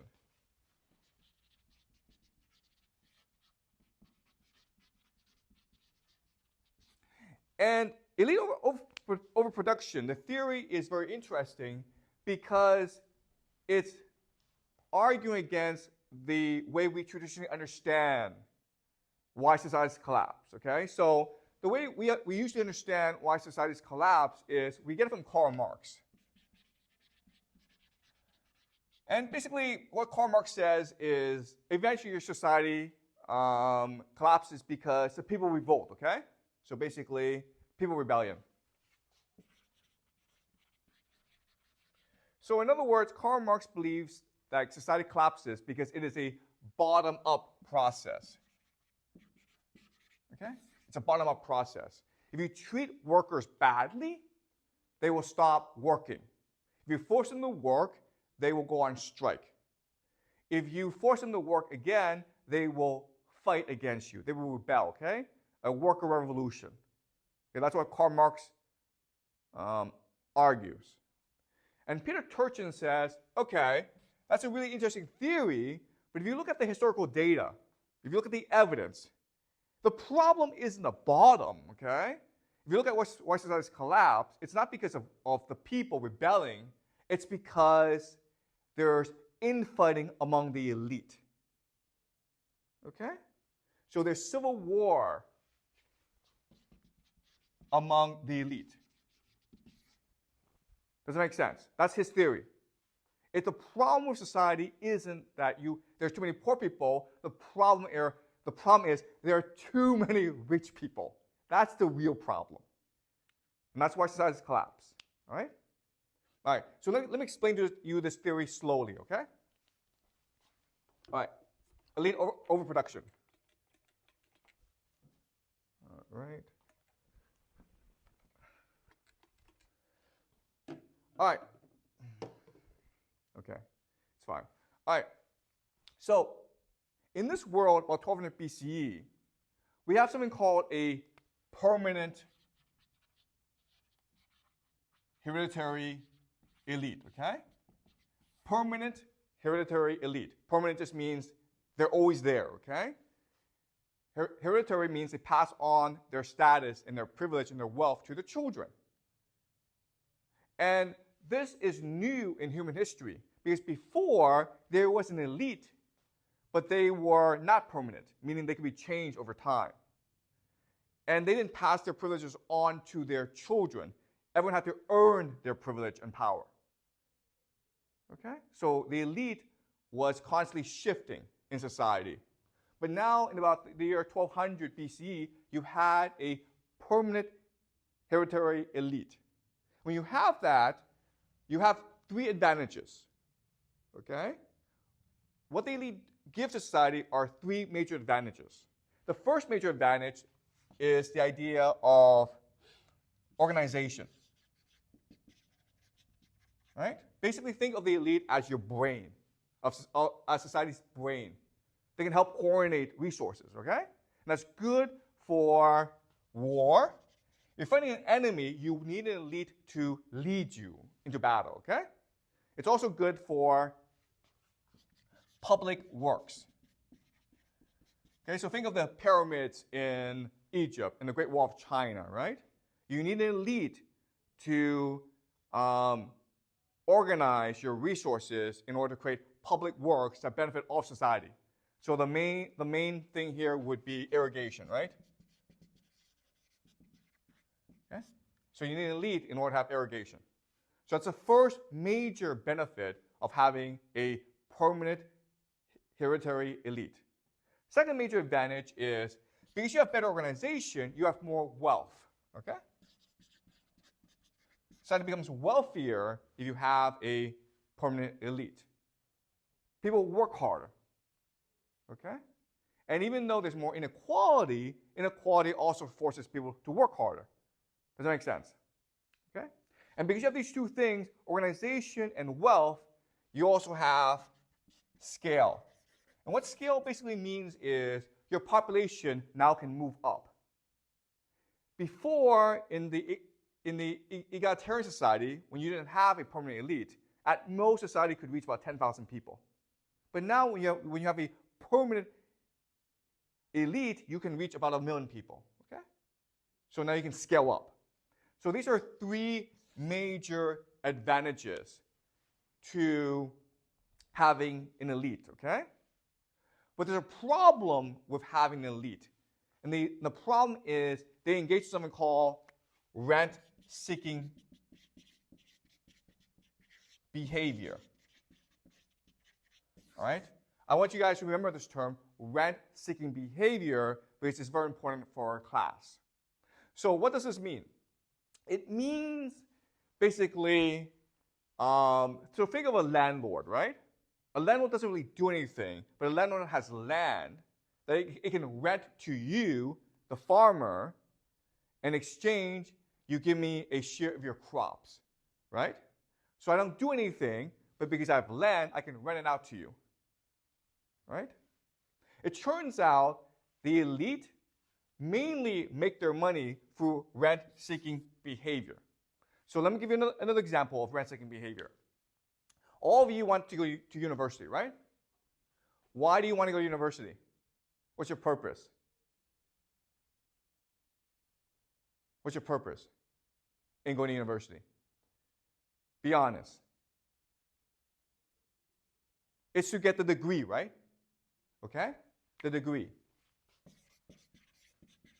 Okay? And the degree is your ticket to success in society, okay? You believe that when you go to university, you are getting a ticket, the degree, in order to access social mobility, okay? To access wealth in society. In other words, the universities are charging you rent, okay? So the degree is basically rent. Does that make sense? Okay? Now, some of you may say, wait, That's wrong because I'm going to university to learn, right? It's about learning. Well, guess what? When you actually go to university, you're going to discover they don't actually teach you that much, okay? They don't have to teach you that much. And the reason why is you're stuck paying the rent. You need the degree, right? So they don't have to actually teach you anything. You have to come to class anyway. Does that make sense? The same thing for the school, where in order to get to university, you have to go through this high school. So you're here paying tuition, and you're paying rent. Does that make sense? You're not here in the school to learn. You're here in school to get the degree so that you can access university and get that degree, okay? And all this process, all you're doing is paying rent. Right? So if you have a school, you can charge people rent. Just as if you're a landlord, you can charge people rent for renting your room or real estate property, okay? Does that make sense? This is what we call rent-seeking behavior. Now, you're like, okay, well, this kind of sucks, okay? And it does suck. But what keeps the system together is the idea of a social contract, okay?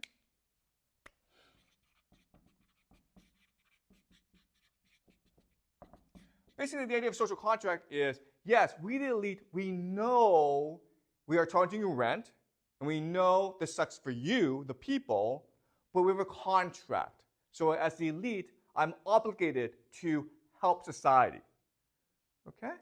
So the way they help society is by giving back to society. Okay? So what the elite do throughout society in the past is they organize public feasts. Okay? And also public temples. So in today's society, you know, like the parks, the schools, they're built by the government, right?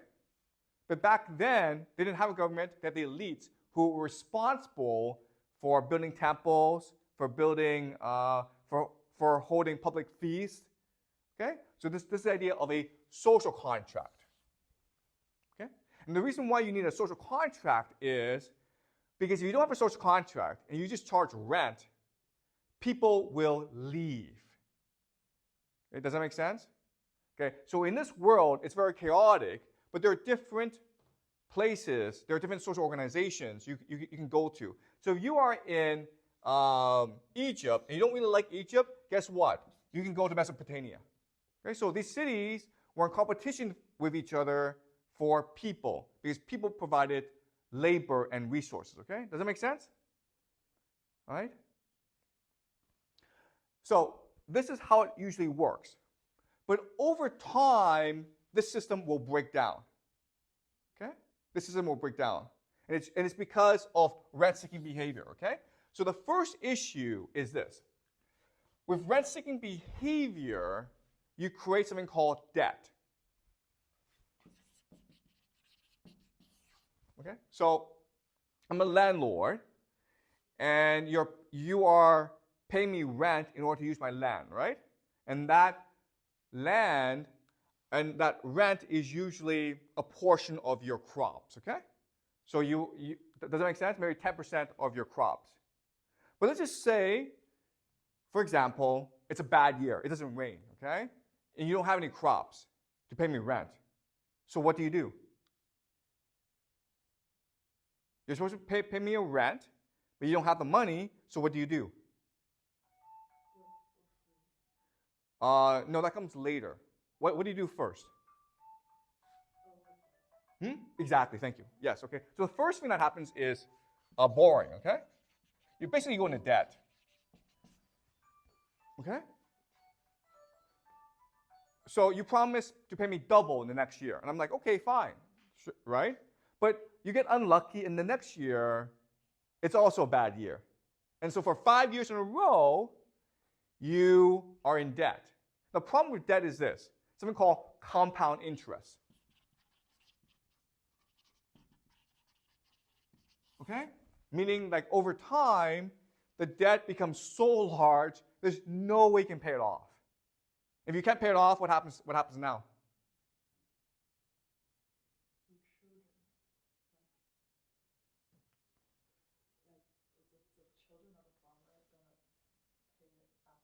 Okay, good. Yeah, so the idea is debt slavery, okay? So if you can't pay me back, you become my slave, okay? You promise me that your children will work for me for free, okay? And so debt slavery becomes the natural product of rent-seeking behavior. Does that make sense? Over time, you're always going to have a percentage of your population who go into debt slavery. And this creates a lot of instability in society because obviously they either want to run away or they want to rebel, okay? Does that make sense?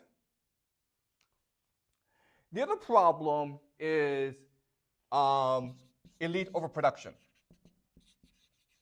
And the idea here is everyone wants to be the renter, right? Everyone wants to be the landlord, right? But there's only so much land. So now people are competing for the power to charge rent. Does that make sense? Okay? So over time, in any society, as the population increases, the number of people who go into debt slavery increase, and therefore people at the bottom are very angry. But at the same time, the elite, the number go up, but there's only a set amount of land, and therefore they have to fight over the land. Okay? Does that make sense? And so eventually, what happens is the society goes into war. Okay, as the elite fight each other for the right to charge rent. Okay, does that make sense? And so the main message of elite overproduction is, unless you can control the number of the elite in your society must collapse. Does that make sense?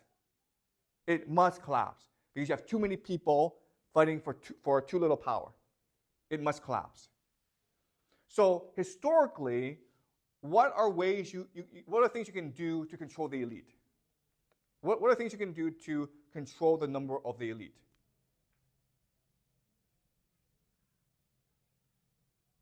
Stop the heritage. Excuse me? Stop the heritage. Kill the elite? No, stop the heritage of the elite from passing their power to their children. Okay. But then where does the property go? So one possible thing you can do is the idea of land redistribution. Okay? So historically, this is one mechanism you can use to control the growth of the elite. And this is how kings came into power. Okay? So most societies have an elite, and then one person from the elite said, listen, this society is not working. Let me redistribute the land and cancel debt in order for our society to keep on going, okay? And this person became the king. So that's one possible solution, okay? What's another possible solution? It's quite similar, but you mandatory these studies. Excuse me? Mandatory. You mandatory these studies to be a new dominant society, new dominant level. Okay, so you can also have a civil war, okay? Civil war. Okay? The elite can fight amongst themselves, and whoever wins gets everything, okay?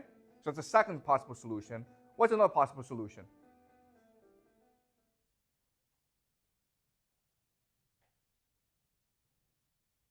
What's another possible solution? Okay, empire building, right? Does that make sense? Empire building.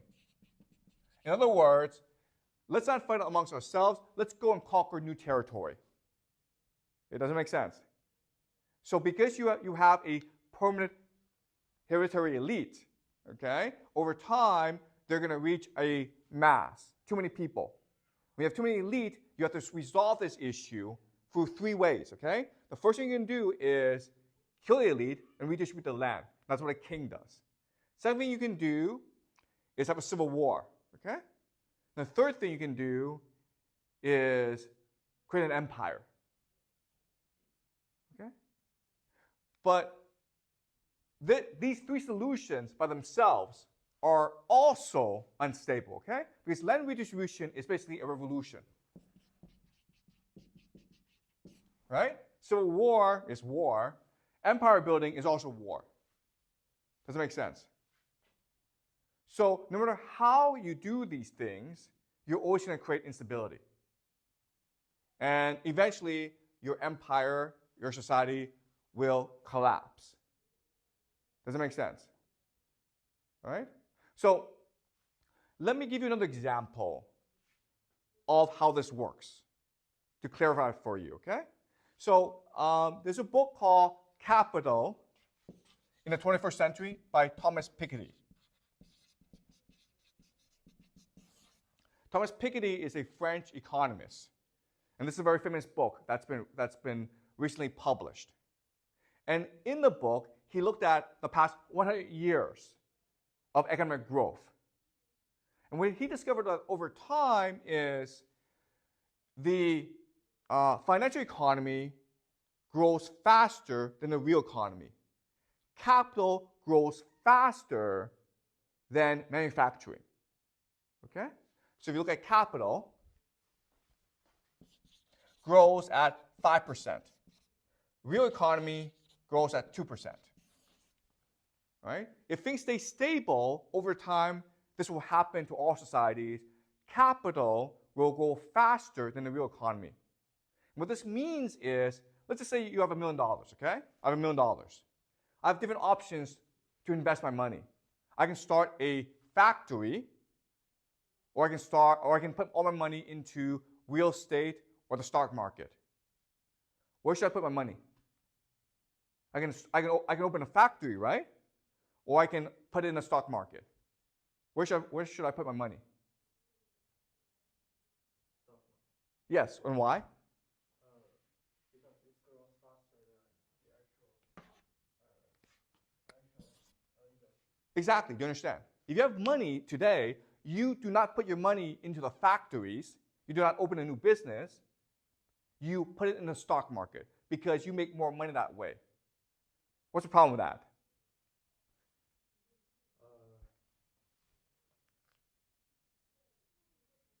That is a bubble, but not real. Yeah, exactly. It's just a bubble, guys, okay? Why is it a bubble? Because money isn't real. Capital isn't real. It's a fiction. You understand? So in other words, you don't work anymore. You understand? You're just renting now, okay? You're engaging in the rent-seeking behavior. We have too many people doing that. You have a society where nobody works. Does that make sense? Nobody does any work because all the wealth is being put into rent-seeking behavior. It's being put into speculation. So no one's doing any more work. No one's creating more wealth. And this eventually leads to social collapse at some point. Okay? Does that make sense? All right? So Peter Turchin's theory of elite overproduction is because the number of rich people can only go up over time, your society must collapse at some point. Unless you choose to have a revolution, or you have a civil war, or you go invade other countries, okay? Those are your three options. But if you did that, that creates more instability. So over time, no matter how you structure your society, it will collapse. Does that make sense? Okay? So that's what happened during the Bronze Age collapse, where these societies, Macedonian Greece, Hittites, Egypt, Canaan, they were fundamentally unstable because of rent-seeking behavior, okay? Same thing with the Mayans, where, okay, they were growing very fast, but eventually they collapsed. All societies will do this at some point.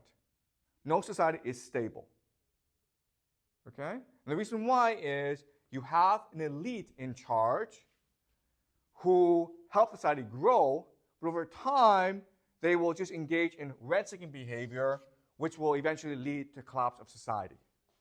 Does that make sense? Right? And this is a pattern that we'll see over and over again in human history.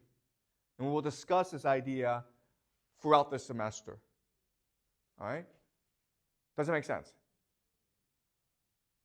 Any questions? All right, so let's look at a very specific example of rent-seeking behavior. Mycenaean Greece. All right, Mycenaean Greece. So Mycenaean Greece, and you may remember this from last class. It was a long time ago, but last class we talked about the Yamnaya, right? The Yamnaya, right? They conquered Europe. So the Mycenaean Greece and the Hittites are direct descendants of the Yamnaya. And as you remember, this is a warrior culture. Okay? So these societies are warrior societies, meaning like the warriors are in charge. And they have a system called a palace economy. Right? A palace economy. A palace economy is basically the palace is at the center of society. And everyone brings their wealth to the palace to be redistributed to everyone else. Okay, so the idea here is we're all farmers, right? And maybe you have 100 bushels of wheat, maybe 20 bushels of corn, okay? Everyone brings everything to the palace, and then the king redistributes everything to you, okay? But obviously, he takes a cut. Understand? So this is called rent-seeking behavior, where you're basically paying taxes, okay? Does it make sense? Okay? Now, this is fine when things are good, okay? But if the weather becomes bad, the system starts to collapse. Why? If the weather is bad, things start to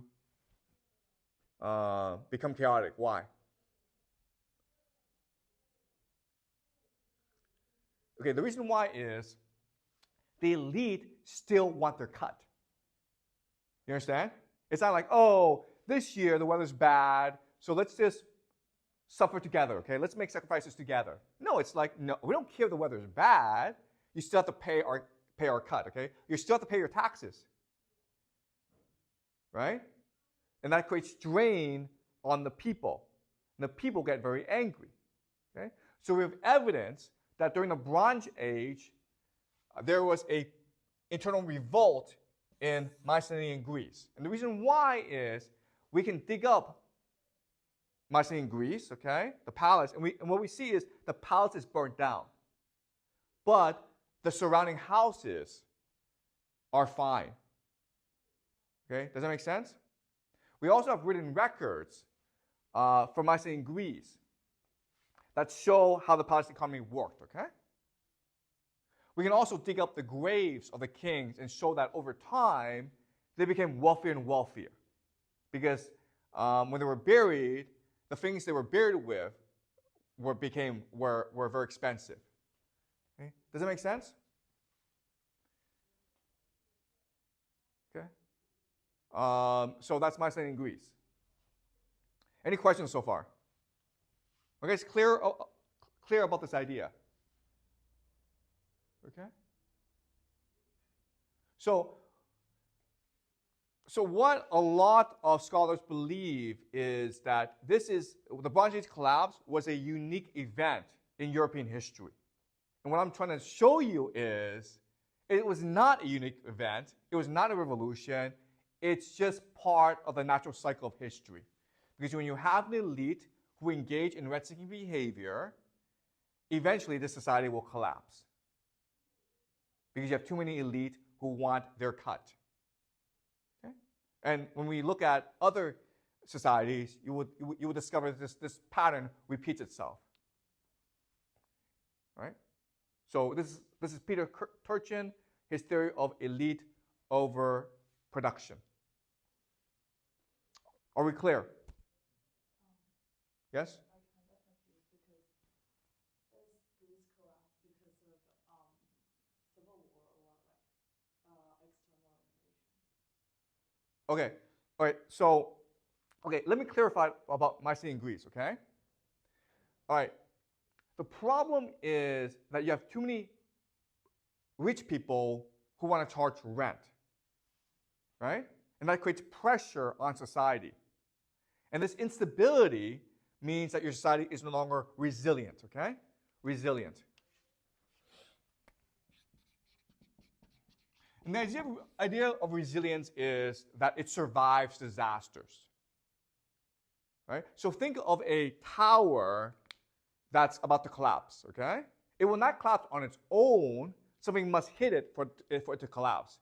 But this one thing could be anything, okay? It could be the people get angry and they riot.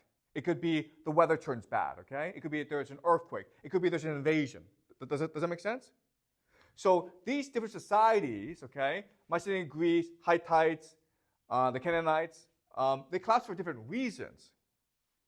But the fundamental reason is because their societies were unstable.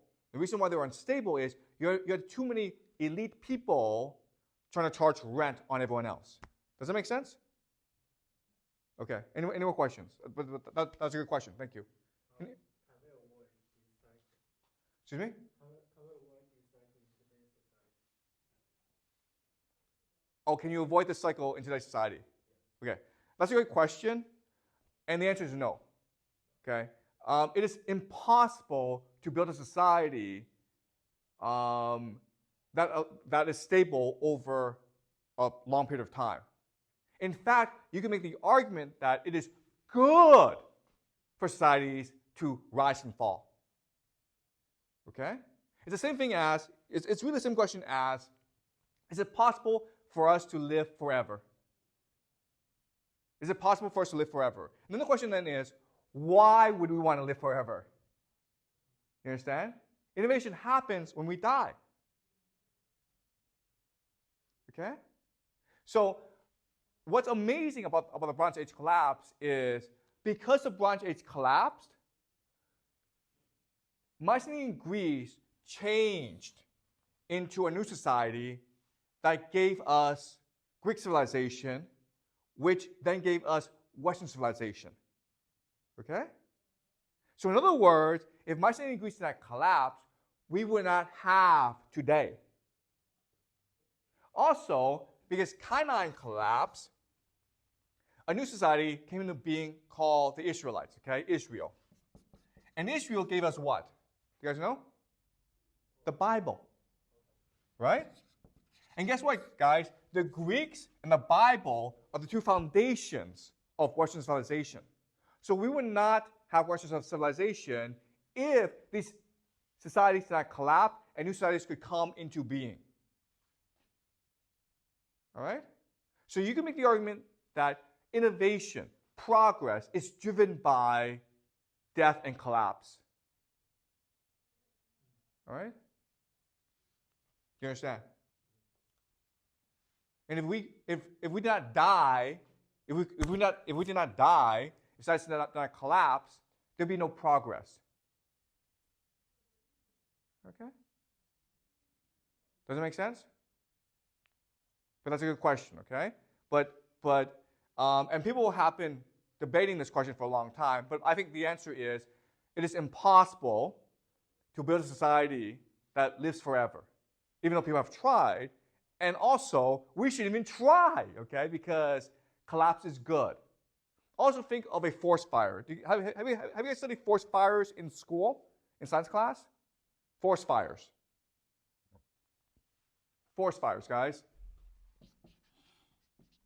Each time there's a forest fire, okay, the forest burns down, that's good because it allows the forest to regenerate and become stronger, right?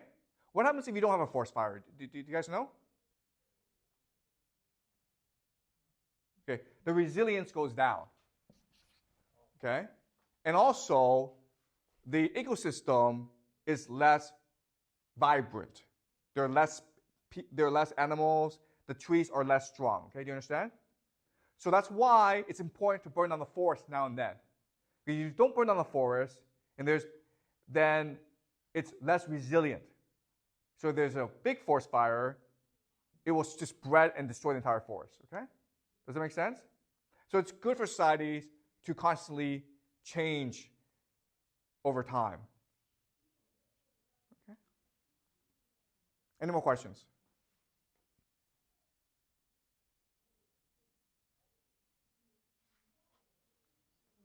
Within egalitarian society, this illegal production will not happen. Okay, that's a great question, okay? All right, so before we were talking about egalitarian societies, right? How they were at most 10,000 people. And they did have an elite, okay? They had an elite. They had people in charge, but this elite didn't own the property. There was no private property, okay? So it's egalitarian. And so these societies were pretty stable, okay? And the reason why is usually it was the woman in charge, and the women were good at controlling population, okay? Because as a woman, you have control over your body. So you could choose not to have children or have less children. And it was very peaceful, right? People didn't really fight because there was nothing to fight over. Everything was owned by everyone else, okay? The problem with egalitarian societies are these three things, okay? They're less organized, meaning like they are less willing or less able to create public projects, okay? They have less wealth, and therefore they have less scale, okay? You can have at most 10,000 people. Which means what? Which means like eventually they will be conquered, okay? Does that make sense? Because if you are one of these societies, okay, you're an empire, you must constantly expand in order to please the elite, basically, okay? Either you expand or you fight a civil war. And so you take over egalitarian societies and you make them into your society, okay? Do you understand? So for most of human history, we're egalitarian, but that's because we didn't have that many people, right? But over time, as population increases, then you are less egalitarian. You become more unequal. If you stay egalitarian, you will eventually be conquered by a not an egalitarian society. Does that make sense? All right? All right. But that's a great question. You're exactly right, okay? For most of human history, we're egalitarian. But once we start to develop elite societies, okay, kingdoms, then they could easily conquer egalitarian societies. All right? Any more questions? But that's a fantastic question. Okay, any more questions?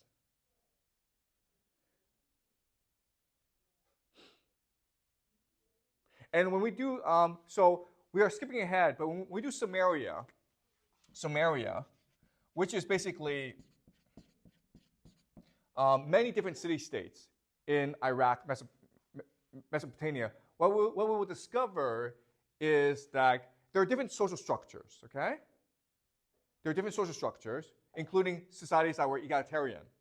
But when you're in competition with each other, societies that are more organized, more wealthy, and have bigger populations will always win out over other societies. Okay? To have these three things, you need a permanent hereditary elite. Because then they are more incentivized in order to work harder. Okay? Does that make sense? And then the question then is, okay, why is that true? And it's true because for societies to become wealthier, you don't need everyone to work hard. You just need a certain number of people to work hard. You just need a small group of people to work hard. Does that make sense? So think of like China, right? How China became wealthier these past 30, 40 years. And the reason why is you had a small number of entrepreneurs who worked really, really hard, okay? Not everyone worked hard, okay? But because you had these people who did work really hard, China became wealthier. Does that make sense? Okay. Any more questions? Okay, so great, okay? So again, what makes this class different from other classes is we are looking at the entire scope of human history. All right? And so it's very important for you to not remember the facts, okay? I don't need you to remember the facts, okay? I don't need you to remember Mycenaean Greece or the Sea Peoples, but I do need you to remember the concepts and the ideas, okay? How the world, history, is constantly in competition with each other. And why is it that some ideas win out over other ideas? Okay? So I'm not saying this is the best idea, okay? I'm not saying a permanent hereditary elite is a really good idea. I don't think it's a good idea, okay? But I'm showing you why it wins out and how it impacts human history and the development of civilization. Does that make sense? Okay? Okay, any more questions? Okay, well, that's it. Okay, so today we start Greek civilization.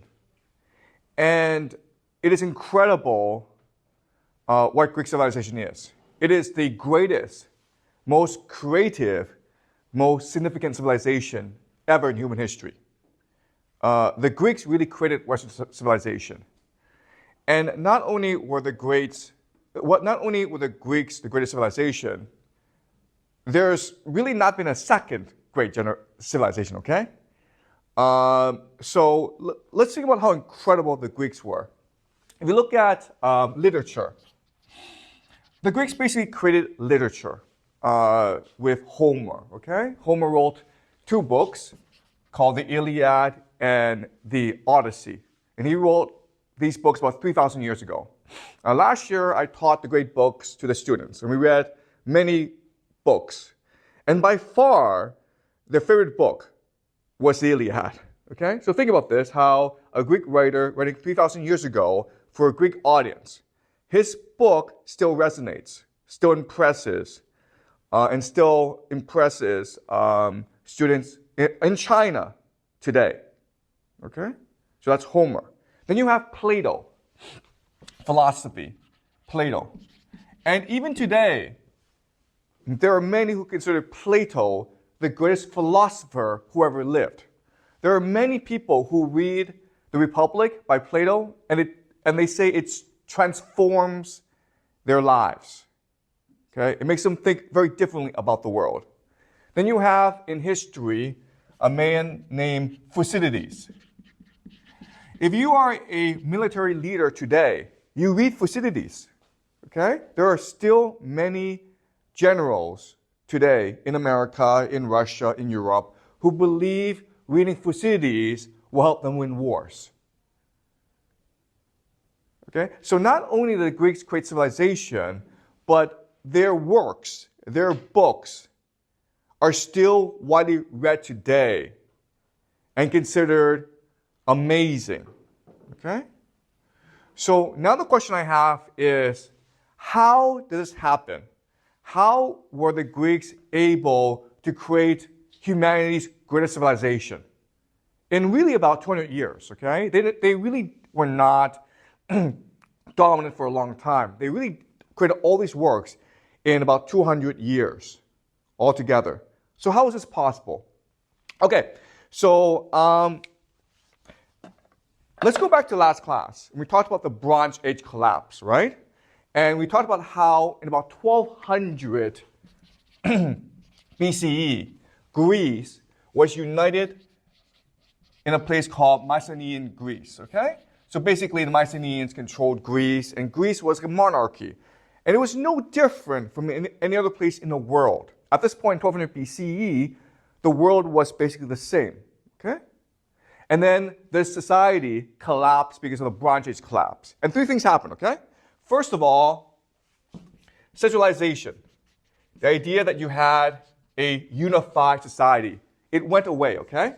So Greece became chaotic and decentralized. That's the first thing that happened. Second thing that happened is Greece became illiterate. So the Greeks lost the ability to read and write. And we call this the Dark Ages.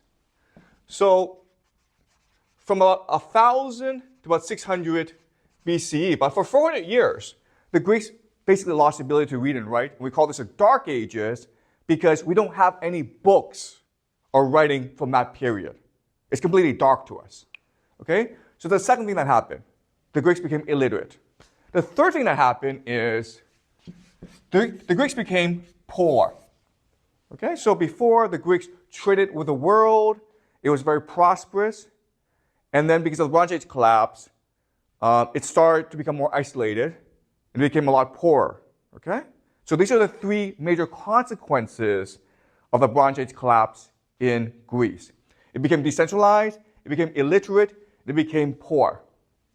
And the amazing thing is, it's because of these three things that Greece became the most creative civilization in the world. Okay? So remember this. It is because of the destruction of old Greece, it's because Greece became chaotic, illiterate, and poor, that Greece eventually became the most civilized, the greatest civilization in the world. Okay? So let me explain how this happened. Okay, so there are three major reasons why Greek civilization became dominant. The first reason is the polis. The polis, it's hard for us to translate it. We usually translate it as city-state, okay? A city-state. And this is where we get the word politics. But really, what it means is community, okay? Community. And the idea of the polis is a community of people who discuss politics together, how to best run the town, okay? And because of this chaos, there were thousands of policies around Greece of about 1,000 people each, okay? So it's a very small community. And this became the main political structure of Greek society, okay? So the polis is one factor. Second factor that happened is the alphabet. So after the Greeks became illiterate, they had to relearn literacy, okay? They had to relearn how to read and write. In the process, they adopted a new writing system called the alphabet, okay? Which forever transformed their society. And the last thing is Homer. Homer was a poet who introduced to the Greeks a new way of imagining the world, okay? So these are the three major factors that led to the rise of Greek civilization. And if you look at each factor, okay? So the polis was a political revolution. It's forever transformed society, okay? The alphabet was a language revolution. It forever transformed the way people communicated with each other. And Homer was really an intellectual revolution. It forever transformed how Greeks saw and imagined the world around them. Okay? So let's go over each of these revolutions one by one, okay? So, the polis. There were three things about the polis that allowed for innovation and creativity in Greece, okay? The first thing about the polis was competition, okay? These polises were all spread out, and they were all competing against each other for resources. They were constantly at war with each other, and that allowed for massive innovation, okay? And again, remember, there's no centralized authority now. That's the first thing. Second thing is diversity. So, if you look at a map of Greece, Greece has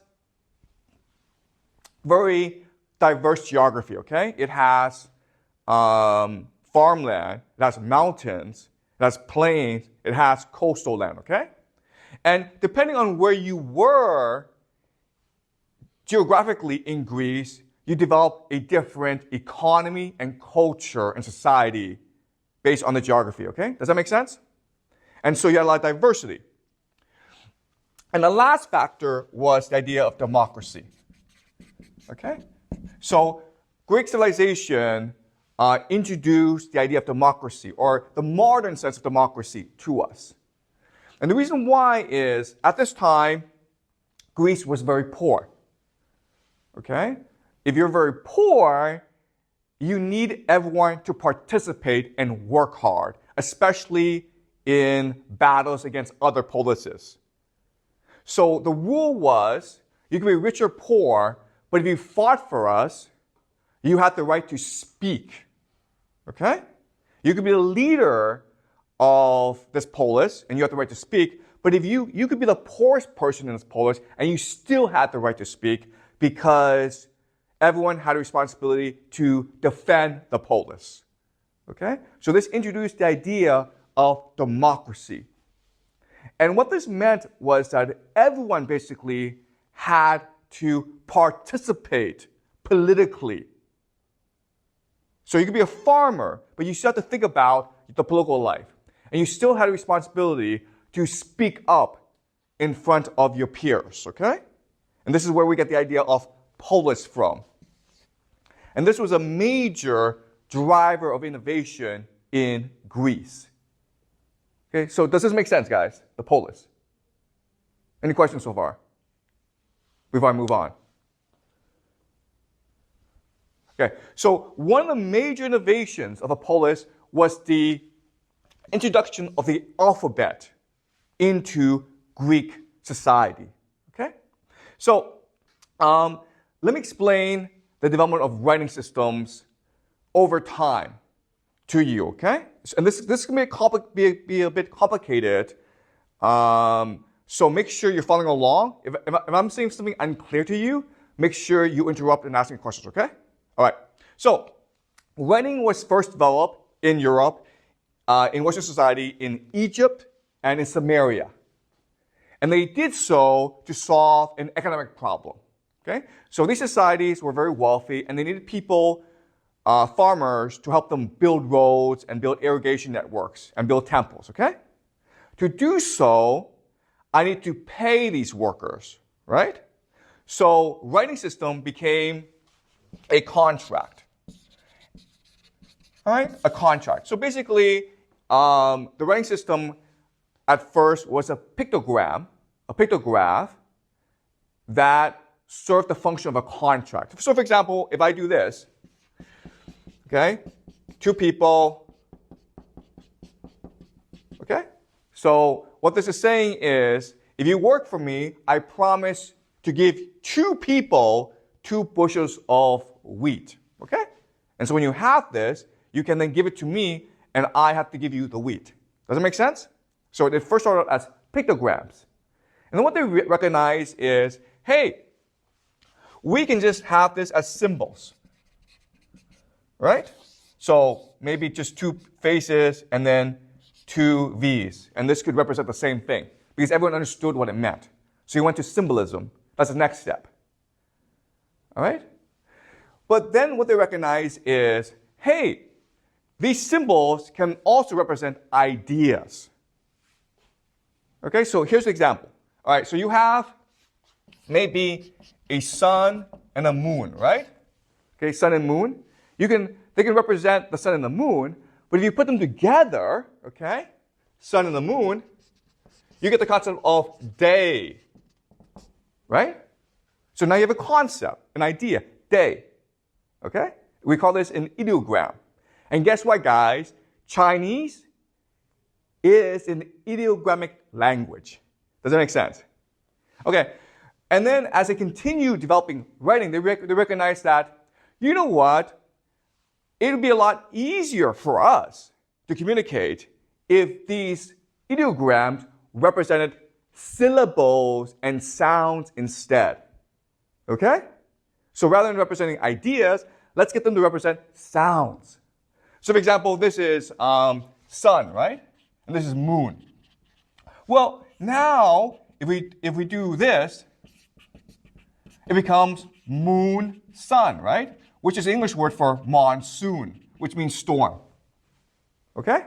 So now, this tells us to read it as monsoon. Okay? And then the final recognition is, guess what? We can actually just have the sound represent a consonant, okay? The simplest sound.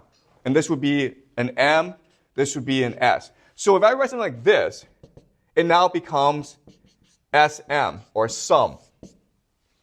Okay? And we call this the alphabet.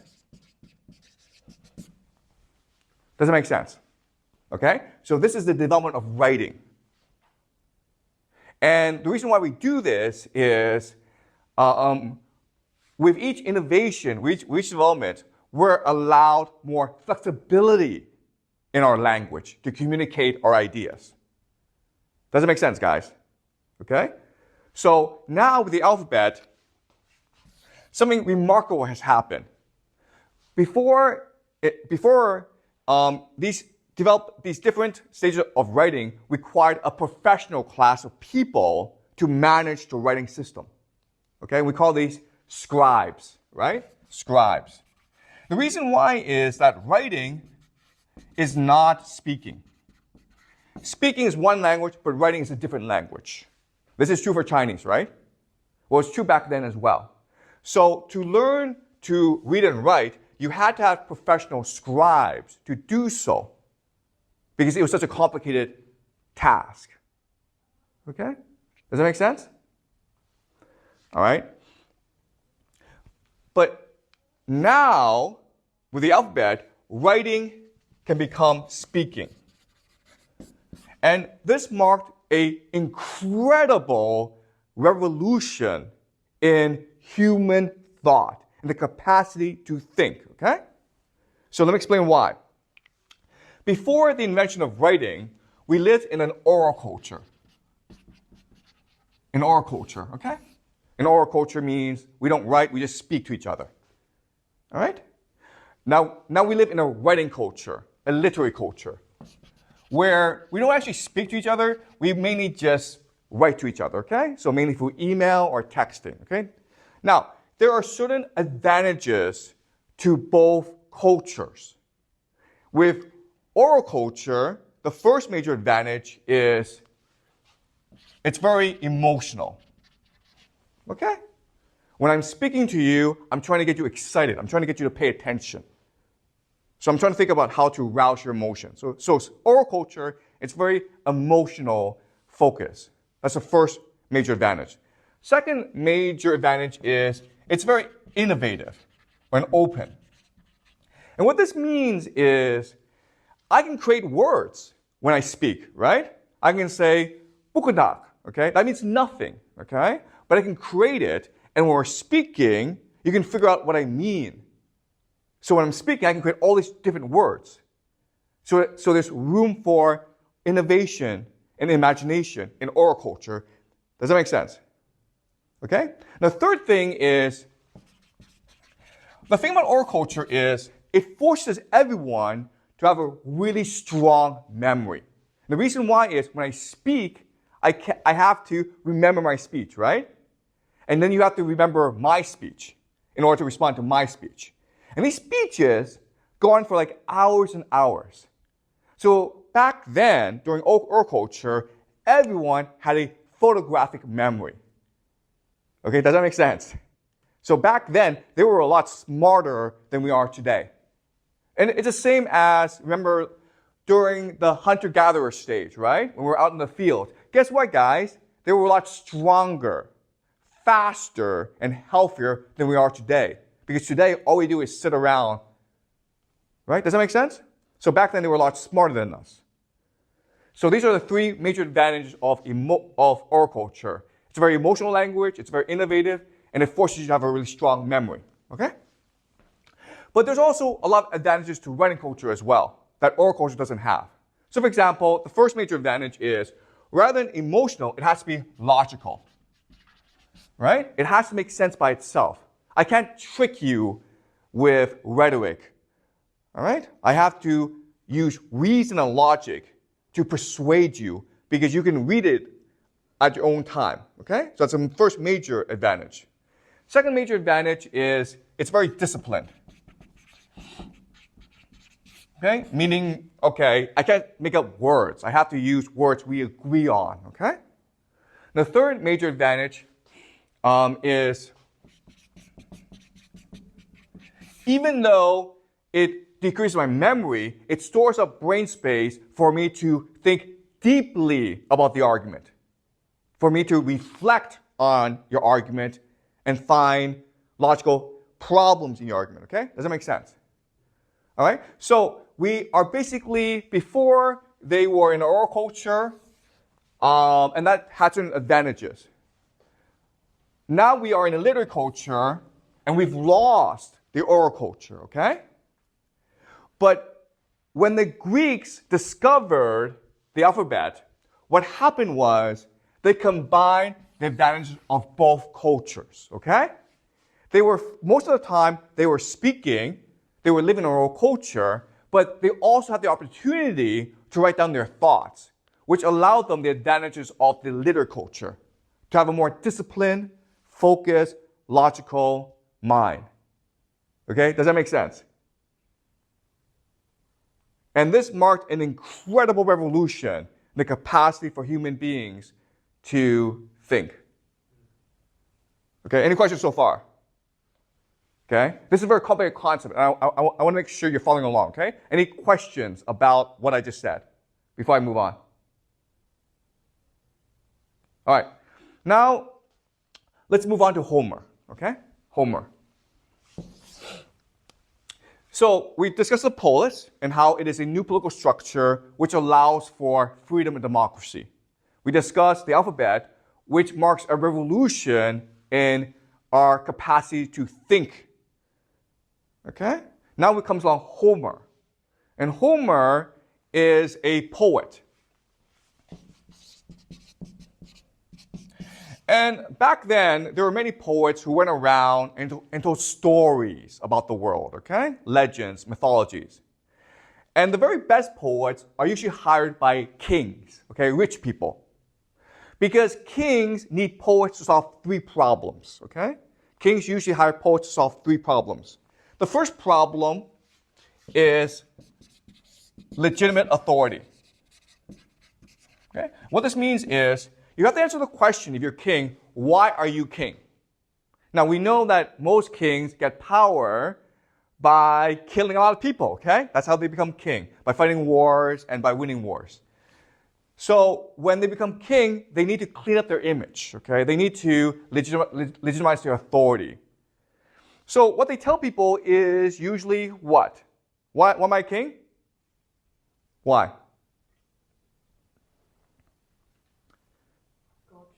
Exactly. God chose me. And how do I prove God chose me? How do I prove that? Because there's a poet who sings a beautiful song about me. And this song can only come from divine inspiration, right? The poet is a vessel for divine messages, right? Does that make sense? This poem, this song is so beautiful, it must be divine. And if this divine song is saying, I am born of a god, the gods want me to become king, then I must be divine myself. Does that make sense? Okay? So that's the first major function of poets in these societies, to legitimize authority. Second function is to create a cultural identity. So, in China, you have books like 三国演义, okay? Romans of Three Kingdoms. You have the Bible. All these literary works, their function is to create a common cultural identity, okay? It tells us what it means to be Chinese. Does that make sense? Because then you unify the people who then obey the king, who unifies them, right? That's the second function. The third function is the idea of cultural differentiation. To know who you are, you must also know who you are not. We're Chinese, so therefore we are not Japanese. We're not Korean. We're not American. Okay? Does that make sense? So most literary works that we have were sponsored by leaders, kings, to solve these three problems. Okay? So in the future, we will read the Iliad, which is what the Romans had. We'll read the Bible, okay? In China, you have like the Romance of the Three Kingdoms. And all these literary works were designed to serve the powers that exist at that time, okay? Does that make sense? The problem with Homer is when he was around, and we don't know actually when he was alive, maybe about 800 to 600 BC, okay? Around then. We don't actually know, okay? But there was no king. There was no one to pay him. Therefore, he could only make his living by appealing to the people around him, okay? He had to appeal to ordinary people. And so the question then is, if you're a poet, how do you get ordinary people who are poor to pay you money? Why would they want to pay you to sing songs for them? Okay? Well, there are three reasons. The first is just entertainment. Today, we listen to songs, we go to movies. Well, back then, their source of entertainment was to pay people like Homer to sing songs to them, okay? That was what they thought was fun to do. That was their source of entertainment. Second reason is education. So remember that back then Greece was poor. They didn't have schools. But because of the polis system, they had to speak in front of their peers. So how did you learn to speak well?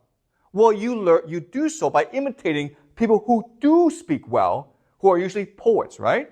So when you listen to Homer speak and give speeches, you can imitate him and copy what he does to make your own speech in front of your peers, okay? So second reason is educational. Basically, Homer was a teacher as well as a poet, okay? Now the third reason, and what made Homer special, is what we call edification. Edification. Edification means to be a better you, to be a higher you, okay?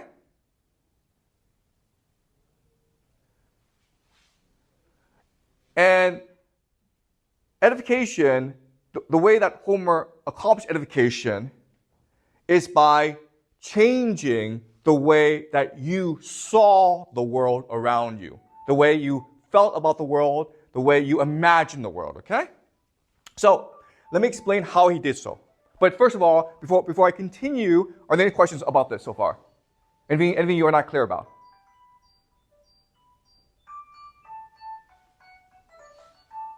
Anything I've said that you are not clear about or you're confused by? Before I continue. Okay, so Homer was a poet who told stories. And the most popular story at that time was something called the Trojan War.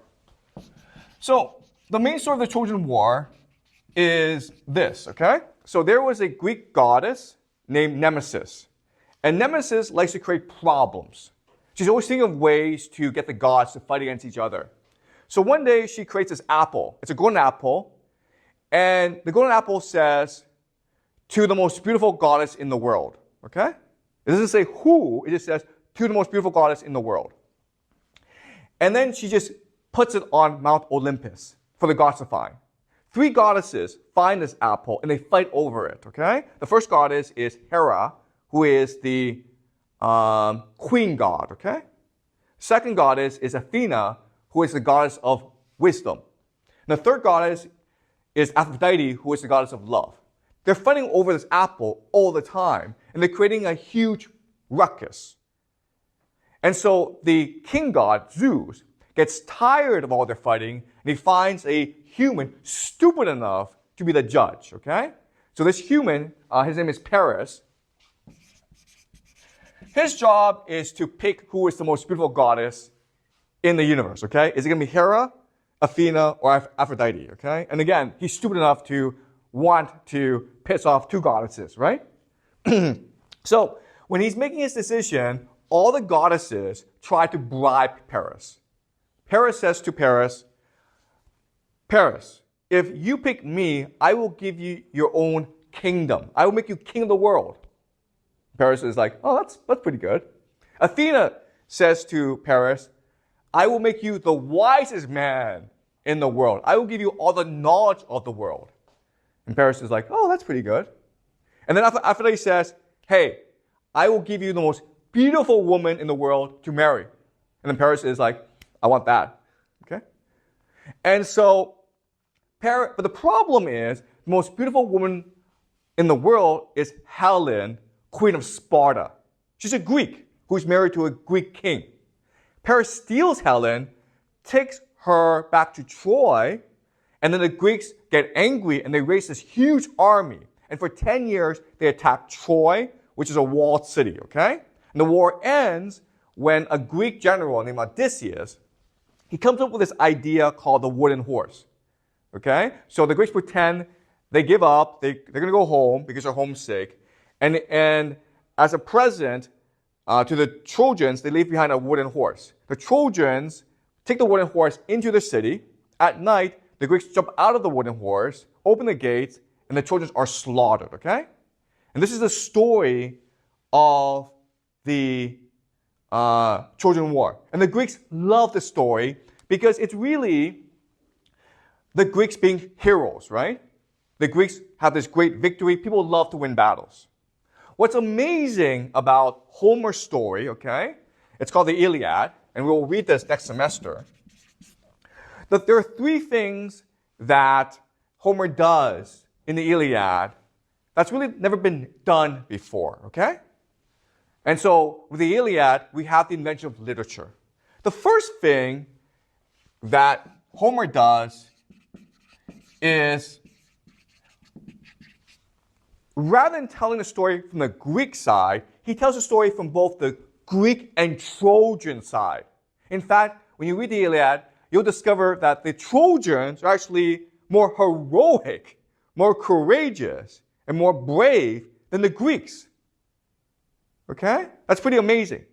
And by switching perspectives, a new idea comes into being that never really existed before. And we call this idea empathy. Okay, empathy. The ability to see the world from the perspective of other people. And before, in human civilization, this didn't really exist before, okay? But Homer creates this for the Iliad. The second thing that is new and unique to the Iliad is human psychology. So for the first time, Homer discusses what motivates the characters in the Iliad, okay? Why are you fighting this war? And so the story is between two individuals, Achilles and King Priam.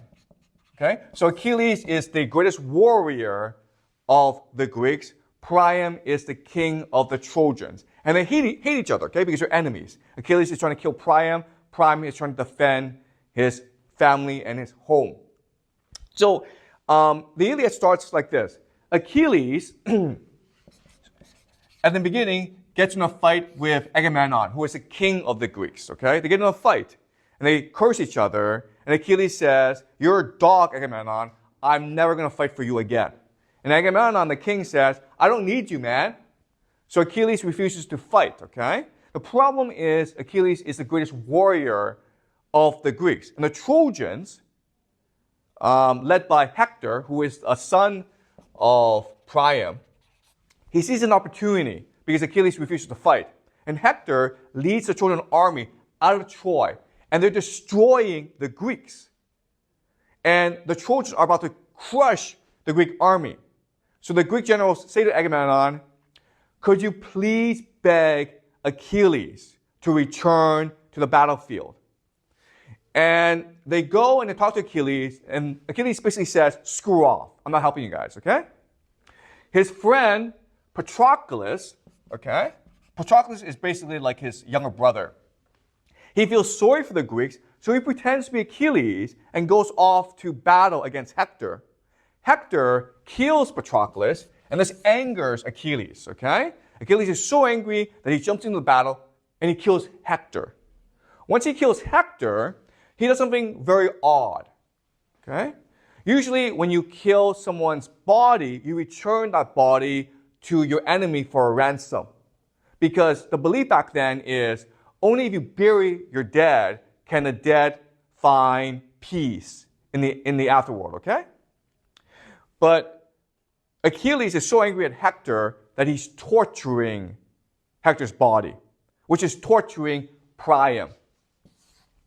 But even after Achilles does this, he can't sleep, and he feels tremendous sadness, even though he's avenged the death of Patroclus. And the reason why is, in his heart, Achilles knows he was the one responsible for killing Patroclus, right?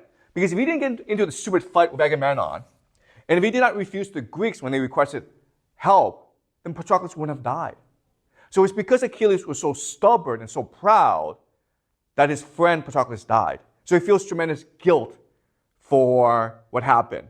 And his guilt turns into an intense hatred for Hector. And that's why he's torturing Hector's body. Then what happens is Priam, King Priam, who can't sleep either because his son is being tortured, okay? His son is dead, but his soul is still being tortured by Achilles. He sneaks into Achilles' tent, okay? And he's right behind Achilles while Achilles is talking to his generals. And at this point, remember, Achilles doesn't see him. He's standing behind Achilles. He could take his knife and stab Achilles in the neck, right? And that's what most people would do. But Priam doesn't do that. Priam instead kneels down and kisses the hand of Achilles, which forces Achilles to be in awe of this king who has knelt down before him. And he admires Priam's courage and love for his son so much that he feels tremendous shame and remorse for what he's done to Hector. And he returns Hector's body to Priam as compensation. And that's how the Iliad ends, okay? The main message of the Iliad is it's not war that creates civilization. It is love that creates civilization. It is Priam's love for Hector that gives him the courage to defeat Achilles in battle. And in this defeat, Achilles becomes a better person because he's able to forgive himself and he's able to do what is right and just and return Hector to his father. Okay? That's the Iliad. As you can imagine, this is extremely complicated psychology. And it forces you to think deeply about who we are as humans. Okay? Okay? Does that make sense? And the third thing that is shocking about the Iliad is the use of metaphors. So, what are metaphors? Metaphors are connections between things that were unseen, okay? So, for example, if I say, the sky is a snail, you're like, oh, I didn't know that, okay? Do you understand? That's what a metaphor is. A metaphor is connecting two things that before were not connected. If you think about it, what this is a new thought. And there are lots of metaphors in the Iliad, okay? So essentially, metaphors teach you how to think, okay? They are the tools for thought. So these are the three distinct characteristics of the Iliad that make it unique in the world, okay? It's switching perspectives all the time, which creates empathy, right? It talks about human psychology all the time, which creates imagination. And it uses metaphors, which enables you to think much more deeply about the world, okay? If you put these three things together, what this is, ultimately, is a theory of human, okay? It's a theory of what it means to be a human being. Before, we thought human beings fought over land. They fought over women like Helen, okay? They struggled for power. And what Homer is saying is, what it means to be a human is someone who has empathy, imagination, and the willingness to think, okay? Only if you're willing to see, feel, and think are you human. This is a new theory of human that becomes the basis for Greek civilization. And that's why the Greeks believed the founder of the civilization was not a general, it was not a king, it was a poet named Homer. Okay? And it's because of the Iliad that they all read and memorized and they could recite. Okay? Because again, this is an oral culture where you're trained to have a very strong memory. And because they memorized the Iliad, it further transformed them as humans. Okay? This is a new theory of what it means to be human. And this becomes the basis for Greek civilization, which then becomes the basis for Western civilization. And it's because of these three reasons, the polis, the alphabet, and Homer, that we have Western civilization as we know it today. Okay? Any questions so far? Any questions so far, guys? All right. Now I'm going to spend some time and discuss, okay, why is Greek civilization different from Chinese civilization? Okay? And this will help you better understand Western civilization. So the first question is, why is it the Greeks developed alphabet, okay, the alphabet, and the Chinese did not develop the alphabet? Okay? And the answer is this. The answer is Greece was not an isolated culture. Okay? So the people who actually developed the alphabet were the Egyptians. Okay, Egyptians.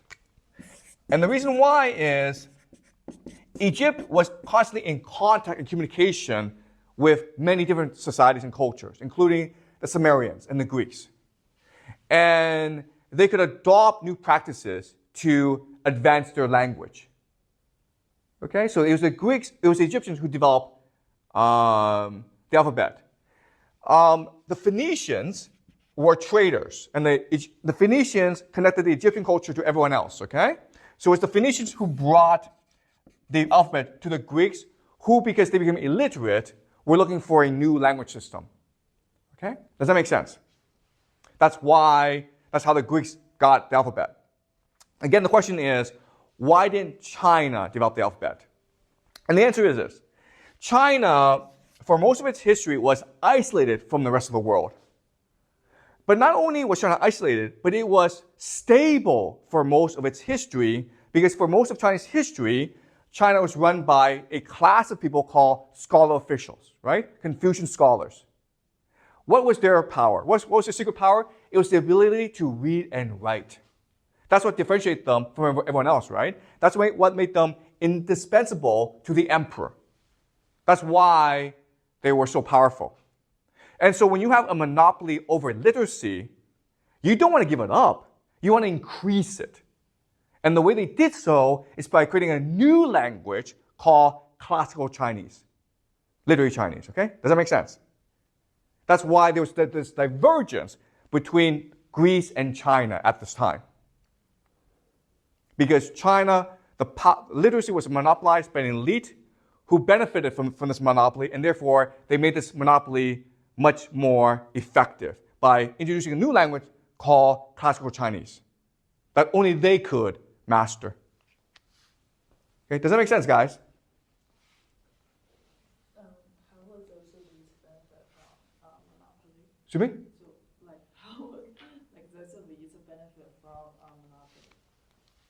Because the scholar officials, they were in charge of bureaucracy, right? If you're running a bureaucracy, you need the ability to read and write. You need the ability to basically transport information from one place to the next, right? That's through reading and writing, through literacy. Does it make sense? So only they could become bureaucrats. Okay? So does that make sense? Okay, any more questions? Okay, second question is, why is it the Greeks had Homer and the Chinese, we never had Homer? Okay, and again, the problem are these scholar officials. If you look at Confucian thought, there's a hierarchy in Confucian thought, right? At the very top are scholar officials. They're the most virtuous, they're the most well-educated, they're the most cultivated, okay? They're the best people. Next to below the scholar officials are the farmers and the artisans, right? Because they produce wealth for society. Below them are the merchants, right? And then at the very bottom are who? The artists, right? The poets. Now, guess what, guys? In Greece, this was the complete opposite. They placed Homer at the very top of the society. Everyone wanted to be a poet like Homer, okay? So when Plato was writing the Republic, he was trying to become Homer. He was trying to become a teacher of civilization, an inspirer of civilization, okay? A begotter of civilization. That's what Plato wanted. But guess what? Thucydides, when he wrote the Peloponnesian War, he was trying to do the same thing. He was trying to inspire civilization. He was trying to inspire new ideas. Because they all wanted to become Homer, okay? Because they all knew Homer was the father of civilization, and they wanted to continue his legacy. And that's what made the Greeks unique in human history. Because only this society put poets first and foremost at the top. And no other society did so, okay? In China, it's the complete opposite. Because if you're a scholar official, what you're most afraid of is independent thinking, okay? So censorship was their main role, okay? Controlling how people thought through censorship.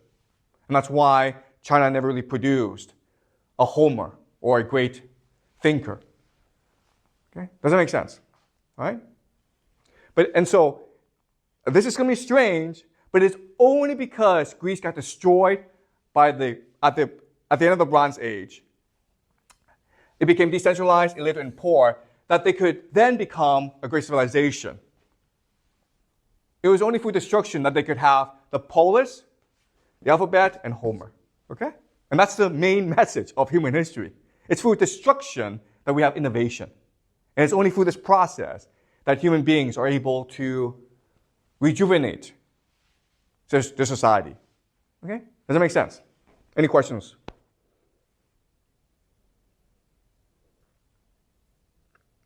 Was this clear to you guys? Okay. So we'll continue in the Greeks, okay? Okay, so we are starting an overview of Greek history. Remember the story so far. We talked about the Bronze Age and where Macedonian Greece was trading and fighting with the rest of the world. And then the Bronze Age collapse happened and Macedonian Greece came to an end. And because of its destruction, this allowed for massive innovation throughout Greece. So we saw the introduction of the polis, the city-state. Okay? We saw the beginning of the use of the alphabet. And so literacy rates increased radically throughout Greece. And we saw Homer, who gave us the Iliad and the Odyssey. So today, I'm just going to go over the overview of Greek history, mainly focusing on the polis, okay? So one thing to understand about the polis is that geography is destiny, okay? Geography is destiny. And this basically means that your geography will determine the culture, the economy, and the political structure of your society. And we see that with the Greek polis. The Greek geography is very diverse. There are mountains, there are rivers, there are plains, and there are coastlines, okay? And depending on where you are geographically in Greece, you will have a different type of polis. And so the two classic examples are Sparta and Athens. Sparta and Athens are the two most dominant polis in about the year 500 BC, okay? So let's first talk about Sparta. So Sparta is located on the Peloponnese. This is Sparta.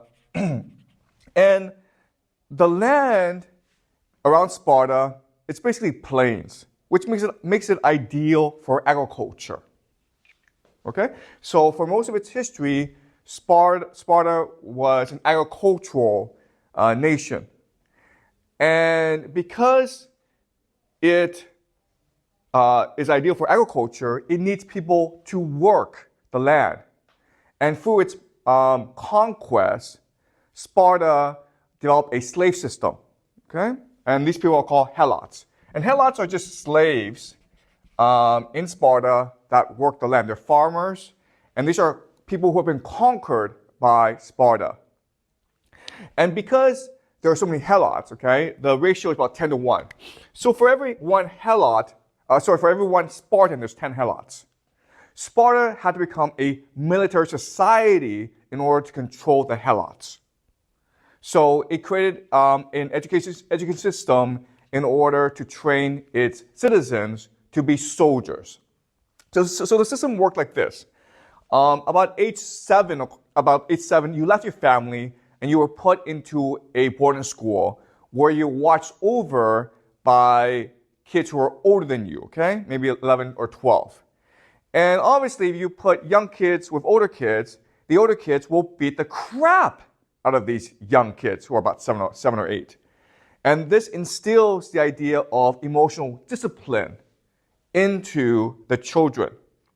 Now, when these children became teenagers, they were paired with a mentor who was maybe 25 to about 30, okay? An older adult. And they became lovers. The Spartans did not consider this homosexuality. We would consider it homosexuality, but they themselves did not consider this homosexuality, okay? They just considered this as a way to build emotional cohesion, love among its soldiers. And about age 18 or 19, the students would graduate and they would go on to marry and have their own families. But the Spartan soldiers were all required to eat together, okay? So the soldiers, even though they had families, they were still required to train together and to eat together. Sparta had no private property. Everything, including the helots, belonged to everyone, okay? So it's basically like communism or proto-communism. They had no money system. They had no wealth. Everything belonged to everyone. And it was a brutal state, okay? The Spartans were notorious for being brutal people. So an example is the helots. So they had a campaign of terror to maintain control over the helots. So young soldiers would often be required to patrol at night. Okay, they would maybe lie in the fields, because now and then some helots would break curfew. They would at midnight try to sneak out and have some fun. And if you, as a Spartan young man, saw a helot be out at night, well, they would kill you. They would take out a knife and stab you in the neck. Okay, and this was meant to instill terror in the helots to prevent them from rebelling. Okay, but the problem is, because there were so many helots and the Spartans were so brutal, rebellions and revolutions would break out often. Okay, so this created a society which focused on maintaining control in the Peloponnese. So the Spartans were not at all interested in foreign policy, okay? They had absolutely no interest in the world outside Sparta. The Spartans as a culture was very conservative, okay? They liked the the way, they wanted things to stay the way they are, okay? So it was a very conformist culture. Now and then you had some kings or individuals who tried to change society, and the Spartans would kill those people, okay? You were not allowed to question authority. You were not allowed to promote change in Sparta. The Spartans were also isolationists, okay? Their entire policy was, if you leave us alone, we'll leave you alone. Okay? And so that was the society of Sparta. And if you think about it, in many ways, it's very much like China throughout its history. Okay? So the analogy is China, which China has always been, throughout its history, very conservative and very isolationist. China is just not interested in the outside world. Why? Because it's focused on maintaining control over its peasantry, okay? There's too much internal chaos. China just is not interested in the outside world. So China, for its history, has both been conservative, does not like change, okay? And very isolationist, is not concerned about the outside world. Does that make sense, guys? Any questions so far about Sparta before I move on to Athens? Okay, so Athens was a completely opposite society to Sparta. And the reason why, again, is geography. This is Sparta. Sorry, this is Athens. And Athens is in Attica, and it's by the coast. And Athens, the countryside is very hilly, so it's bad for growing crops. But Athens has two major advantages. The first major advantage is it has a very good harbor. Okay? And also, it's hilly, but the hilly terrain is actually good for growing olive trees. Okay? Olives. It's also very good at pottery. So because of this, Athens, for most of its history, focused on trade. Right? It was a trading nation. And because they are traders and merchants, they have a very different culture to the Spartans, okay? So the first thing is they're very expansionist, okay? They're aggressive. And the idea here is the Athenians will go and seek out new markets. They also plant new colonies throughout the Aegean. This is to the west is the Aegean Sea. To the south is the Mediterranean. Okay, and they will plant colonies throughout this area. And they have to encourage their citizens to go out and explore the world in order to find new markets, in order to bring goods and ideas back to Athens. Okay, because Athens was expansionist, its cultural system, its cultural beliefs was very different from the Spartans. Okay, so whereas the Spartans were very conservative, the Athenians had a policy, had a belief in the idea of eudaimonia. Eudaimonia. So eudaimonia is a Greek word, and it means human flourishing. Flourishing. And the idea here is to be the best that you can be. All right? So the example of eudaimonia, the most famous example of eudaimonia is this. In Homer's Iliad, the main character is Achilles. And Achilles is the best warrior of the Greeks against Troy. And Achilles says this in the book. He says, before I came to Troy, I saw a prophet. I saw a fortune teller, and he told me my fortune. He said I could choose to not come to Troy and live a very long, healthy life. But I'd be a nobody. If I came to Troy, I would die young, but I would die as a hero. I would be remembered by everyone. Everyone would sing of my glory and my triumph.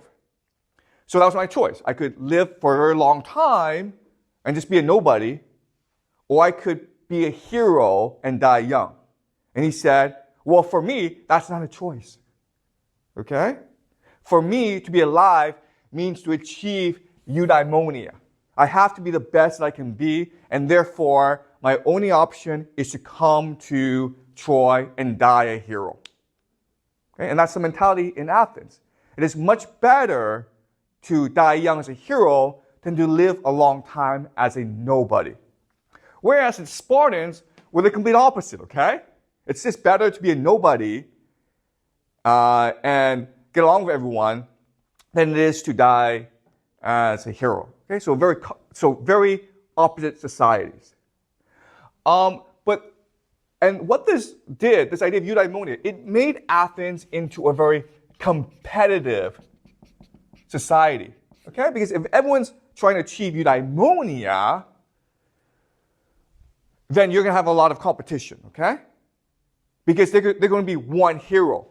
Everyone cannot be a hero. They're going to be one hero. So again, the example is Homer's Iliad, and when Achilles got into a fight with Agamemnon, okay, Achilles basically says, I don't like you, you're a dog, I'm not going to fight for you. And Agamemnon says, I don't need you. What Achilles did was, he went to his mother, who was a goddess, and Achilles said to Thetis, his mother, could you please get the gods to help the Trojans so that Agamemnon would have to come beg for my help against the Trojans, okay? He was basically committing treason. And in the Greek world, you're allowed to do that because the most important thing is eudaimonia, to achieve eudaimonia. Okay, does that make sense? It's a very weird world, but in Athens, it's extremely competitive where everyone's trying to backstab each other in order to become the hero. And because of this, because there's so much competition, Athens created a new system called ostracized. Okay? So the idea here is because the Athenians were so at each other's throat, if someone was breaking the rules or if someone was being too competitive in the pursuit of eudaimonia, the Athenian people could choose to ostracize this person. And what this meant was you be banished, okay, banished or exiled from Athens for 10 years. And this was considered even worse than death. Okay, this punishment was worse than death. The reason why is in the polis system, the only people that mattered were citizens. Okay? And the Greek world was very chauvinistic or closed, which meant that you could not earn the right to be a citizen. You had to be born to become a citizen. You understand? You have to be born into citizenship. You could not become a citizen through your own hard work and through your merit. Okay, does that make sense? So in other words, if you were banished from your polis, you became a nobody. You were basically dead to everyone. Because only citizens had rights in the Greek world. If you were a slave or you were a foreigner, you had absolutely no rights. You could not own land. You could not even speak in public. Okay? Does that make sense? All right. So Athens was a democracy where everyone had the right to speak and to vote, okay? But really, when we talk about democracy in this world, we're not saying that everyone could become president or everyone could become a leader. Really, political power can only be held by people of nobility, okay? So democracy usually was a battle between different factions of the nobility, usually between the upper nobility and the lower nobility. Okay? And this is a lesson that's true throughout history, okay? So remember, usually we think history, societies, the conflict is between the haves and the have-nots, right? The poor and the rich, all right? Haves versus have-nots. What I would teach you in this class, one important thing I would teach you in this class is this is not true, okay? If you look at history, the conflicts in society are usually between the have a lot and have somewhat more. Does that make sense? Okay? It's usually between the have a lot versus the have some, but I want more. Okay? And throughout history, we call these people different names. So, in this society, these are basically the lower nobility, okay? These are the nobility who have money, but they want more, okay? And in the French Revolution, we'll call them the petite bourgeoisie. And today we call them the middle class, okay? Does that make sense? The poor people do not rebel. They might riot, but they do not revolt. It's usually the middle class or the lower nobility or the petite bourgeoisie that revolt. Okay? Does that make sense? All right, so Athens is a democracy, and it's usually a conflict between the upper nobility and the lower nobility. Sparta is an oligarchy, okay? Which is basically means rule by the few, and they hate democracy. So these systems, these cultures, Sparta and Athens, are diametrically opposed to each other. They hate each other. They're always in conflict with each other. Okay? Does that make sense? Any questions so far about Sparta and Athens?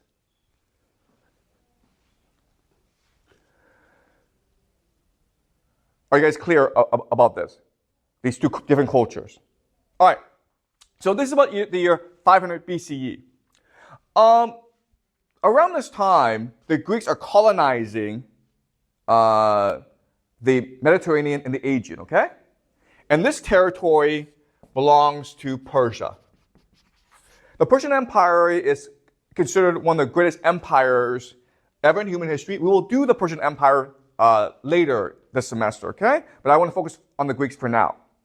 All you need to know is the Persian Empire spread throughout most of the world, including Egypt, Mesopotamia, and what we call Iran today, okay? It was a huge, huge empire that was extremely enlightened for its age, okay? It was really considered the best empire at that time. And there were Greeks who lived in Anatolia, or what they call Asia Minor back then. And the thing about the Persian Empire is, if you were a subject city, you could do whatever you want, but you have to pay taxes. And these people did not like to pay taxes, so they revolted. And in their revolt, they went to Sparta and to Athens and sought help. Okay, they basically said, look, we're all Greeks, we're being oppressed by the Persians, could you please help us? What did the Spartans say? What was the Spartan response? No, because we don't care, okay? Your problem, not my problem. Well, and what did the Athenians say? Yeah, sure. Let's achieve eudaimonia, man. Let's be Achilles. Let's go over and help them and maybe make a lot of money for ourselves, okay? So, because the Persian Empire was so powerful, they destroyed the rebellion, okay? And in 490 BCE, the Persians decided to attack Greece to teach the Athenians a lesson. And this was called the Battle of Marathon. And in the Battle of Marathon, we actually don't know that much about it, okay? The sourcing is very limited.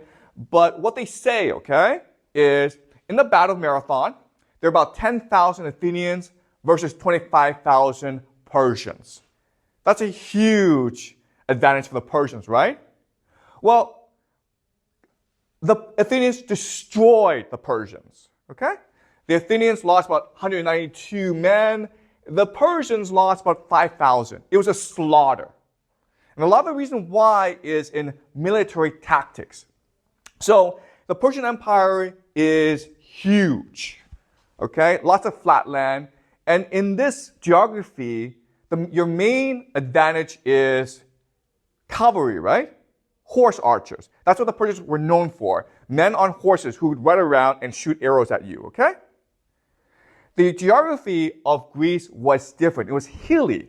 So you didn't really use cavalry. It was mainly infantry fighting against each other. And what the Greeks did over 100 years was develop a new military tactic called hoplites. Hoplites. So hoplite comes from the word hoplon. Hoplon is Greek for shield. So these are men with large shields and spears, okay? The way they fought was using the phalanx formation, phalanx. And the innovation of the phalanx innovation was, it was basically a wall, okay? So men would stand together and behind each other so that they made a wall. And because they had these shields and spears, it was a moving wall, okay? And the Persians didn't have armor. So when men with armor went to battle with men without armor, usually armor wins, okay? So the Greeks, the Athenians, destroyed the Persians at the Battle of Marathon. That made the Persians even more angry, okay?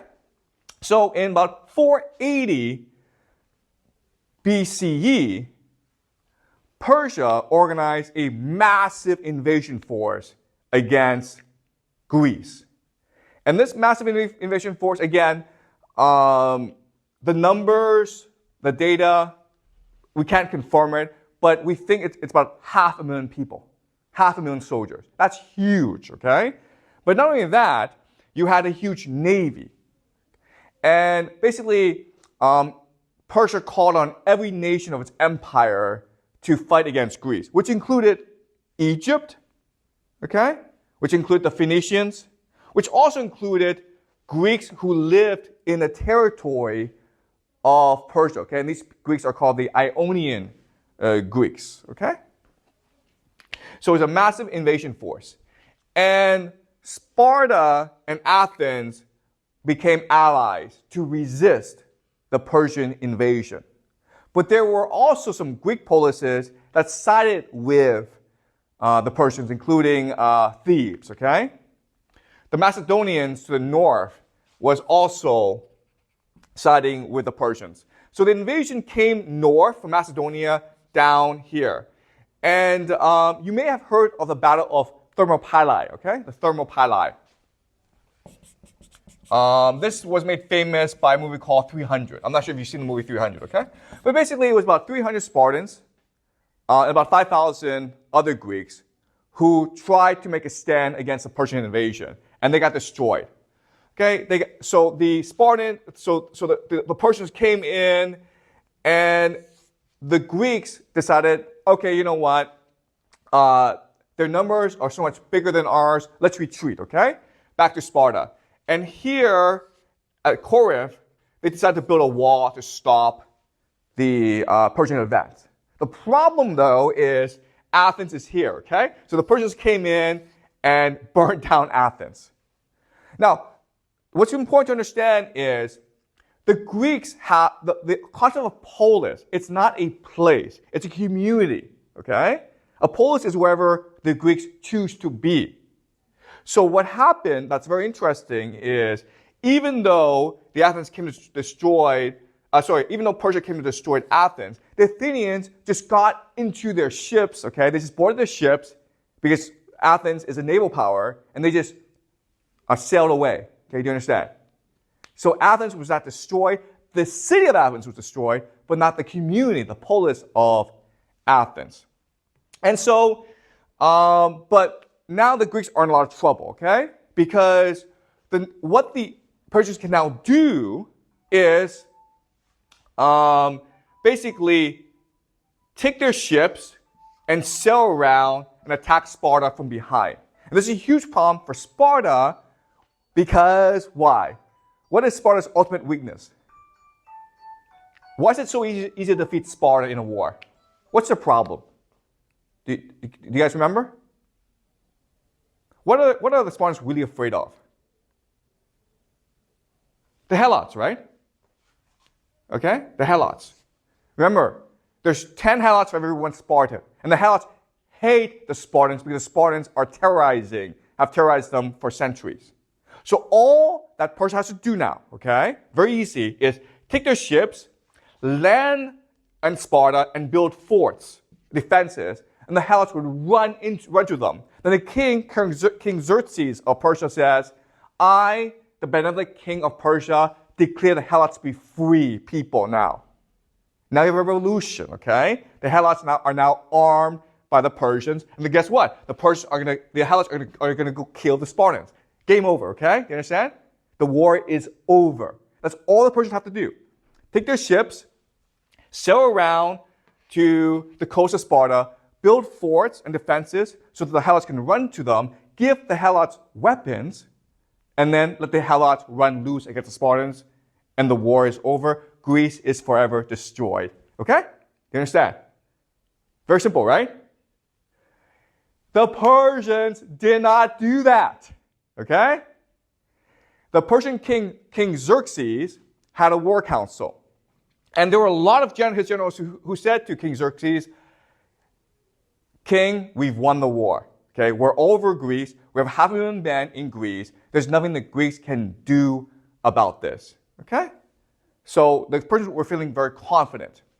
And the Greeks, the Greek navy was on an island called Salamis, okay? Salamis. And everyone was freaking out, okay? And what the Spartans wanted to do was say, let's take our navy and defend the coastline of Sparta.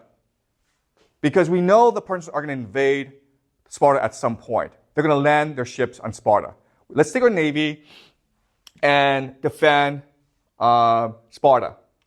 There was one Athenian general, okay? His name is Themistocles. Themistocles. And he said, you know what? That's great for you guys, okay? But remember, our city, Athens, has been destroyed. We need to take on the Persians head on. We can't wait. And the Spartans are like, yeah, that's fine, but they outnumber us 3-1. They have 3 more ships. They have 3 ships for every 1 ship we have. There's no way we can beat them in a naval battle. And Themistocles says, we either fight the Persians now and achieve eudaimonia, or we, Athens, we'll be like, screw you, Spartans. We're going to go take our ships and sail off west to Sicily or Africa. Who cares, okay? But we're going to go away. And we're going to leave the Persians to kill you guys. Okay, so Spartans didn't really have a choice but to listen to Athenians and fight. Then what Themistocles did was he sent a spy to King Xerxes. And King Xerxes was having this war council about what to do. And most of his generals were like, my great king, we've won the war. Let's just take our ships and attack Sparta and the war is over. Okay? And then a spy sent by Themistocles says to King Xerxes, oh, great king, the entire Greek navy is stuck in Salamis. But they want to run away.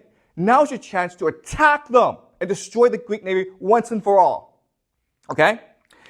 And at this point, King Xerxes made the decision to send his entire navy, okay, to destroy the Greek navy at Salamis. And his generals were like, don't do that, man.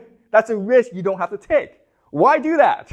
Why take the Greeks on? Why fight the Greeks head on when we can just starve them out?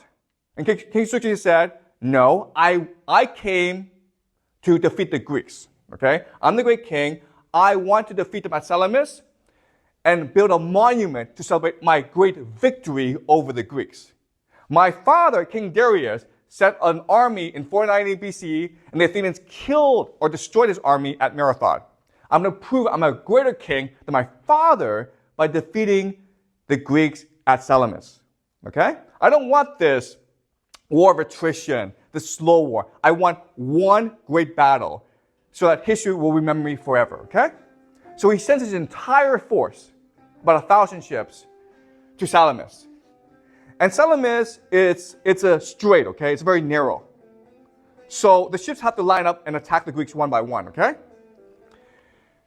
And at Salamis, in a headlong battle, okay, the Greek ships were heavier, and the Greek ships were manned by hoplites with armor. And in this battle of Salamis, the Greeks destroyed the Persian navy. Okay, do you understand? The Persian army had won the war. And at Salamis, they lost the war. Okay? Now the problem is, now that the Persian navy has been destroyed, supply lines are in trouble. Okay? Do you understand?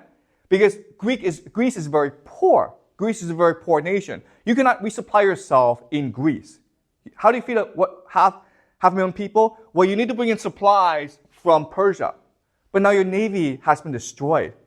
So now King Xerxes freaks out and he goes home. He's like, you know what? I burned down Athens. That's good enough for me, okay? And he leaves his cousin, General Mardanus, to fight the Greeks, okay?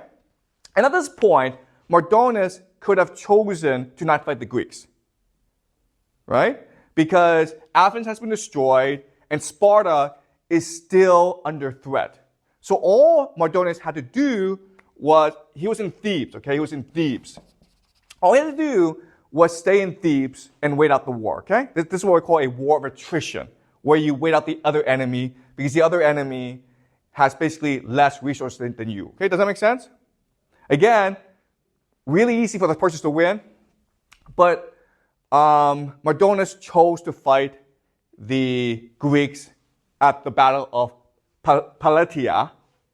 And here, it was about equal forces, 100,000 Greeks versus 100,000 Persians, and the Greeks destroyed the Persians. The Persians lost 5 times more men than the Greeks, okay? And General Mardanus was killed in this battle. So this war that the Persians should have won very easily, the Persians lost and were completely destroyed. Okay? Does that make sense? Okay, any questions so far about the Persian invasion? Okay. And because of this war, Greece now became extremely wealthy. The reason why is Persia is forced to retreat from Asia Minor, and the Greeks were able to capture a lot of treasure, okay? Now, after this, Persia switches strategies, okay? Persia never again invades Greece because they think this is stupid to invade Greece, okay? But the Greeks don't know this. The Greeks think, okay, the Persians will come back at any point, okay? So the Athenians say, let's take the battle to Persia. And what do the Spartans say? The Spartans say, no, we're going to go home and that's it, okay? So to battle against the Persians, the Athenians create something called the Delian League. The Delian League is a defensive alliance between Athens and these colonies and islands in the Aegean.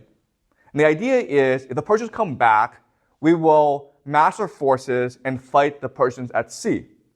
The problem is that only Athens had a navy. Everyone else didn't really have a navy. So everyone else is like, we don't have a navy, but we'll contribute money, okay?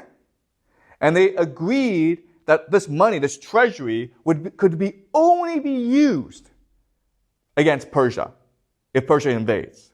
Okay? So they put all this money on a place called Delos, okay? An island called Delos, and that's why it's called the Delian League.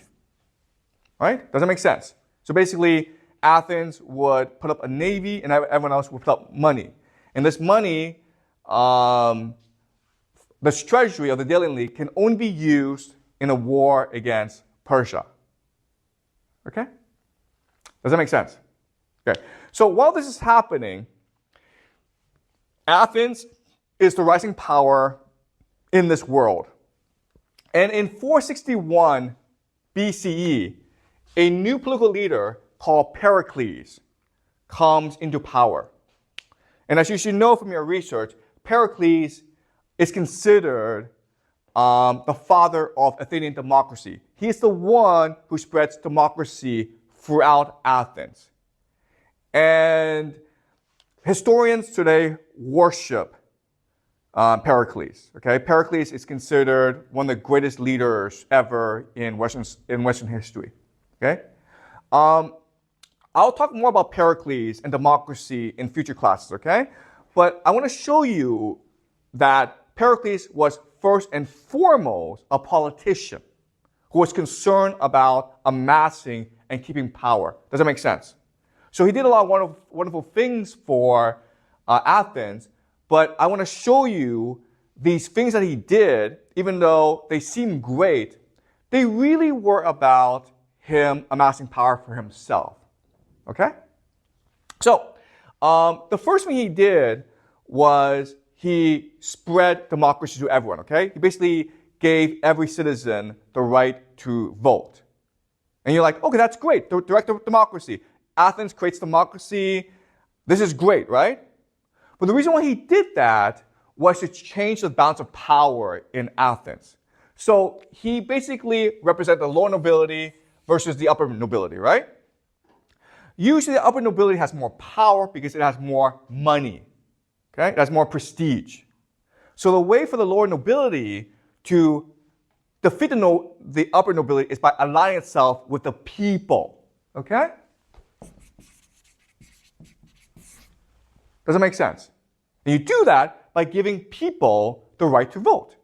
And so by doing this, Pericles basically made himself king of Athens. Does that make sense? In fact, he stayed in power from 461 to 429. Okay, does that make sense? All right? And to please the people even more, he basically made corruption official.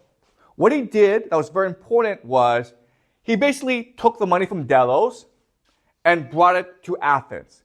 Basically, Pericles said to the Delian League, you know what, this money in Delos, it's a lot of money. I'm afraid that the Persians come and steal it, so let's take it to Athens, okay?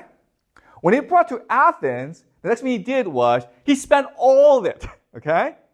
He built a lot of really impressive buildings, including something called the Parthenon. The Parthenon is this great temple to Athena, which is the patron goddess of Athens. They made the Athenian statue out of gold, okay? They spent billions and billions of dollars on this temple. The reason why is when you do that, right, you give people jobs. And you give people who support you money, okay? So this is basically official corruption. Now, there are people in the upper nobility who thought what Pericles was doing was terrible for Athens. And basically, in meetings, they wanted to ostracize Pericles, right? They accused Pericles of corruption, of basically bribing the city of Athens, and they said, you are corrupting our morals, okay? You are hurting our democracy. Therefore, we want to ostracize you. And there was this vote against Pericles, and what happens? Do you guys know? The people voted to exile Pericles' opponents. Okay? Those who criticized Pericles were now exiled from Athens. Therefore, Pericles no longer has any political opponents. And Pericles can do whatever he wants. And so, the two big innovations of Pericles is democracy, okay? Right? Let's give people the right to vote and let's give people more money, okay? But also empire. The reason why is after Pericles basically stole the money from the Delian League, the allies were obviously angry, right? You stole our money. So we are out of this league. And Pericles said, well, if you leave our league, we're going to come and invade you. So Athens started this expansionist campaign in order to maintain its empire. So the Delian League basically became the Athenian Empire. And now Athens got basically 20% of its revenue from its allies. Okay? Does that make sense? So that's what Pericles was doing. He was promoting democracy in order to make sure people voted for him. He was promoting empire in order to maintain the easy money flow into Athens. Empire is important because, remember, Athens has a culture of eudaimonia. So, empire makes the rich extremely wealthy. You understand? Empire makes everyone rich, but it makes the wealthy even more so. And so the lower nobility, okay, the lower nobility became very jealous. And so the way to resolve this issue is the lower nobility could choose to invade other places, okay? And if they win, they could make a lot of money for themselves. So one place they chose to invade was Egypt, but that failed, okay? So throughout this time, you had a lot of Athenian expeditions throughout the world, in looking to conquer new territory, and sometimes they succeeded, but a lot of times they failed as well, okay? Does that make sense? All right, so as Athens is expanding and becoming much wealthier, other Greek colonies, other Greek policies start to get angry at Athens, okay? And Athens is basically the big bully. They were afraid of Persia before, but Persia didn't really bother the Greeks. Whereas Athens was a big bully. They wanted to control all of Greece, okay? They basically were a mafia organization that was forcing these islands in the Aegean Sea to pay tribute to Athens, and they were trying to take more territory from other Greek polises. So in 431, the Greek polises united around Sparta and started something called the Peloponnesian War. Okay? And historically, what most historians will tell you is this war was started because Sparta was afraid of an emerging Athens. Okay? Sparta was the hegemon. Sparta was the most dominant power in Greece at that time. And now that Athens was rising, Sparta felt threatened by Athens and therefore declared war on Athens. That's not true, okay? That's not the reason. The reason why is because Athens was an empire and it was going around and bullying everyone, and so you didn't have a choice in the matter. You got to fight Athens now or wait for Athens to invade you, okay? So it was because Athens was an imperial power, and so other Greek polities had no choice but to stand against Athens, okay? And Athens was an imperial power because of its theory of eudaimonia, okay? So the great irony here, and you will see this pattern repeat itself throughout history, is the culture that allows a nation to rise, okay, and this is eudaimonia, will also cause it to decline. Does it make sense? Okay? Because it's because of the Peloponnesian War, which lasts from 431 BC to 404 BCE, 27 years, that Athens loses its empire, okay? So the culture, eudaimonia, that causes Athens to rise will ultimately lead to its decline as well, all right? So are you guys clear so far? Please let me know if this is clear to you, if you have any questions before I continue.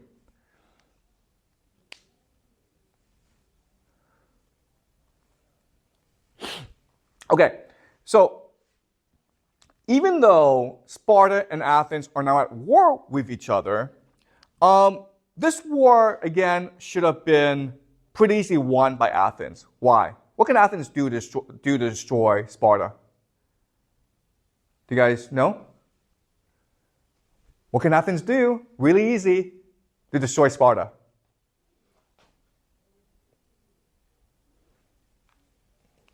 Helots, right?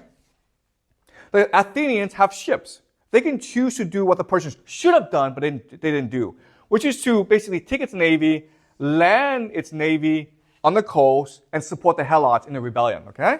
If that would have happened, Sparta would have been destroyed very quickly. The Athenians didn't do that. All right, do you understand? The Athenians didn't do that. Now, Sparta, to counter this threat against Athens, what should it have done to counter this threat against, from Athens? Exactly, thank you, okay? Its only option in this scenario is to free the Helots and say to the Helots, if you fight for us against Athenians, we will give you your liberty, okay? And the Helots would have been, yeah, let's go fight for the Spartans, okay? So Sparta would have increased its army 10 times, and it could have destroyed Athens. Sparta didn't do this either, okay? Do you understand? So from a military strategy perspective, the way the Peloponnesian War didn't make any sense. And the only way to understand what happened is to understand that the very basis of conflict in society is between the upper nobility and the lower nobility, okay? Do you understand? The upper nobility is only interested in maintaining the status quo. They're very conservative. They don't like wars. because you could lose wars, and also because if you win wars, you have people who are now richer than you are. Okay, do you understand? So the upper nobility is very conservative in both Athens and Sparta. The lower nobility can only become upper nobility through war or revolution, okay? So they're always looking to upset the status quo. So even though this war is going on, internally, there's still conflict between the upper nobility and the lower nobility, okay? And that's why, if you look at the Peloponnesian War, a lot of the military strategy doesn't make any sense. Because Sparta isn't really trying to win a war against Athens. Sparta is trying to maintain the status quo in Sparta, okay? Athens is not really trying to win a war against Sparta. Athens is trying to maintain the status quo within Athens. All right? An example is Pericles. The war starts in 431 BCE. And a lot of people are saying Pericles, hey, let's go invade Sparta. And what Pericles says instead is, oh, no, no, no. The Spartans are the greatest warriors in the world. We have no chance against Sparta. So what we'll do is, we have these walls, okay? We have these walls. We'll hide behind our walls and let our navy protect us in the sea, okay?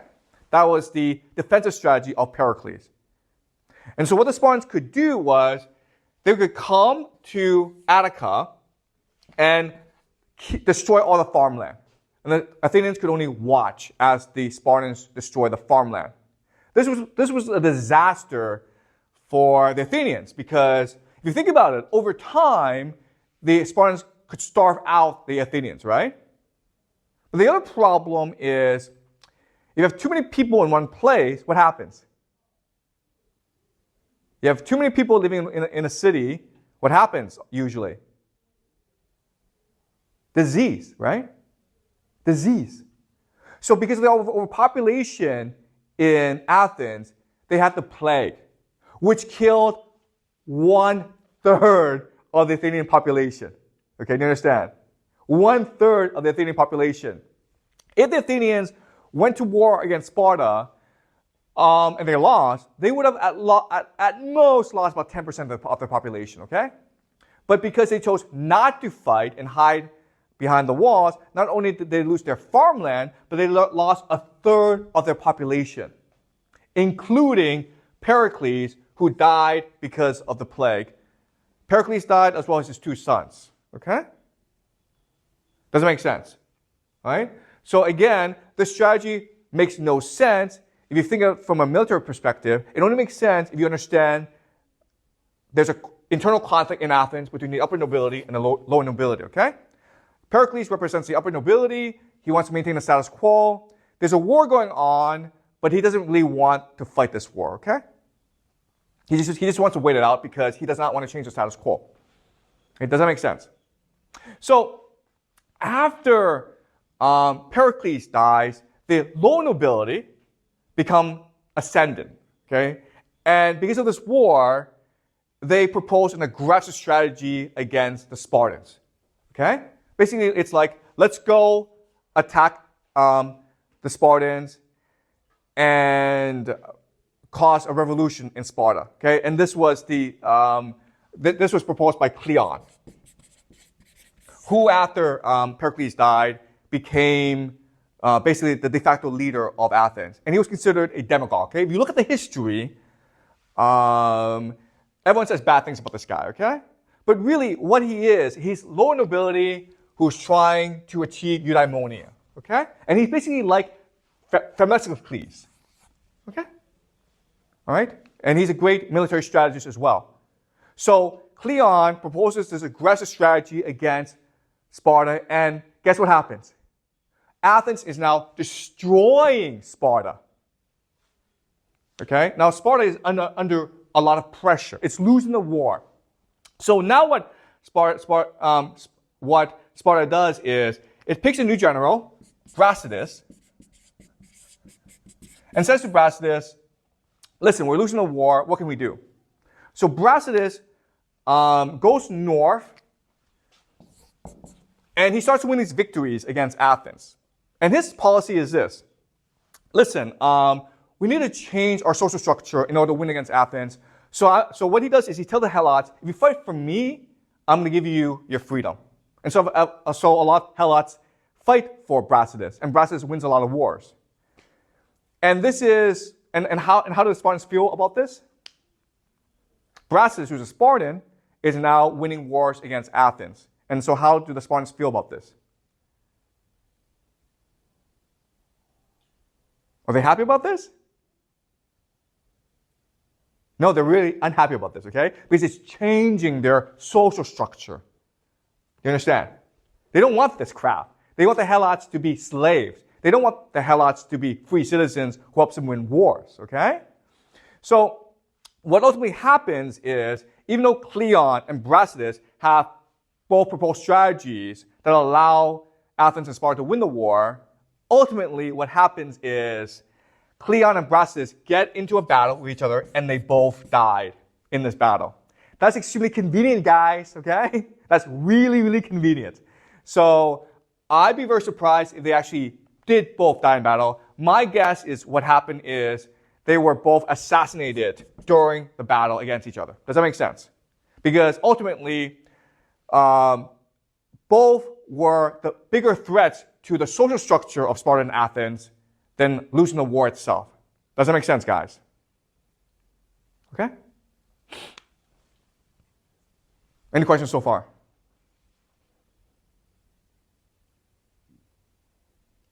Okay. Does that make sense? Okay. Okay, so so this war keeps on going, and then what happens is the Persia gets involved and gives Sparta a navy. Basically, Persia gives Sparta a blank check. And because Sparta is so conservative and insular, it doesn't really know how to have a navy, okay? It doesn't know how to fight with a navy. In fact, Sparta is militarily, like in terms of strategy, it's actually very weak, okay? If it's like Spartan soldiers by themselves are very strong, but in terms of like overall military strategy, Sparta, because it's so conservative and insular, it's very weak against, it's very weak compared with Athens. But Persia has a lot of money, and Persia is bankrolling Sparta, okay? And eventually, Persia says to Sparta, hey guys, why don't you try a new strategy? The strategy is this. If a general is winning against the Athenians, promote the guy, okay? And you're like, okay, well, that makes total sense. The Spartans didn't do that, okay? The Spartans were not concerned about winning the war. They were concerned about maintaining their social order. Do you understand? There's a social hierarchy in Sparta. That's what's important, not winning the war. And then there was this Spartan commander, Lysander, and he was really the only Spartan who knew how to win naval battles. The problem with Lysander was he was a half citizen, which meant that his father was a Spartan, but not the mother. You understand? Only if both your parents are citizens are you allowed to be a citizen. So Lysander was really looked down upon in Sparta, but he could win naval battles. So he wasn't promoted. The Persians said to the Spartans, listen, this is stupid, okay? Lysander is a great commander. You have to promote him. And the Spartans didn't really have a choice in the matter. And so Lysander, after he was promoted, single-handedly won the war against Athens. He laid siege to Athens in 404 BCE, and then Athens had no choice but to surrender because they were out of food, okay? Does that make sense? Now, for 27 years, Sparta and Athens were at war with each other. They were killing each other. Now Athens had finally been defeated. So what do you think should happen now? What should happen to Athens now?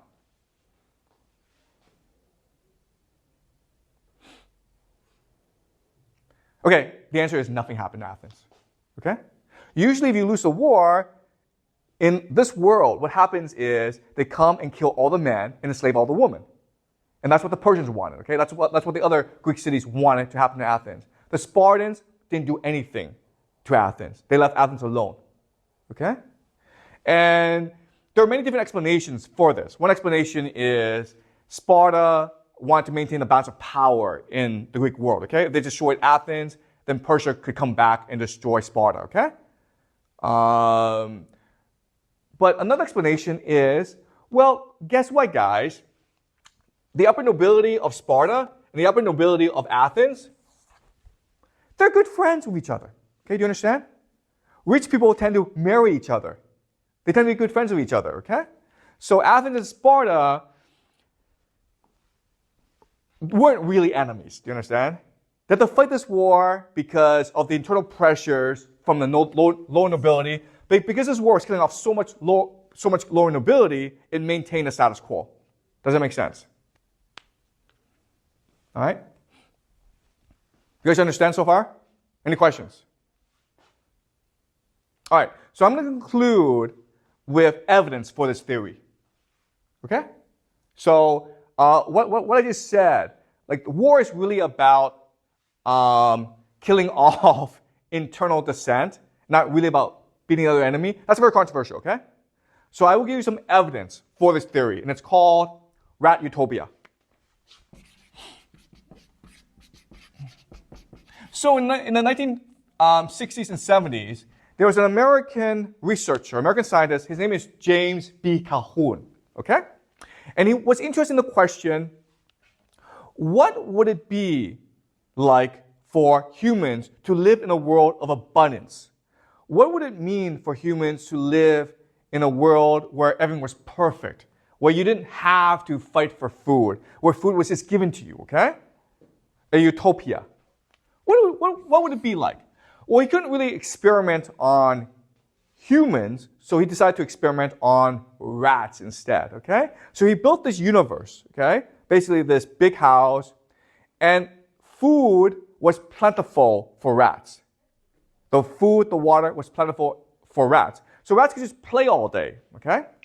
Now, I'm not sure if you know anything about rats, but the thing about animals, and this is a very important idea, is that animals live in a heavily ritualized and rules-based world. It doesn't make sense, guys. We think of animals as chaotic. No, no, no. If you actually study their societies, ants, monkeys, rats, they live in an extremely rule-based, heavily ritualized world, okay? So let me give you an example of this. So rats, when they mate with each other, what happens is this. A female rat is interested in having sex, okay? So she's going out, and then a male rat spots this. He sees the female rat in heat. So what he does is he gets on a mound, okay, where she can see him, and he starts to dance, okay? He starts to dance. And the female rat becomes interested, and he sees she's interested, so he comes down, and they start chasing each other, okay? They're having fun together. And then what she does is she runs home and hides herself in her burrow. The male rat just stands outside and waits for her to come out. After some time, she comes out and they run together again, and then she runs back again. They do this many, many times until finally she lets him catch him, and then they have sex. Okay? And then after they have sex, they have children, and they start a family together. Okay? Does that make sense? Okay? That's how rats usually behave. When they often like to play with each other, and they fight, but it's very playful, okay? So there's lots of rules, there's lots of rituals in this rat society. But that's out in nature. In the world of James B. Calhoun, he creates rat utopia, okay? Where everyone has enough to eat. And at some point, the society breaks down, okay? These rituals, these rules all break down. What happens is male rats, when they start fighting each other, they become very violent. They're no longer playing. They're actually trying to kill each other. And some actually die. Okay? And this mating ritual, it breaks down. So the male rats don't even try to dance. Okay? They're not dancing. They just see a female and they rape her. Okay? And it's like gang rape. It's not one male, it's like lots of males raping her. These gangs of rats, they try to break into burrows, homes, and try to rape the wife, okay, the mother.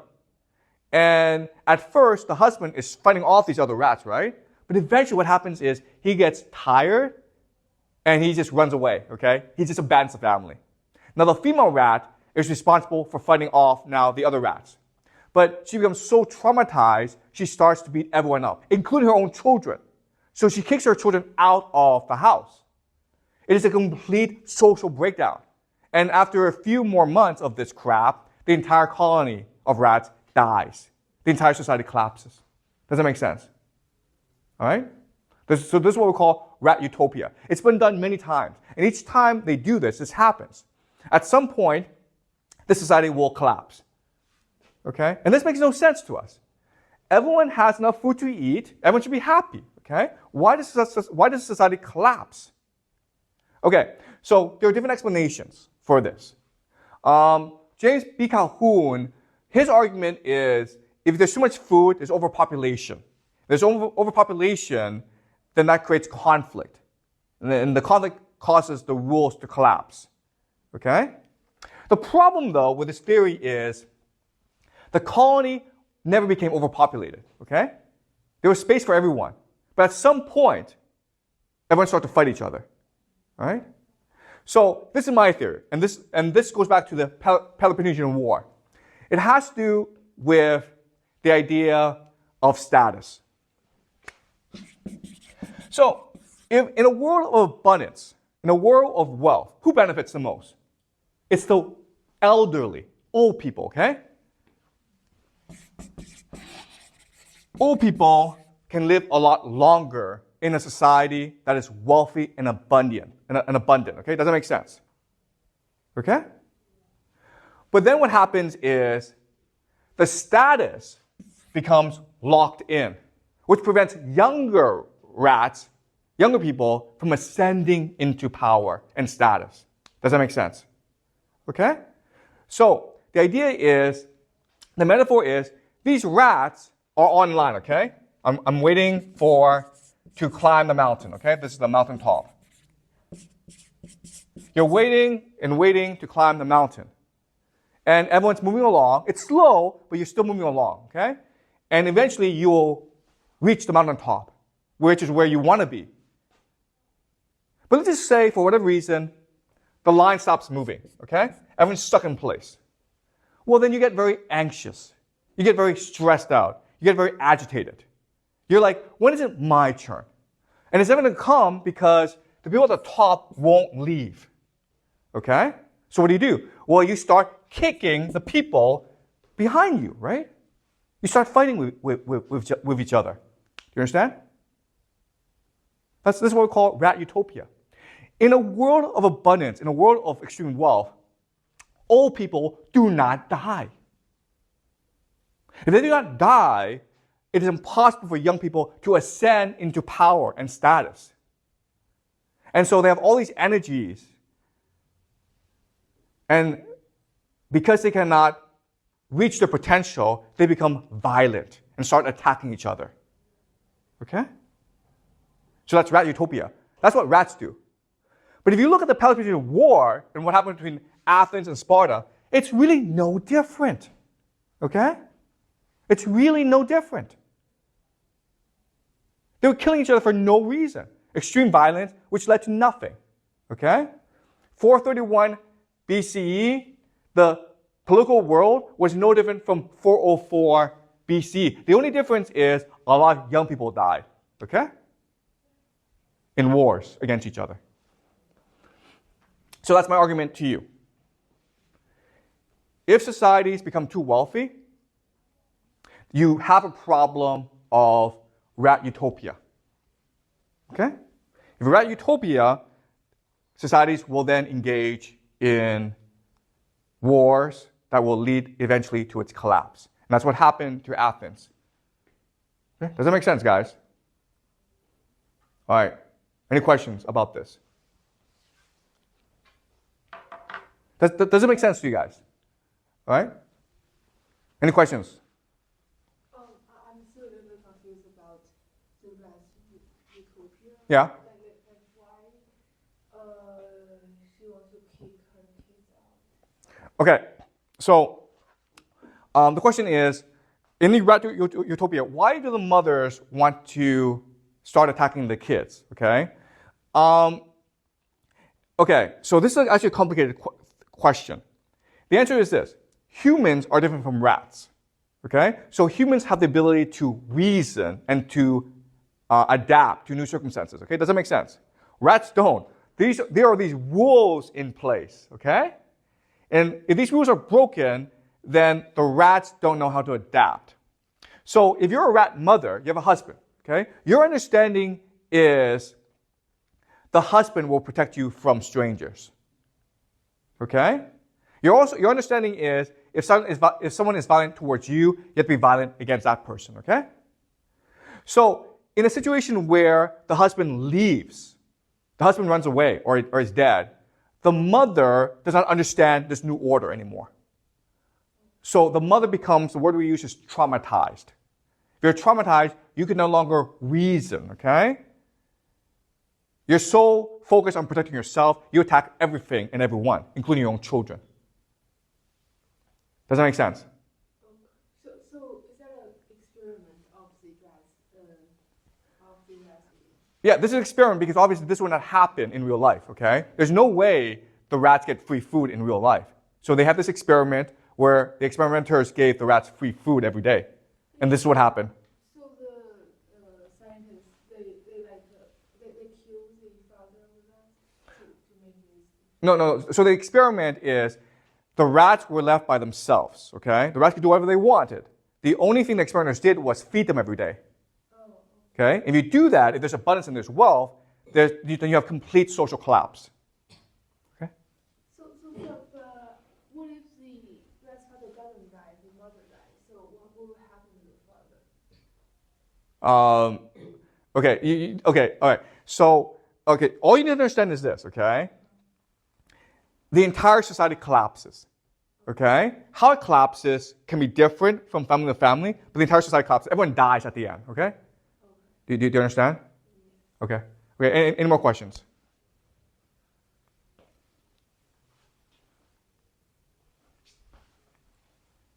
Any more questions?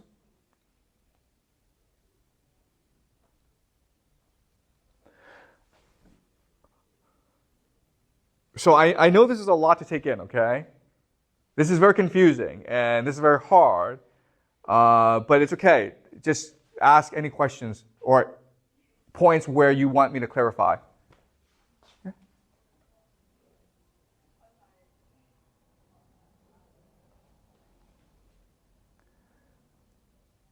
Okay, so next class we will do Greek theater. And then after that we'll do Greek philosophy, which includes Plato, Socrates and Aristotle, okay? Okay, so we will do Greek theater today. Now, as a society, every society has a problem. The problem is, how do we organize the thinking of the people within our society? Okay, how do you create an identity? And in modern society, there are three institutions that create a collective identity for society. Okay, so the first would be what? Exactly, thank you. Schools, right? So public schools, you're here to learn about the history of China. You're here to learn about the politics of China, right? And the idea is to make everyone think alike or have the same basic knowledge and worldview, okay? What's another institution that does this in society? The media, right? Okay, so mass media. So when you turn on the TV, when you read a Chinese newspaper, it's presenting a particular worldview. And when you absorb this worldview, you become more Chinese, right? And what's the last institution that helped us form a collective identity in China?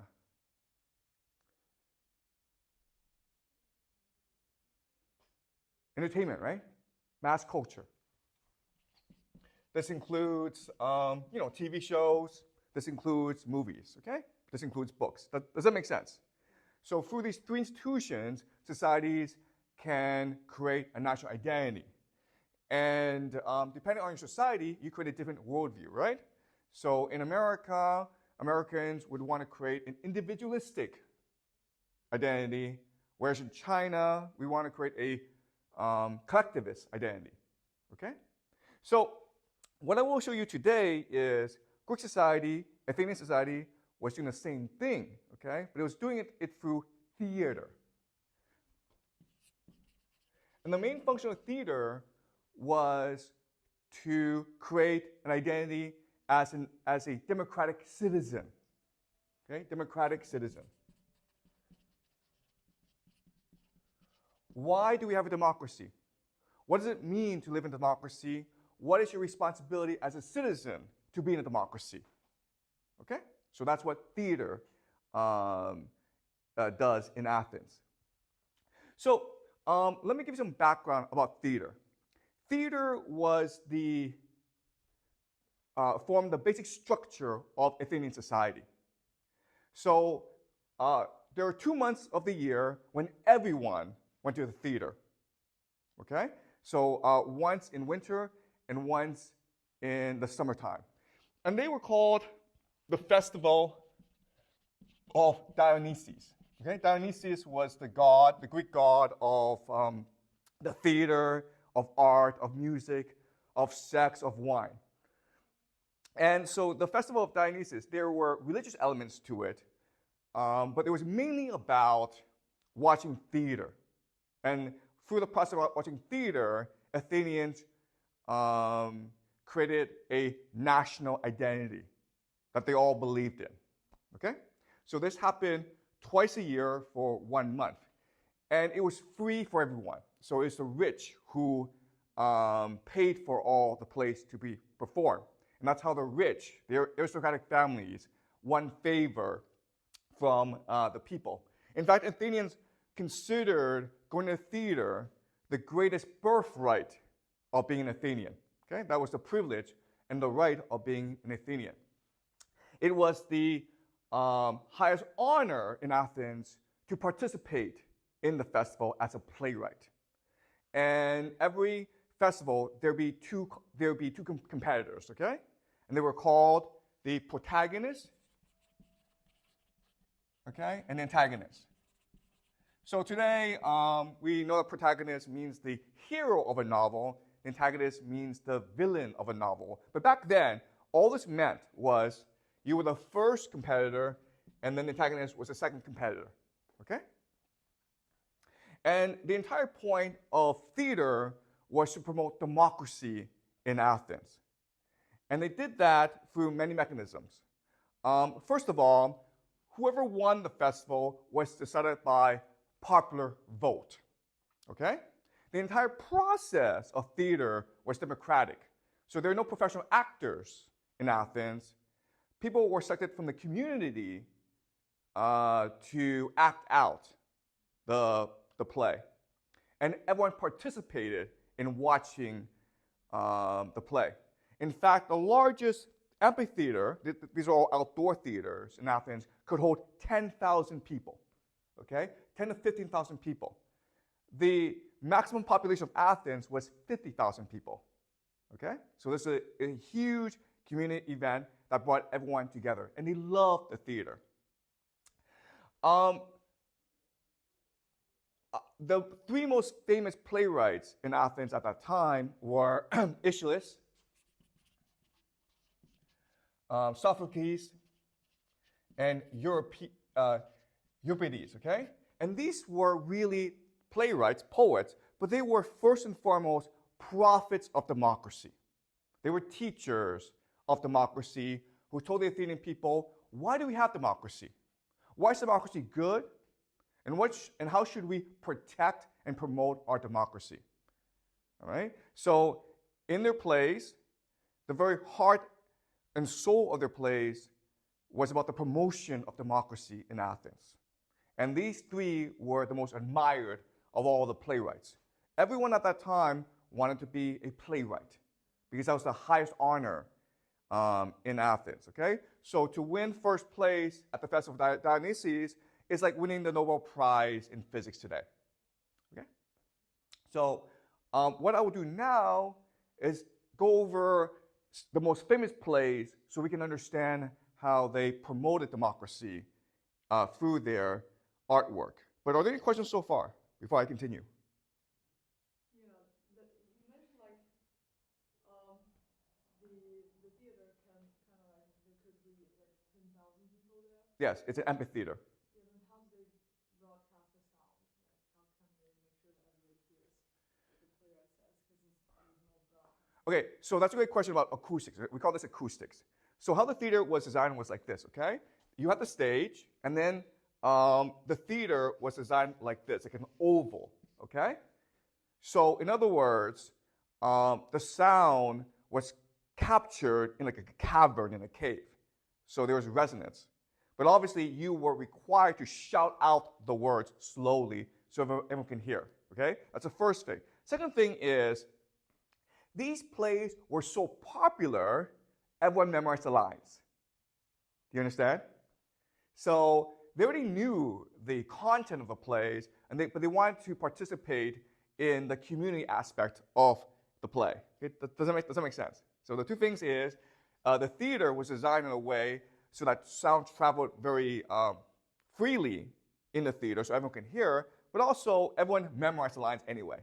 Okay? Does that make sense? Okay, great question.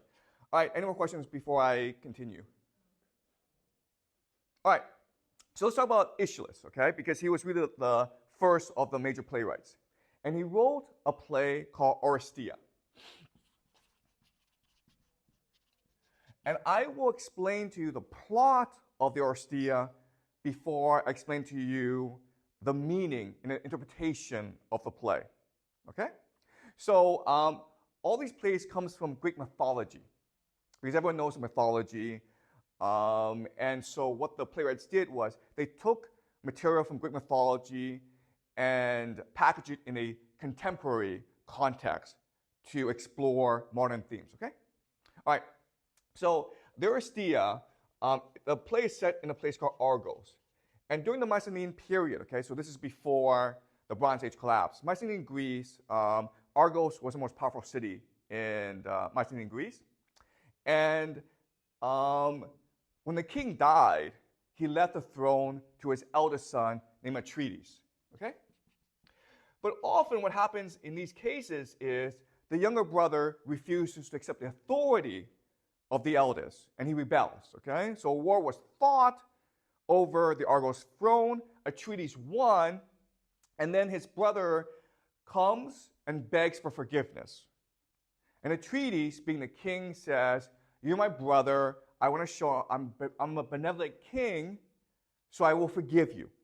And to show that I forgive you, I will host for you a banquet and a feast." Okay? And so the younger brother is very happy about this. But during the feast, before the feast, what Atreides does is he kills all the sons of his younger brother, and he cooks them. And during the feast, he feeds it to his younger brother.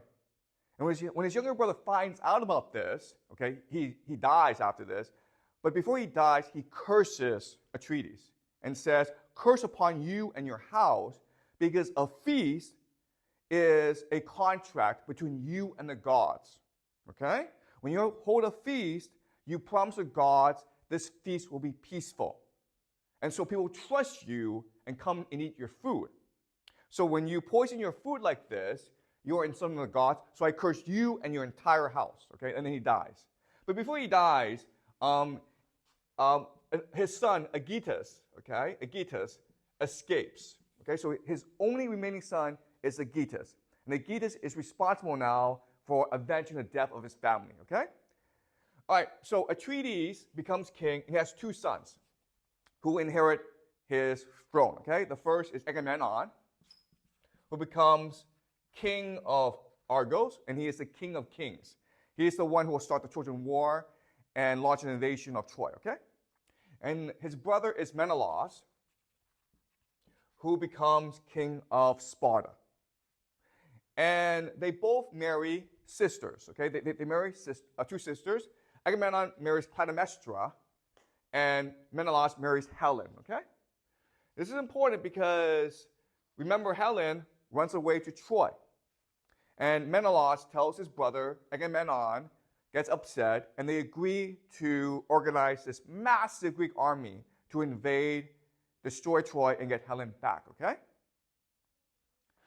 But when they're about to set sail for Troy, there's no wind. And Agamemnon knows the gods are not happy with them, okay? So Agamemnon consults a fortune teller who tells him how to win the favor of the gods. He tells Agamemnon, you have to sacrifice your daughter, Iphigenia. And at this point, Agamemnon should be like, I'm not going to do that. I'm not going to sacrifice my daughter, Iphigenia, so that I could go to Troy. And why do I want to go to Troy in the first place, right? Helen's not my wife. It's Menelaus' wife. Not my problem, right? I should just give this up because obviously the gods don't want me to go. That's what he should do. But instead, he's like, fine, I'll sacrifice my daughter. Okay? So he kills his daughter, Iphigenia. The wind is released from the skies, and they set sail to Troy. Okay? And we know what happens. They're there for 10 years, and they end up destroying Troy. Who's really pissed now? Who's really angry now? Who's really angry about all this? Clytemnestra, right? The wife of Agamemnon, because their daughter has been killed for like no reason, okay? So Clytemnestra, while Agamemnon is away for 10 years, she plots her revenge. What she does is she finds Aegisthus and they become lovers, okay? And they plot how to avenge the death of Iphigenia. So 10 years later, when Agamemnon comes back from Troy victorious, Clytemnestra kills him, okay? And she makes Aegisthus now king of Argos. The problem is that Agamemnon has a son named Orestes. And Orestes, during this time, was exiled from Argos, okay? And now Orestes, upon hearing the death of his father, he is now honor-bound to kill his mother.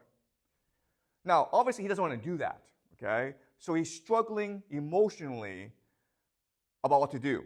So he consults Apollo, who is basically the god of justice. And Apollo tells him, you are right and just to want to avenge your father, okay? So Orestes goes back to Argos, and he kills his mother, Clytemnestra, and Aegisthus. And now he's king of Argos. The problem now is, because he's killed his mother, there are these demons called the Furies who come up from the underworld and they begin to haunt him, okay? They're torturing him. And Orestes becomes so tortured, he runs away from Argos. And he's trying to run away from the Furies, but the Furies refuse to let him go. And Orestes says to them, I killed my mother in order to avenge my father. That was the right and just thing to do. And the Furies say to him, we are old gods. We are responsible for maintaining order and structure in the universe. One thing that you cannot do is kill your parents, especially your mother. By doing so, you are breaking the order of the universe. Therefore, we will haunt you for the rest of eternity. We will not let you go, okay? Orestes goes talks to Apollo, and Apollo tries to intercede on behalf of Orestes. And the Furies say to him, you are a young god. You are a new god. We are the old gods. We are much older than you are. We are much wiser than you are. You have no authority over us. We don't care about justice. We don't care about the laws of men. We care about the laws of the universe. And Orestes has broken the laws of the universe, okay? So now Orestes is in a lot of trouble. And so in an act of desperation, the last thing he does is he runs to Athens, where Athena is. And Athena is the goddess of wisdom. So Orestes tells Athena, the goddess, his story, and he begs for her help. Okay? And Athena takes pity on Orestes, and she says, basically, I'm going to convene a jury, okay, of 500 Athenian citizens. And you will make your case before them. The Furies will make their case before them, and they will decide whether or not you're guilty. Okay? So both Orestes and the Furies make their case, and morally speaking, both cases are compelling. Okay? Right? Because even though Clytemnestra killed Agamemnon, the fact of the matter is Agamemnon was an asshole. Right? Agamemnon killed their daughter for no particular reason. And then he went off to Troy and killed a lot of people for like no reason as well. Okay? So both cases were very strong. And so at the end of the day, 250 Athenians decided Orestes was guilty. 250 decided he was innocent. Okay? So it's what we call a hung jury. Okay? It was divided evenly. So what then happens now is Athena comes in and says that because you are deadlocked, I will be the deciding vote. I vote in favor of Orestes. Okay? So now Orestes is free to go home and live his life in peace. Now the Furies say to her, no. We don't accept your laws, Athena. Okay? And then Athena says to them, fine, you guys, I'll make you a deal. Okay? Right now, you're demons, and everyone fears and hates you. But I will now make you stand for justice, truth, and righteousness so that we, the Athenian people, will worship you and admire you. Okay? And the Furies say, okay, that's a pretty good deal. Okay? So the Furies accept this deal, and Orestes is allowed to go home, and the story ends. Okay? Does that make sense? So that's a story.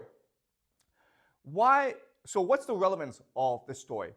Well, for Athens, it tells them where democracy comes from. Okay, right? Athena, the goddess herself, gave democracy to Athens. Right? But it also tells them what a tremendous gift this is. Because by giving the Athenian people democracy, it basically gave them the power of gods, right? Because when you have these 500 jurors, each of them has the same power and authority of the god Athena herself. Athena can only cast one vote, right? Okay? And so what this is telling the Athenian people is the gods gave you democracy, honor them by taking it very seriously. Okay? When you vote, do so very seriously. Because when you vote in a good way, meaning you've thought very clearly over your decision, then you bring justice, and truth and righteousness into the world. Okay? Does that make sense? And that's why I say Aeschylus is a prophet of democracy. Because through this play, he is telling the Athenian people where democracy comes from, why it's important, and what they can do to ensure democracy stays in Athens.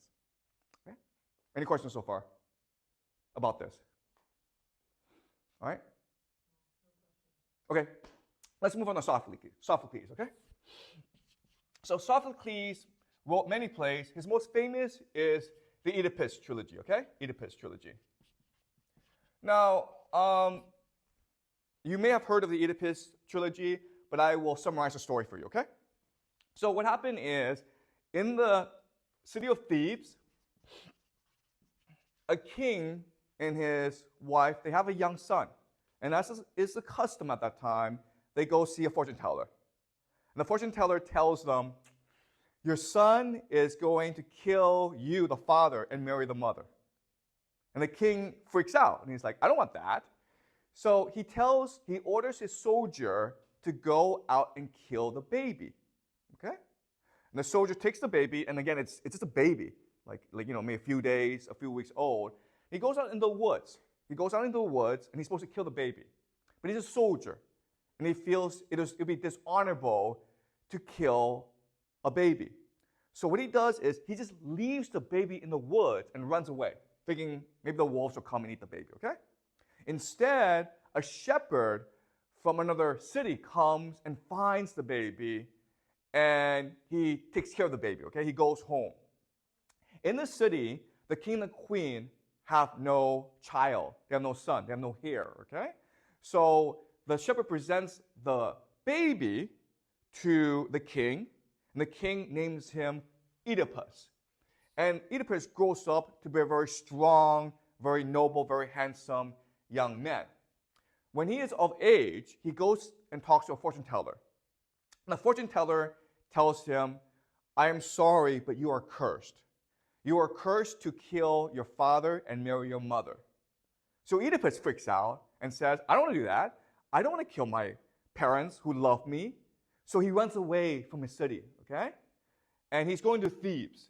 And on the way to Thebes, he gets in an argument with an old man and his friends. And he kills all of them, okay? And this old man happens to be his real father, the king of Thebes. He goes into Thebes, and everyone's crying. And Oedipus asks what the problem is. And the citizens there tell him, well, our king is dead, and also there's a sphinx, an evil demon who is haunting us, okay? So Oedipus volunteers to challenge the sphinx to a duel. And the sphinx asks Oedipus a riddle. If Oedipus can get it right, the sphinx will go away. But if Oedipus gets it wrong, then the sphinx will eat Oedipus, okay? And the riddle is, what walks in the morning with 4 legs, what walks in the afternoon with 2 legs, and then what walks in the evening with 3 legs? And the answer is, yeah, man, okay? So it's a very famous riddle. Oedipus gets it right, and the sphinx loses, and he flies away, okay? The people of Thebes are so thankful, they make him king of Thebes. If you're king of Thebes, you marry the queen of Thebes, okay? So he's done this. He's married his mother, and he killed his father, okay? 20 years later, there's a plague in Thebes.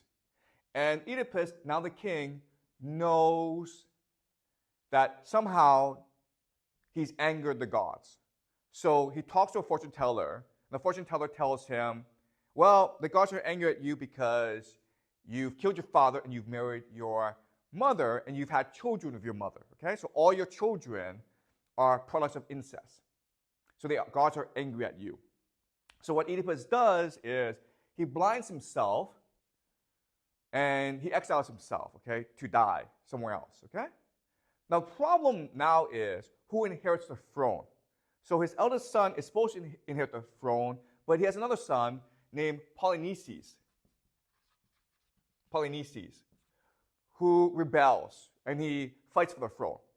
The 2 brothers kill themselves in battle, okay? They kill themselves fighting each other, and now Creon, who is the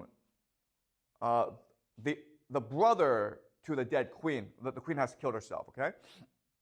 He now inherits the throne, okay? And the first thing he does is announce that the dead king will be given a state funeral, okay? We will honor him. But Polynices, who rebelled against the king and who caused all this suffering and misery in the world, he will not be given a funeral. He will not be buried. And the reason why is Greeks believe that only by burying the dead can they find peace in the afterworld, okay? So it's a very serious thing not to bury the dead. Antigone, who is the daughter of Oedipus and the sister of Polynices, she finds out about this, and she thinks this is unjust. Polynices has done a lot of bad things, but no one deserves this, okay? So she secretly buries Polynices. Creon finds out and demands Antigone to be arrested. And Creon says to her, how dare you defy my laws? How dare you disrespect my orders? And then Antigone says to him, your laws are unjust. And Creon says, The laws are the laws. Without laws, there will be complete chaos. And Antigone responds by saying, human laws must conform to justice. There are these laws in the universe that are divine, unwritten, and immutable, and we must respect these laws. Human laws cannot override these laws of justice, okay? And this makes Creon very angry. And so he sentences her to death for disobeying him, okay? The problem is, Antigone is the fiancée of Haemon, who is Creon's son. So Haemon, the prince, comes and begs his father to relent. And Haemon says, can you please forgive Antigone? And Creon thinks his son has betrayed him, right? Your love for Antigone has blinded you from seeing the truth, from doing what is right. And Haemon responds and says, Father, I'm not doing this for Antigone, I'm doing this for you. And the reason why is the people of Thebes fully support Antigone. They think she is a hero. They think she is just and right to want to bury her brother. They think you are a tyrant, Father. And Creon says, should I obey the mob? Should I, the king, listen to the mob? And then Haemon says, no, you should listen to what is right and just. Okay? Creon gets very angry and kicks Haemon out. Okay? But then Creon has a change of heart, and he doesn't know if he's done the right thing. So he talks to a fortune teller. Okay? And the fortune teller tells him, Antigone is right in this situation. You have to save her. If you don't save her, if she dies, the gods will be very angry at you. Okay? And that scares Creon. So Creon and his guards, they look for Antigone. But when they find Antigone, she's in a cave and she's dead. She's killed herself because she doesn't want to be executed, okay? And weeping over the body of Antigone is Haemon. He's crying. He's so depressed and sad. And Creon sees his son crying, and he tries to put his hand on him and console him. The moment that Haemon sees his father, he becomes so angry, he lunges at him with his sword. Okay? But he misses. And when he finds out he has failed to kill his father, in his anger and in his grief, he kills himself. So both Antigone and Haemon are now dead. And when Haemon's mother finds out about this, she kills herself too. And now Creon is alone in the world, okay? Does that make sense? Okay. So does this story make sense to you? All right. Now, what does this story mean? Well, remember, Athens is a democracy. And so this is a message that's very much anti-king, right? Like, let's not have a king because kings do stupid things. And why do kings do stupid things? Because of hubris. The problem with kings, with monarchy, with power is people develop hubris, arrogance, right? Violent, excessive arrogance. And that makes them do stupid things, like refuse to listen to what is right and good and just. That's why kingship is a bad thing. That's why we Athenians have democracy and not a king. Okay, so that's the first message. The second message is basically the world works when the old give way to the young. Okay? The old must always listen to the young. So remember that in the Oresteia, the play ends with the Furies, the old gods, giving way to the new gods who bring justice into the world. Okay? The Oedipus trilogy ends in tragedy because the old king refuses to give way to young people. Okay? So the other message is society works. There is truth and justice in the world when the old give way to the young.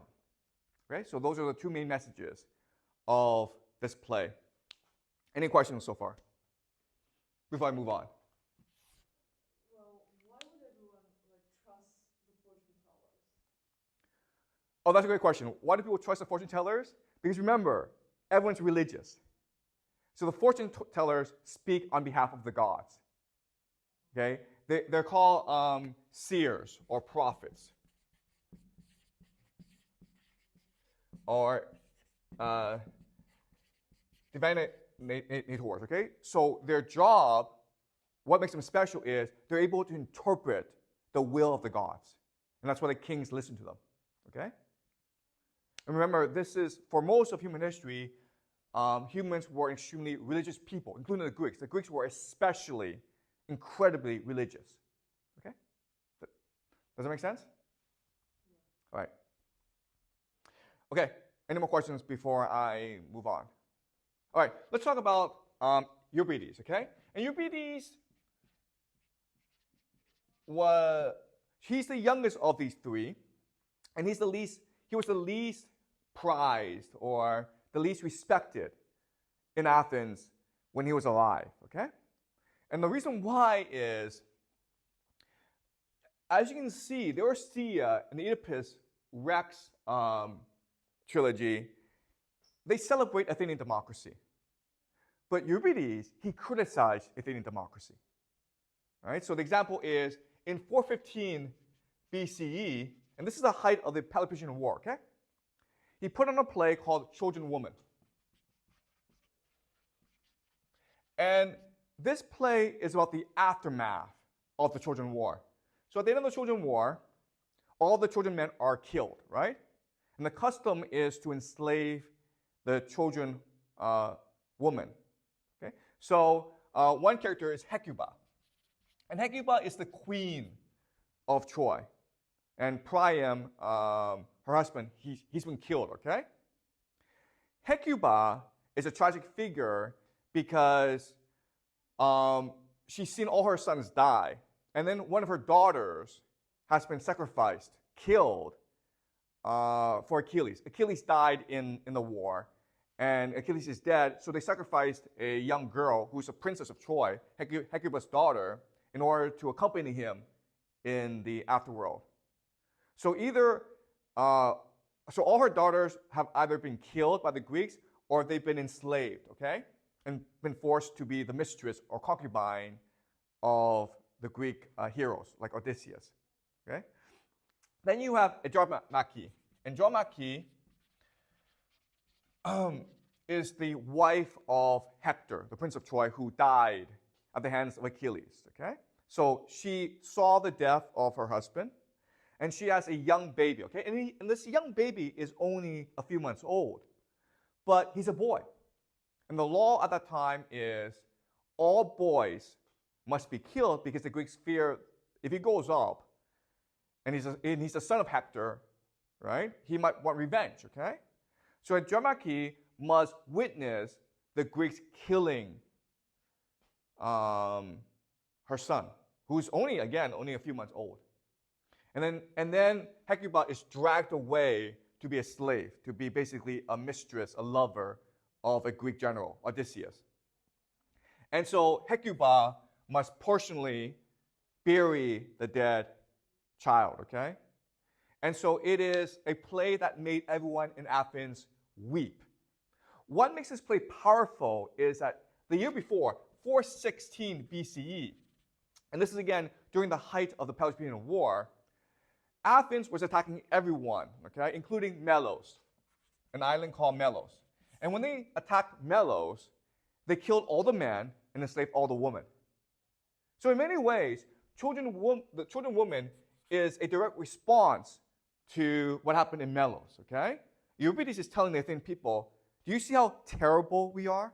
We are a terrible people. Do you see all the hurt and suffering we brought onto the world because of our empire? Okay? Now, obviously, the Athenian people didn't like this play, and so he lost in the competition to this obscure nobody, okay? And Euripides got really angry about all this. He was very bitter about all this. So he exiled himself to Macedonia, okay? Where he died. Okay? He died away from Athens. And he wrote his last play called the Bacchae in Macedonia. And after he died, his friends brought this play back to Athens. And this play, Bacchae, is considered his masterpiece, his best play. Okay? So again, what I will do now is I will explain to you the plot of the Bacchae, and then I will explain what the interpretation is. Okay? All right. So there's a god named Dionysus. Another name for Dionysus is Bacchus. Okay? So the Bacchae are people who worship Dionysus, the god of theater, of music, of festivals, of wine, of sex. Okay? Now, Dionysus, the legend is he was born in Thebes to a Theban princess, and his father was Zeus, the king of the gods. Okay? Zeus likes to go around and rape women. Okay? And he has many, many children, including Dionysus. But when the princess of Thebes announced that she's been impregnated by Zeus, no one believed her. Everyone laughed at her, okay? And the people of Thebes refused to worship Dionysus. Now, Dionysus is worshipped all around the world, including in India, as far away as India. So Dionysus has always been bitter about all this, okay? He's bitter about the fact that his mother was insulted by the Theban people. He's also bitter about the fact that Theban people don't pay homage to him, okay? So he plots his revenge. What he does is he disguises himself as a wanderer, okay? A stranger, and he makes the woman of Thebes insane, okay? He makes them worship him. And what they do is they run off to the mountains where they have sex orgies, okay? They're having like sex, they're doing all these crazy things in the worship of Dionysus. The king of Thebes, his name is Pentheus. He hears about this. He hears about all this chaos. And he decides, you know what? I'm going to get my army, go in the mountains, and kill everyone, okay? Because the Bacchae are too disruptive. They are amoral, okay? And he's about to do this, but then Dionysus, the wanderer, tells him, hey, I'll make you a deal. Don't kill the Bacchae. I want to take you into the mountains, and together we can watch them have sex together, okay? We can watch their sex parties. And Pentheus says, okay, that's interesting, okay? So together, the two go into the mountains, and they hide behind a rock as the Bacchae are about to worship Dionysus. Pentheus is hiding behind the rock, and he can't really see that clearly, okay? But he's really excited. He really wants to see the Bacchae in action. So Dionysus says, why don't you climb that tree, and that tree will give you a better view of all the action, okay? So Pentheus climbs the tree, and he hangs by the branch, okay? And he has a very clear view of the Bacchae who are in a circle. Then what Dionysus does is he lowers the branch so like Pentheus is now in a circle of the woman. And Dionysus commands the woman to kill Pentheus, to rip his body apart, okay? And one of the women in that circle is actually Pentheus' mother. All right, okay? So Pentheus dies in the mountains. The people of Thebes are now very anxious. The king has disappeared. The women of Thebes are in the mountains. Then Pentheus' mother comes back, and she's running. She's really excited, okay? And she's holding the head of Pentheus. And she's shouting to the people of Thebes, look how wonderful I am. Look how brave and courageous and strong I am because I'm holding a lion's head. By my bare hands, with my bare hands, I killed a lion and ripped the head off its body. Here it is, okay? And it takes a very long time for the people of Thebes to convince her, that's not a lion's head, man. That's your son's head. Okay? So this is an extremely weird play, okay? Very weird. And there are different interpretations of what this means. And I'll tell you my interpretation, right? So think about this image, okay? A mother holds the son's head in her hand, and she's celebrating how brave she is. Right? Now, I think this is a metaphor for war and empire. And the reason why is war and empire happens when old people send their children to die, to fight and die for their glory. Does that make sense? Okay? So this image of a mother holding her son's head and shouting to the whole world, look how brave I am. Look how great I am. Okay? It's really a metaphor or an image for war and empire. Okay? Because remember, the Peloponnesian War is really about building empire, right? Athens wants to build its empire, and it's sacrificing its young people in order to accomplish this. So the Bacchae is a direct criticism of the Athenian Empire, and it's direct criticism of the Peloponnesian War. Okay? Does that make sense? All right. So some further evidence to support this interpretation is in 431 BCE, the Peloponnesian War between Sparta and Athens started. And about a year afterwards, a lot of Athenian men are dead. And it is the custom at that time to honor the war dead by holding a huge state funeral, okay? So the state, Athens, will pay for the burial of all its war dead. During this huge funeral, all Athenians come out to watch an oration. And so Pericles, who, again, remember, we'll talk more about Pericles later on, but Pericles, he's basically the first citizen of Athens, which basically means he's the king of Athens, okay? And he gives his funeral oration during this time. And the funeral oration is considered by many to be the greatest speech ever made, okay? It is beautiful, it is extremely eloquent, it's very powerful. In the speech, he says this: Athens is the greatest place ever. And that's because we celebrate excellence. Athens is a place where anyone can come and through hard work, through talent, can achieve greatness. We are an open, tolerant, cosmopolitan people. We have a democracy where everyone can participate in the civic life, the political life of Athens. That's what makes Athens glorious. Therefore, we must protect our democracy through war.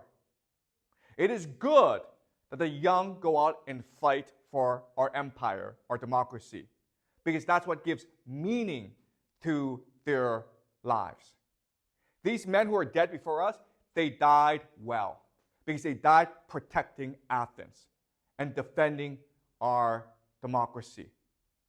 And we should have all young men go and fight for us. Okay? That's a speech. That's literally what he says. So Euripides was probably in the audience, right? Because everyone was in the audience when the speech was given, okay? And he reimagines his funeral oration as the mother holding the son's head and saying to the world, look how brave I am. Okay? What Pericles is really saying is, we're an empire is so good because it brings glory to the old people. And so the young must protect the glory of the old people by dying in a war. Okay? Does that make sense? Okay? But if you think about it, okay, even though Euripides is criticizing Athenian democracy, what he's really doing is also trying to defend Athenian democracy. Because a democracy only happens when citizens are engaged in a process of argumentation, debate, and self-reflection. And so what Euripides is really trying to do is put a mirror before the Athenian people. And he's saying to the Athenian people, look how awful we are. We can do better. And that's what a democracy really is. It's an open and honest discussion about how we can be better. Okay? And again, these three, Aeschylus, Sophocles, and Euripides, are considered the three greatest playwrights in Athenian history. And these plays are actually still performed today. Okay? So the Oresteia, Oedipus Rex, and the Bacchae are still performed in theaters all around the world today. That's how amazing they were. So, any questions?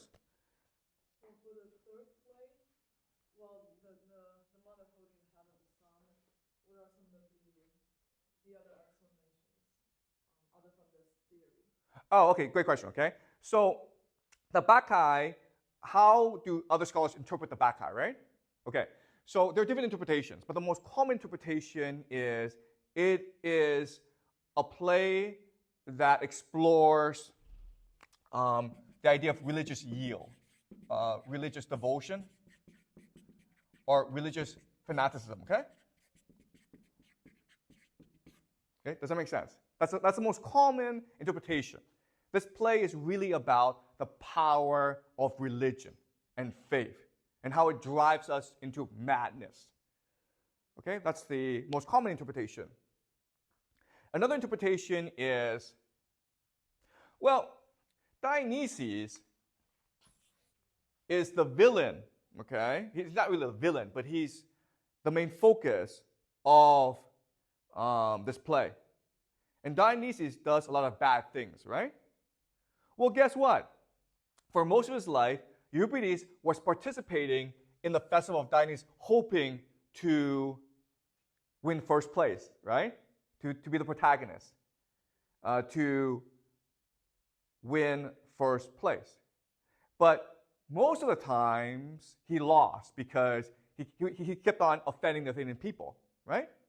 So another interpretation is this play, Bacchae, it's a satire on the power of Dionysus and of theater in general, okay? It's a direct criticism of the festival of Dionysus. And what Euripides is really saying is the festival of Dionysus, it's not about art and reflection and democracy. It's really just a wild sex party that's trying to please everyone, okay? So you can also interpret this as a direct criticism of democracy itself. Democracy is just a wild sex party, right? So these are the two major interpretations that the Bacchae, it's about the power and dangers of religious devotion, fanaticism, okay? And also the play Bacchae, it's a direct attack on the idea of theater itself and democracy, okay? But I don't see it that way. I think the most likely explanation for me is it is a direct criticism of empire, okay? And you can believe whatever you want. And that's the power of Athenian theater. There are different ways to interpret it, okay? So even today, modern audiences are still amazed and inspired by these plays. Any more questions then? Yeah, it seems to me like all these plays have some similarities in terms of they all contain some sort of revenge in their plots. And why is that the case? Great question. Okay, so revenge. Okay, you're right in that all these plays have the idea of revenge, okay? And the reason why is, if you think about human motivation, what really drives us, right? What really drives us to violence? Well, it's revenge, okay? So revenge is the main plot device we use to drive action. It's what motivates us to do violent things. And that's why throughout all these plays, revenge is a common theme, okay? But another very common theme is the idea of hubris. Right? Hubris, arrogance. And this is what the Greek this is what the Greek playwrights focus a lot on. What they discovered is things go awry in society when the leaders, when the elite, when the kings, they develop hubris. Okay? Because it leads to bad judgment. But what they also discovered is hubris is just a part of human nature. Okay? If you put someone in a position of power, he or she will always develop hubris. So hubris is basically the most common theme throughout all these plays. And you're right in that revenge is also a very common theme as well. So yeah, there are these common themes. But the reason why is these playwrights, these poets, they're trying to explore what it means to be human. They're trying to decipher the essence of being human, okay? They're trying to look into the human heart and trying to figure out what makes us human, basically. And all humans are alike, okay? Okay? Any more questions? Well, so basically the Greeks doesn't like the third play because it challenged their religious faith. Yeah, the Athenians.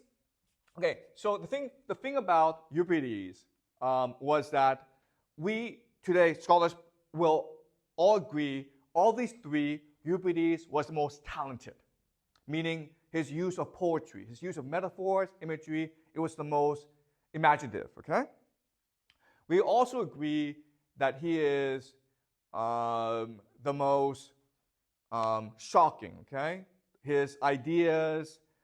The way he presents things, it is the most visual and imaginative. Okay, so in terms of pure talent, he's the most talented. But when he was alive, okay, he was an extremely arrogant person who believed theater should be about awakening people, should be about challenging people's sense of reality. Okay, it should be about education and edification. And these people tend to be hated by contemporaries, okay? But after they're dead, later generations respect them more. So even though Children and Women did not win first place, the Bacchae did win first place. And that's because, well, Euripides was dead, okay? And they were able to see the genius and imagination of the Bacchae much more closely, okay?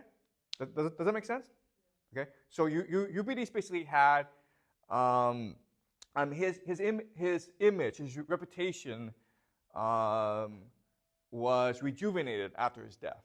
But during his lifetime, he was despised by a lot of people. Okay? People respected his genius, but they didn't like the fact that he was so arrogant and candid. Okay. And that's true for most of human history, where if you are a controversial writer, you are not respected by contemporaries, but after you're dead, people appreciate your genius. Okay, and this is true for most really famous writers. Any more questions? These are great questions, by the way.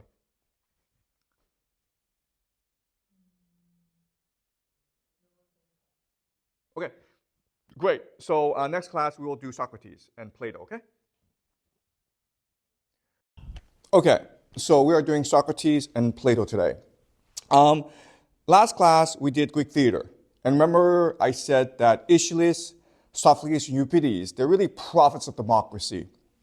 They see themselves as teachers who teach the Athenians how to practice democracy.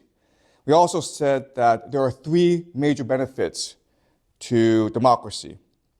The first major benefit is kings are bad, okay?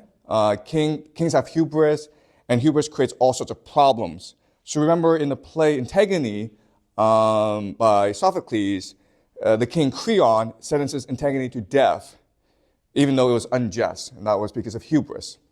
Second major benefit of democracy is it is a gift from the gods that teaches citizens individual responsibility. Okay, so remember that in the Oresteia, Aeschylus told us that democracy is a gift from Athena in order to promote justice and truth in the world. And the third major benefit is democracy is really the best way to promote justice and truth in the world. If citizens come together and they deliberate and act in good faith, then the world will be a better place, okay? So that is the argument from the playwrights of Athens. Now, obviously, there are people who disagree with this perspective. And one of the most famous opponents of democracy is Socrates.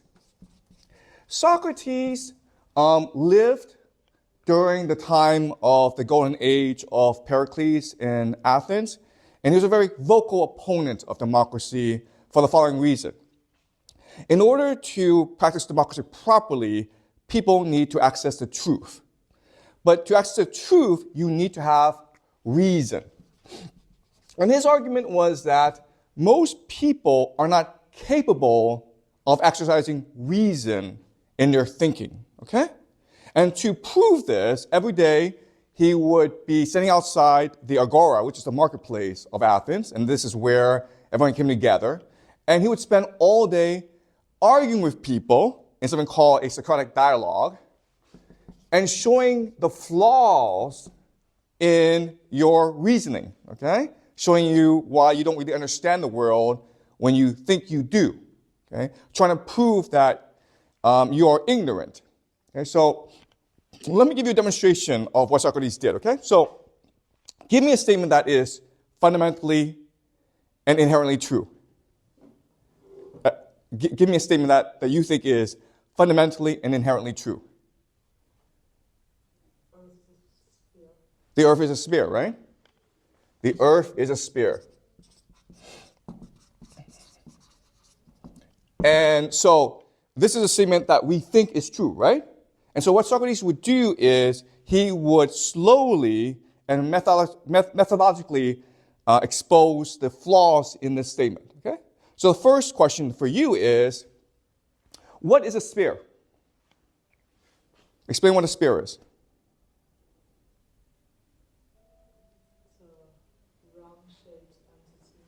Okay, so it's a three-dimensional round-shaped entity, okay?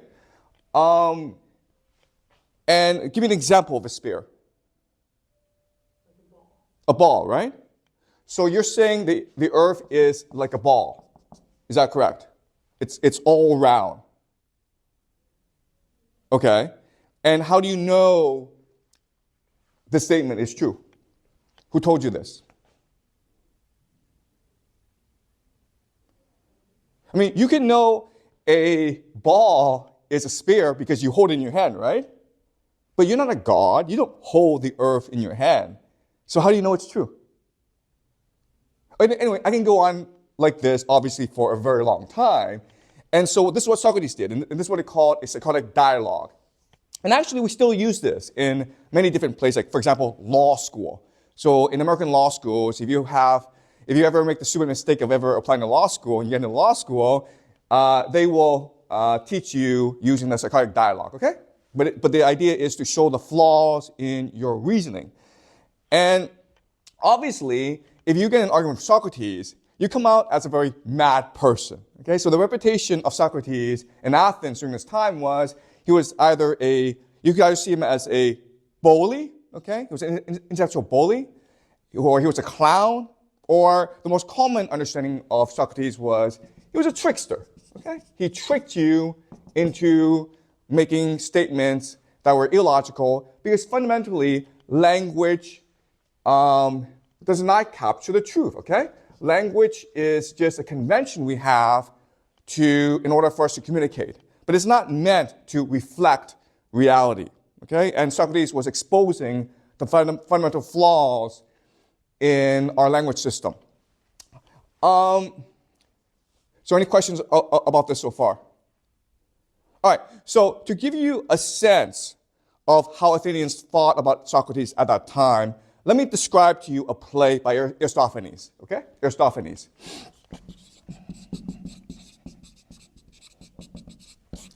Aristophanes was a very famous satirist in Athens.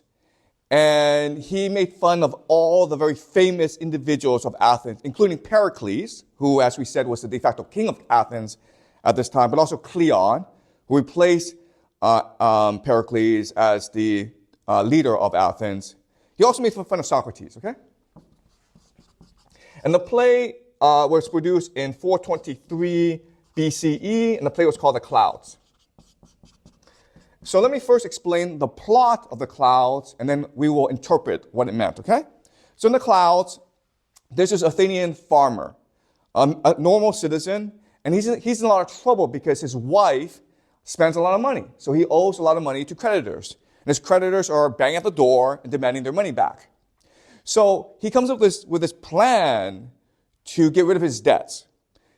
There's a school called the Thinkery. Okay?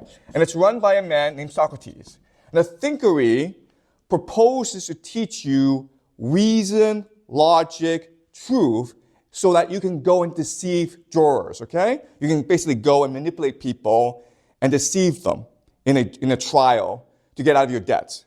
So he wants to send his son to the Thinkery to learn how to lie to juries. His son, who is a playboy, refuses because he says that Socrates, he's a cheat, he's a liar, he's a fraud. I refuse to go. The man decides to check out the Thinkery by himself. He goes in and he sees Socrates, okay, hanging from a basket from the ceiling. And the man's curious, like, what are you doing up there? And Socrates says, well, from up here, I have a clearer and higher vision of the world. I can access truth better. Also from here, I can draw inspiration from the clouds, who are the true gods, okay? Not Zeus, not Heracles. The clouds are the true gods. And they're the ones who give me inspiration to come up with all these brilliant ideas, okay? So the man and Socrates they have a very long conversation, and he's completely convinced Socrates is a sage, okay? He's a philosopher. He runs back and he tells his son, you must go enroll in the Thinkery and learn from Socrates, okay? So the son decides this is the path of least resistance. He goes to the Thinkery and he becomes Socrates' student. Meanwhile, the man's creditors are banging at the door and saying to him, where is my money? And the man is now going to use all the tricks that Socrates taught him, okay? So what he says is, I don't owe you any money. And then the creditor says, you swore by Zeus that you would pay me back. The man says, oh, guess what? Zeus doesn't exist, okay? He's not a god. So I swore an oath to nothing. Therefore, I owe you nothing. The creditor obviously gets angry and he leaves, okay? Now, the son comes back and the first thing he does is start beating his father. And the father is like, why are you beating me, son? And then the son says, Socrates taught me to beat you. And the father's like, what? Why is he teaching you that? And the son says, he taught me justice. Now, when I was young, did you beat me? The father says, yes, of course I beat you because you were a naughty boy. And then the son says, therefore, I can now beat you because you're a naughty person for refusing to pay back your creditors. Okay, the man gets very angry and he decides to go burn down the Thinkery with Socrates inside it, okay? And that's how the play ends. Now, this is not a great play, okay? This is not a famous play of Greece, but it tells you what Athenians thought of Socrates at this time, okay? And it shows us that Athenians didn't think much of Socrates. He worships the clouds, right, which is nothing. So what they're saying is Socrates makes things out of thin air, okay? He's just a fraud. He's a manipulator. He's a liar. But Socrates did have a lot of fans, specifically people who really hated democracy. And so the people who really hated democracy were the children of the rich. Okay? These were aristocrats, born into the wealthiest, most noble, aristocratic families of Athens, who hated the fact that the normal people thought they were their equals, okay? So what Socrates did was he taught them basically mental or linguistic kung fu, right? To go beat up these commoners who dare to think they're equals. One of the most famous of Socrates' students included Plato, who we all know, but also Alcibiades, who was one of the wealthiest members of Athenian society, and he actually became leader of Athens as well, okay? So Socrates had his fans, and because Athens was such a wealthy and open and tolerant society, they allowed Socrates to basically do whatever he wanted, okay? until 404 BCE. This was the year that Athens lost the Peloponnesian War to Sparta. Okay? And when Athens lost the war, Sparta did not burn Athens down. Sparta had the right to burn Athens down, but it did not. Okay? Instead, Athens imposed a dictatorship called the 30 Tyrants. And the 30 Tyrants came from the wealthiest families of Athens, who also happened to be students of Socrates. Okay? Socrates did not actually participate in a tyranny. Okay? Socrates refused to participate in a tyranny, but there were many of these tyrants who were Socrates' students. And they were terrible people. They killed at least 5% of the Athenian population. They stole a lot of wealth.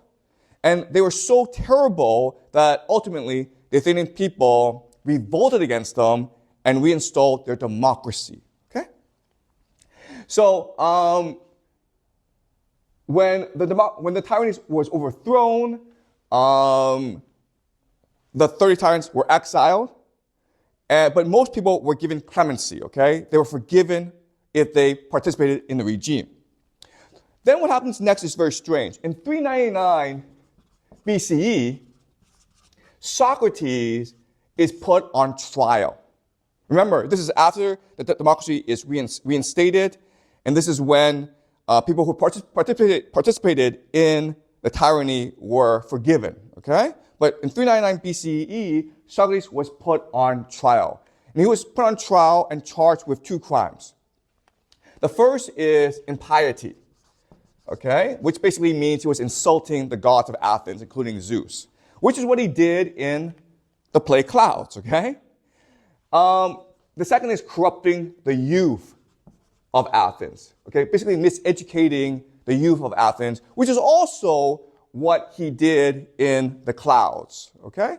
So it almost seems like this entire trial was a cruel joke put on by the people of Athens to teach Socrates a lesson. Okay? Does that make sense? So the people of Athens expected Socrates to apologize, make some jokes, be funny, and then all is forgiven, right? During the trial, Socrates refused to defend himself. What he said was this: I am not a good speaker. I am bad with words. I'm just a poor person, okay, who comes from a poor family, who spends every day seeking out the truth. I spend all my time seeking out the truth, thinking about the truth, that I have no time to practice rhetoric. I'm not good with words. Also, I should not have to defend myself because you're all capable of reason, you're all capable of logic. Therefore, if you just think for yourself, you'll realize I'm not guilty. I had absolutely nothing to do with the 30 tyrants. I spent all my life trying to help Athens. Therefore, if you're stupid, you will vote me guilty. If you're stupid, there's nothing I can do about it, okay? So, obviously, the jury was insulted by his speech, and they voted, out of 500 people, 280 to 220 they voted that he is guilty, okay? They declared he was guilty of these 2 charges. Now, as you can see, it's still a pretty close vote, okay? I mean, Socrates was basically being a jerk during the trial, and they voted him guilty, but it was a pretty close trial, 280 to 220. Now, the second part of the trial is, if you're found guilty, they have to figure out what your punishment is, okay? So the jury asked Socrates to propose a punishment for his crimes. And then what Socrates said was, you have found me guilty. And the reason why you found me guilty is because I speak the truth. I'm a gadfly, okay? Gadfly. I go around and I point out the nasty truths of Athenian society. I put a mirror to your face and I show you your warts, your pimples, your ugliness. Therefore, you hate me. But what I've been doing all my life has been for the good and betterment of Athens. I'm a public servant. I am the most selfless public servant. Okay? Because I speak the truth, and by showing the truth, I make you a better person. Therefore, I think a just punishment would be a pension. Okay? You guys should pay me to retire in peace. But you know what? I'm a generous and forgiving individual. Therefore, if you don't want to give me a pension, I will understand. Therefore, I am willing to pay a small fine, okay? I'll pay a fine, okay? And then we're good. How about that? And again, the Athenian jurors were pissed off, right? So they voted to condemn him to death by drinking hemlock. Okay, they basically gave him the death penalty. After they did so, they came to realize that they were perhaps tricked by Socrates. Okay? Socrates was 70 years old. That's very old for back then, okay? 70 years old was probably the age limit back then. He really didn't have much to live for. And here was the opportunity for Socrates to be a martyr for the truth, right? All his life, he's been trying to convince people democracy does not work because people are incapable of reasoning out the truth. And what this trial shows us is he was correct. Right? Does that make sense? So in many ways, you can make the argument that for Socrates, this trial was a type of performance art. He was a performance artist. Okay? And so the people of Athens realized that they were probably tricked and they were trying to get out of condemning Socrates to death. But Socrates insisted. And it came to a point where Socrates was just left alone and he had to demand to be given hemlock. And he had to administer the hemlock by himself. And so when he drank it, he died. Okay? Now, after his death, Socrates remained an extremely controversial individual in Athens. And he had a student, Plato, who was maybe 28, 29 at the time his mentor died, okay? And he loved Socrates. And he committed the rest of his life to restoring and redeeming the reputation of Socrates. So when he was 40 years old, he founded a school called the Academy. Okay? Which was inspired by the vision of Socrates as a philosopher who sought the truth. In 375 BCE, he wrote a book called The Republic. And The Republic is the most famous of Plato's work. It is arguably the greatest work of Western philosophy. And many today considered The Republic the greatest book ever written, okay? There are people in this world who read The Republic and it forever transforms the way they see the world, okay? It's a life-transforming event to read The Republic. And next semester, we will actually read The Republic together, okay? But let me give you a quick introduction to The Republic. So, in The Republic, there's a very famous metaphor, and it's called Allegory of the Cave.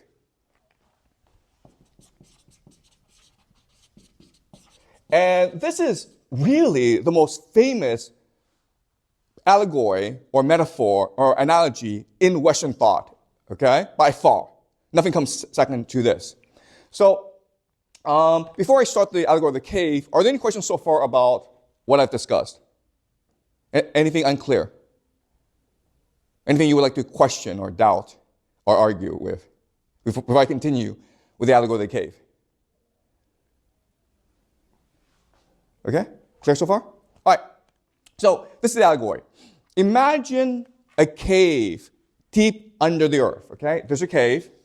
Now, in this cave, at the back, there's a large fire that shines light on into this cave, okay?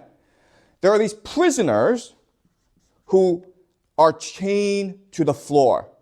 And they're chained so that they cannot move their necks. They can't move around, okay? They can't move. The only thing they can do is stare at a wall in front of them. That's the only thing they can do. Okay? Now, there are these people behind them who are like puppeteers. They hold up cardboard pictures of maybe rats and birds, okay? And the fire will project these images onto the wall. And so these people, who again cannot move around and they can only see the wall in front of them, they come to think that this wall is the truth. It's the only reality that exists. And they start naming things that they see, and that creates language. And they like to play games and try to figure out who can create the best language, okay? And then they give awards to the people who create the best language, who are playwrights, right? Okay? So what Plato is saying is that we may honor art and poetry and drama, but they're all lies. Okay? Now, one day, for whatever reason, we don't know why, but one man finds his chains are loosened, and he's able to get up. Okay? And he stumbles around, and he sees a light coming from the top. So he's curious, and he climbs all the way to the top, and he's now outside in the free world. Okay? And it's painful because his eyes are not trained to see the sunlight. Okay? So the sunlight, it's like burning him. Okay? It's like burning him alive. And so at first, all he's doing is staring at the ground. And so he's seeing reflections in the pond, in the pool. But then he slowly acclimatizes himself to the sunlight, and he starts to see the world around him. And it's beautiful, okay? But it's so beautiful that it's beyond language. He doesn't have the language to describe this world that he's in, okay? This is beyond language. And then finally, he develops the courage to stare up in the sky, and he sees the sun, okay? The sun. And he is amazed by how the sun is a source of all life. And now, for the first time, he fully understands the truth of the world. Okay?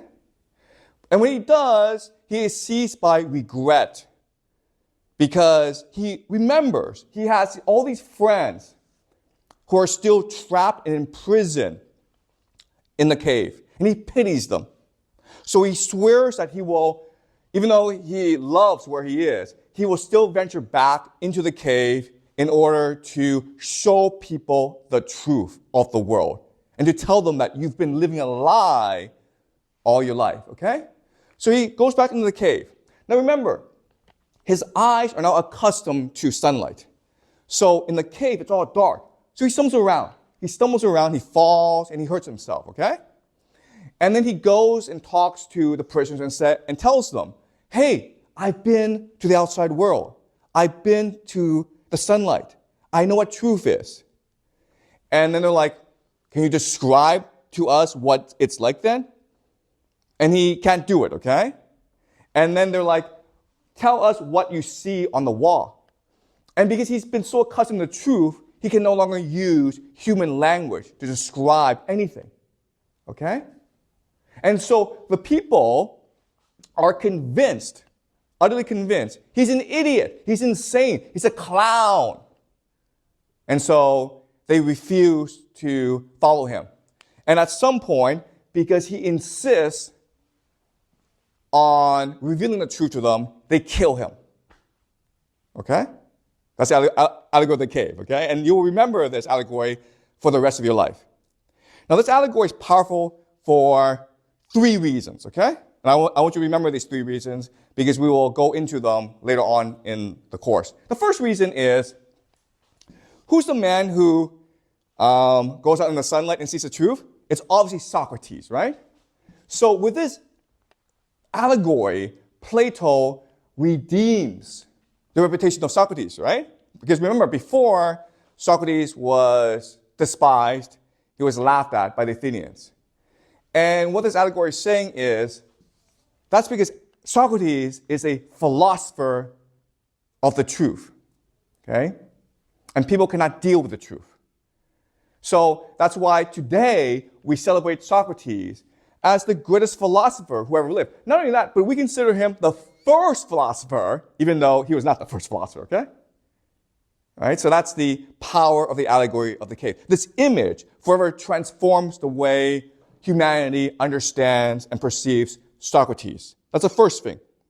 Second thing is, this allegory becomes so powerful that in the imagination of Christians, Socrates becomes Jesus, right? Does that make sense? Socrates is Jesus for Christians. Because Jesus was God, and he came down to our world in order to speak the truth. And because we feared the truth, we killed him. Okay?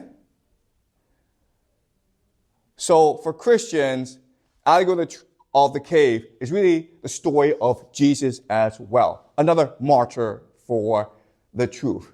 But, and the last thing is, this allegory of the cave becomes the framework for Christianity. Okay? It becomes the intellectual framework for the religion of Christianity. So let me show you how, okay? So this is an allegory, and behind the allegory, there is an understanding of reality, a philosophy, a religion, okay? So here is the Platonic understanding of the world. There's something called the form of the good, okay? And obviously the metaphor would be the sun, okay? And the form of the good is a source of everything, okay? It's a source of all truth. It is the truth. It's called the form of the good.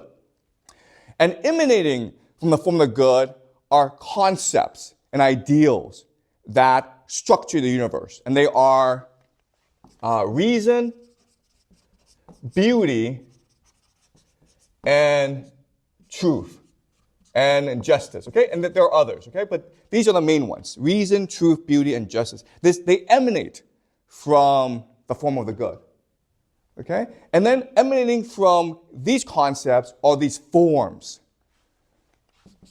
that are perfect, okay? So for example, maybe the perfect horse, which represents beauty, okay? Or the perfect woman who represents justice and beauty as well, okay? But this is all perfection. And from this higher world comes the lesser world, the reality we live in.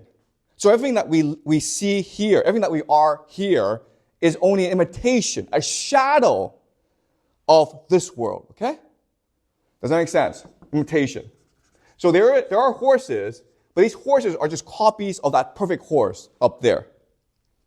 Okay? So the major difference is in this world is eternal. It has always existed and it will always exist. It's eternal. Second is it is immutable.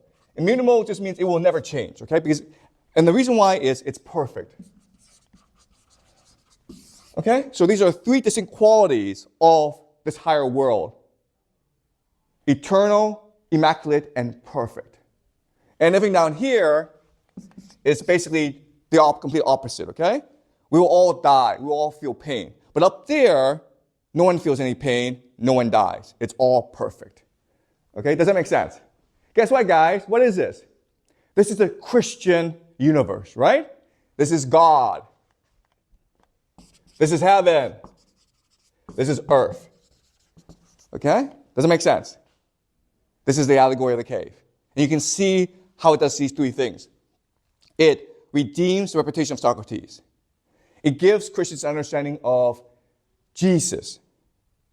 And it becomes the framework from which Christians will build their understanding of the world. It becomes the basis of the Christian religion. Okay? So Plato is the real founder of the Christian religion, not Jesus. Okay?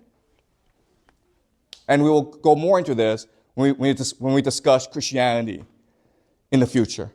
All right?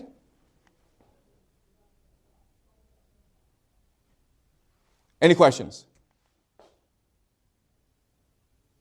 You look confused.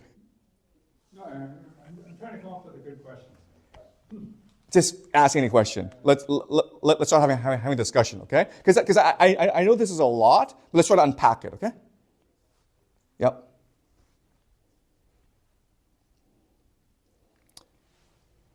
Why is the book called Republic? Oh, great. Okay, the Republic. Okay. Okay. So, the Republic isn't really about the allegory of the cave, okay? The allegory of the cave actually appears in the Republic. But the Republic itself, Plato is trying to answer the question, what is a good society? Okay? What is a good society? That's the question he's trying to answer. Because it's clearly not democracy, because democracy kills Socrates, okay? So it's clearly not democracy. So what makes a good society? And the answer is, a society that's based on justice. Okay? It's a society that's based on justice. But then what is justice? It's truth. Okay? But then what's truth? Well, truth is the form of the good. Then what's form of the good? It is the thing that philosophers can access for their own reasoning. Right? Therefore, a good society is one that is ruled by philosopher kings, because they're the only ones who can access the truth. Okay? And this society that's perfect, he calls the Republic. That's why it's called the Republic. The Republic, and we'll read this again next semester, it's really trying to figure out what makes a good society. Okay? And to further his argument, Plato uses the allegory of the cave. And listen, 50 years from now, you will still remember the allegory of the cave. Maybe you won't remember the child Socrates or anything else you've learned in this class, but you will definitely remember the allegory of the cave, okay? Because it's embedded. First of all, it's a beautiful metaphor, but it's also embedded in our society, okay? So, does that answer your question, Echo? Yeah. Okay, do you have more questions? No. All right. Something else I want to explain is, okay.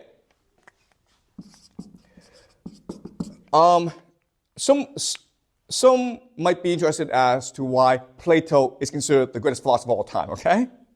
All right. So, it's not because he's the best, all right? It's not because he's the best. I would say there are three good reasons why he's so influential today. The first is Plato, the way he writes, it's unique and original to him. Plato originally trained as a playwright. Okay, so he wanted to be Aeschylus, he wanted to be Sophocles, Euripides, because everyone wanted to be a playwright in Athens. It was the highest honor. So he learned the art of dialogue, okay, because dialogue is the basis for theater. And so what he did that was innovative, and no one did this before, was he basically took the dialogue of the stage and he transferred onto the page. So when you read Plato, it's actually a lot of fun, okay? Because it's basically Socrates, his main character, having arguments and conversations with other people. So in terms of readability, Plato is definitely probably one of the most readable philosophers, okay? He's definitely the most readable, famous philosopher. Later on in the semester, we will talk about Immanuel Kant and Hegel, and they are not readable, okay? They're just not. But Plato, anyone can read Plato and enjoy Plato, okay? So his readability, the originality of his writing is one really good reason why he remains so popular today. Second is he is extremely anti-democratic, okay? His thinking is, because, remember, the most traumatic event in his life was the death of his mentor, Socrates. And so it's the Athenian democracy who killed his mentor. So he passionately hates democracy, okay? Well, you know who else hates democracy? Kings hate democracy. And throughout most of human history, kings ruled the world, right? So what's amazing about Plato is he's the only writer in human history who has been read continuously for 2,000 years. Does that make sense? We lost Homer for a bit. We lost the playwrights, Aeschylus, Sophocles, and Euripides for a long time. But Plato has always been read continuously. And he's been the most, and as a result, because it's easy to access Plato, he's become the most influential philosopher of all time. Okay? Does that make sense? And third of all was his academy. Okay? And the academy, in Athens at that time, it's like Harvard, right? Or Oxford today. It's a place where all the elite children went, okay? So his students were the most powerful people in the world, basically. And his most famous student was Aristotle. And as we will discuss in future classes, Aristotle is the one who basically packaged and promoted Greek culture. And Plato became a very important individual in the spreading of Greek culture. In fact, he was basically the main hero in this process, okay? So does that make sense? All right? Feel free to argue with me, by the way. I mean, like if you feel I've said anything controversial or you sort of disagree with, let me know. And I will rebut. We can have a Socratic dialogue, okay? Any more questions? Ask a question, okay? Ask a question. So how much was Plato building on thought that came before him? Like with this, with the form of the fish? Okay, that's a brilliant question, okay? What are the influences of Plato, okay? So you can make the argument that Socrates was not that much of an intellectual influence on Plato. And the reason why is, remember, Socrates questioned your wisdom, but he himself did not propose any of his own theories, okay? That's So, a big proposal all of a sudden, right? right. So what we know is this. First of all, during this time, this was the golden age of Greek philosophy, right?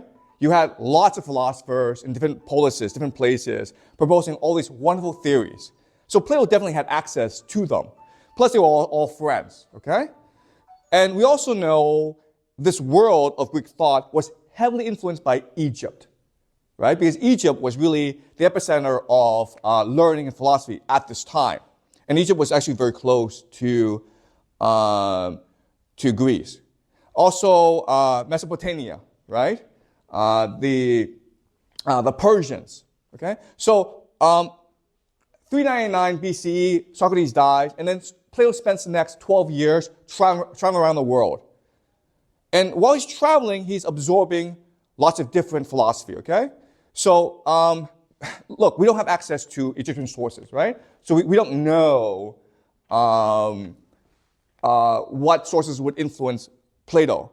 But we know the Egyptians heavily influenced the Greeks. So we can make the assumption that the Egyptians were heavily influenced on Plato, as well as Mesopotamia, as well as the other Greek philosophers like Pythagoras and Democritus. And so what's really important is Athens at this time was not an isolated society. It was part of a larger intellectual landscape and a lot of these places had richer intellectual histories than Athens, okay? Egypt definitely, Mesopotamia, okay? So does that answer your question? The answer is we don't know, okay? And the reason, again, is most of this is lost to us, right? I'm sure there were philosophers at this time who were the equal of Plato in terms of originality, okay? But we don't know who these people were. Because remember, censorship, it's not really just about changing the past. It's also about eliminating most of the past, right? Okay. Yeah, no, it's just like when you come up with an idea like this for the first time, right? You use this into Greek society, it's like, hey, you know what the world needs? More people like me, right? We need more philosophers, like brilliant people that could lead the united people around, right? And I was just kind of curious about like how much of that was common currency at the time, but I suppose it was very common. It was very common. It was very common for Greeks to think they should rule the world. It was just very common. So Plato himself actually went to a place called Syracuse. Syracuse is a city on the island of Sicily. It's very prosperous, and the king of Syracuse invited Plato to come counsel him on how to be a tyrant, a good tyrant, right? He wanted to be like a philosopher king. And then Plato basically said to him, well, you should let me be the king, and then you will have a philosopher king. And of course, the king of Syracuse didn't like this idea, so he almost killed Plato, okay? But Plato has very wealthy friends, and he was very rich himself. So he basically ransomed his way out of Syracuse. So as a politician, as a practitioner of like philosophy, as a practitioner of his philosophy, he's terrible, okay? Right? He tried his philosophy in Syracuse, didn't work out, pissed off a lot of people, okay? But everyone wanted to be a philosopher king. Okay. Any more questions?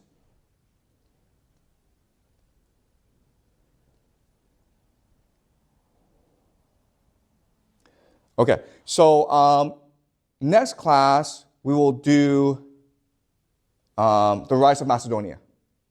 Okay? So remember, these are ideas that are being incubated in Athens and in Greece at this time. But ultimately, these ideas conquer the world, right? Greek theater, Greek philosophy spread all around the world. And the main reason is Macedonia. The main reason are two individuals, Philip II of Macedonia and Alexander the Great, okay? Who together will create the Hellenistic Empire. And this is why Greek culture will spread all around the world and become the basis of Western civilization.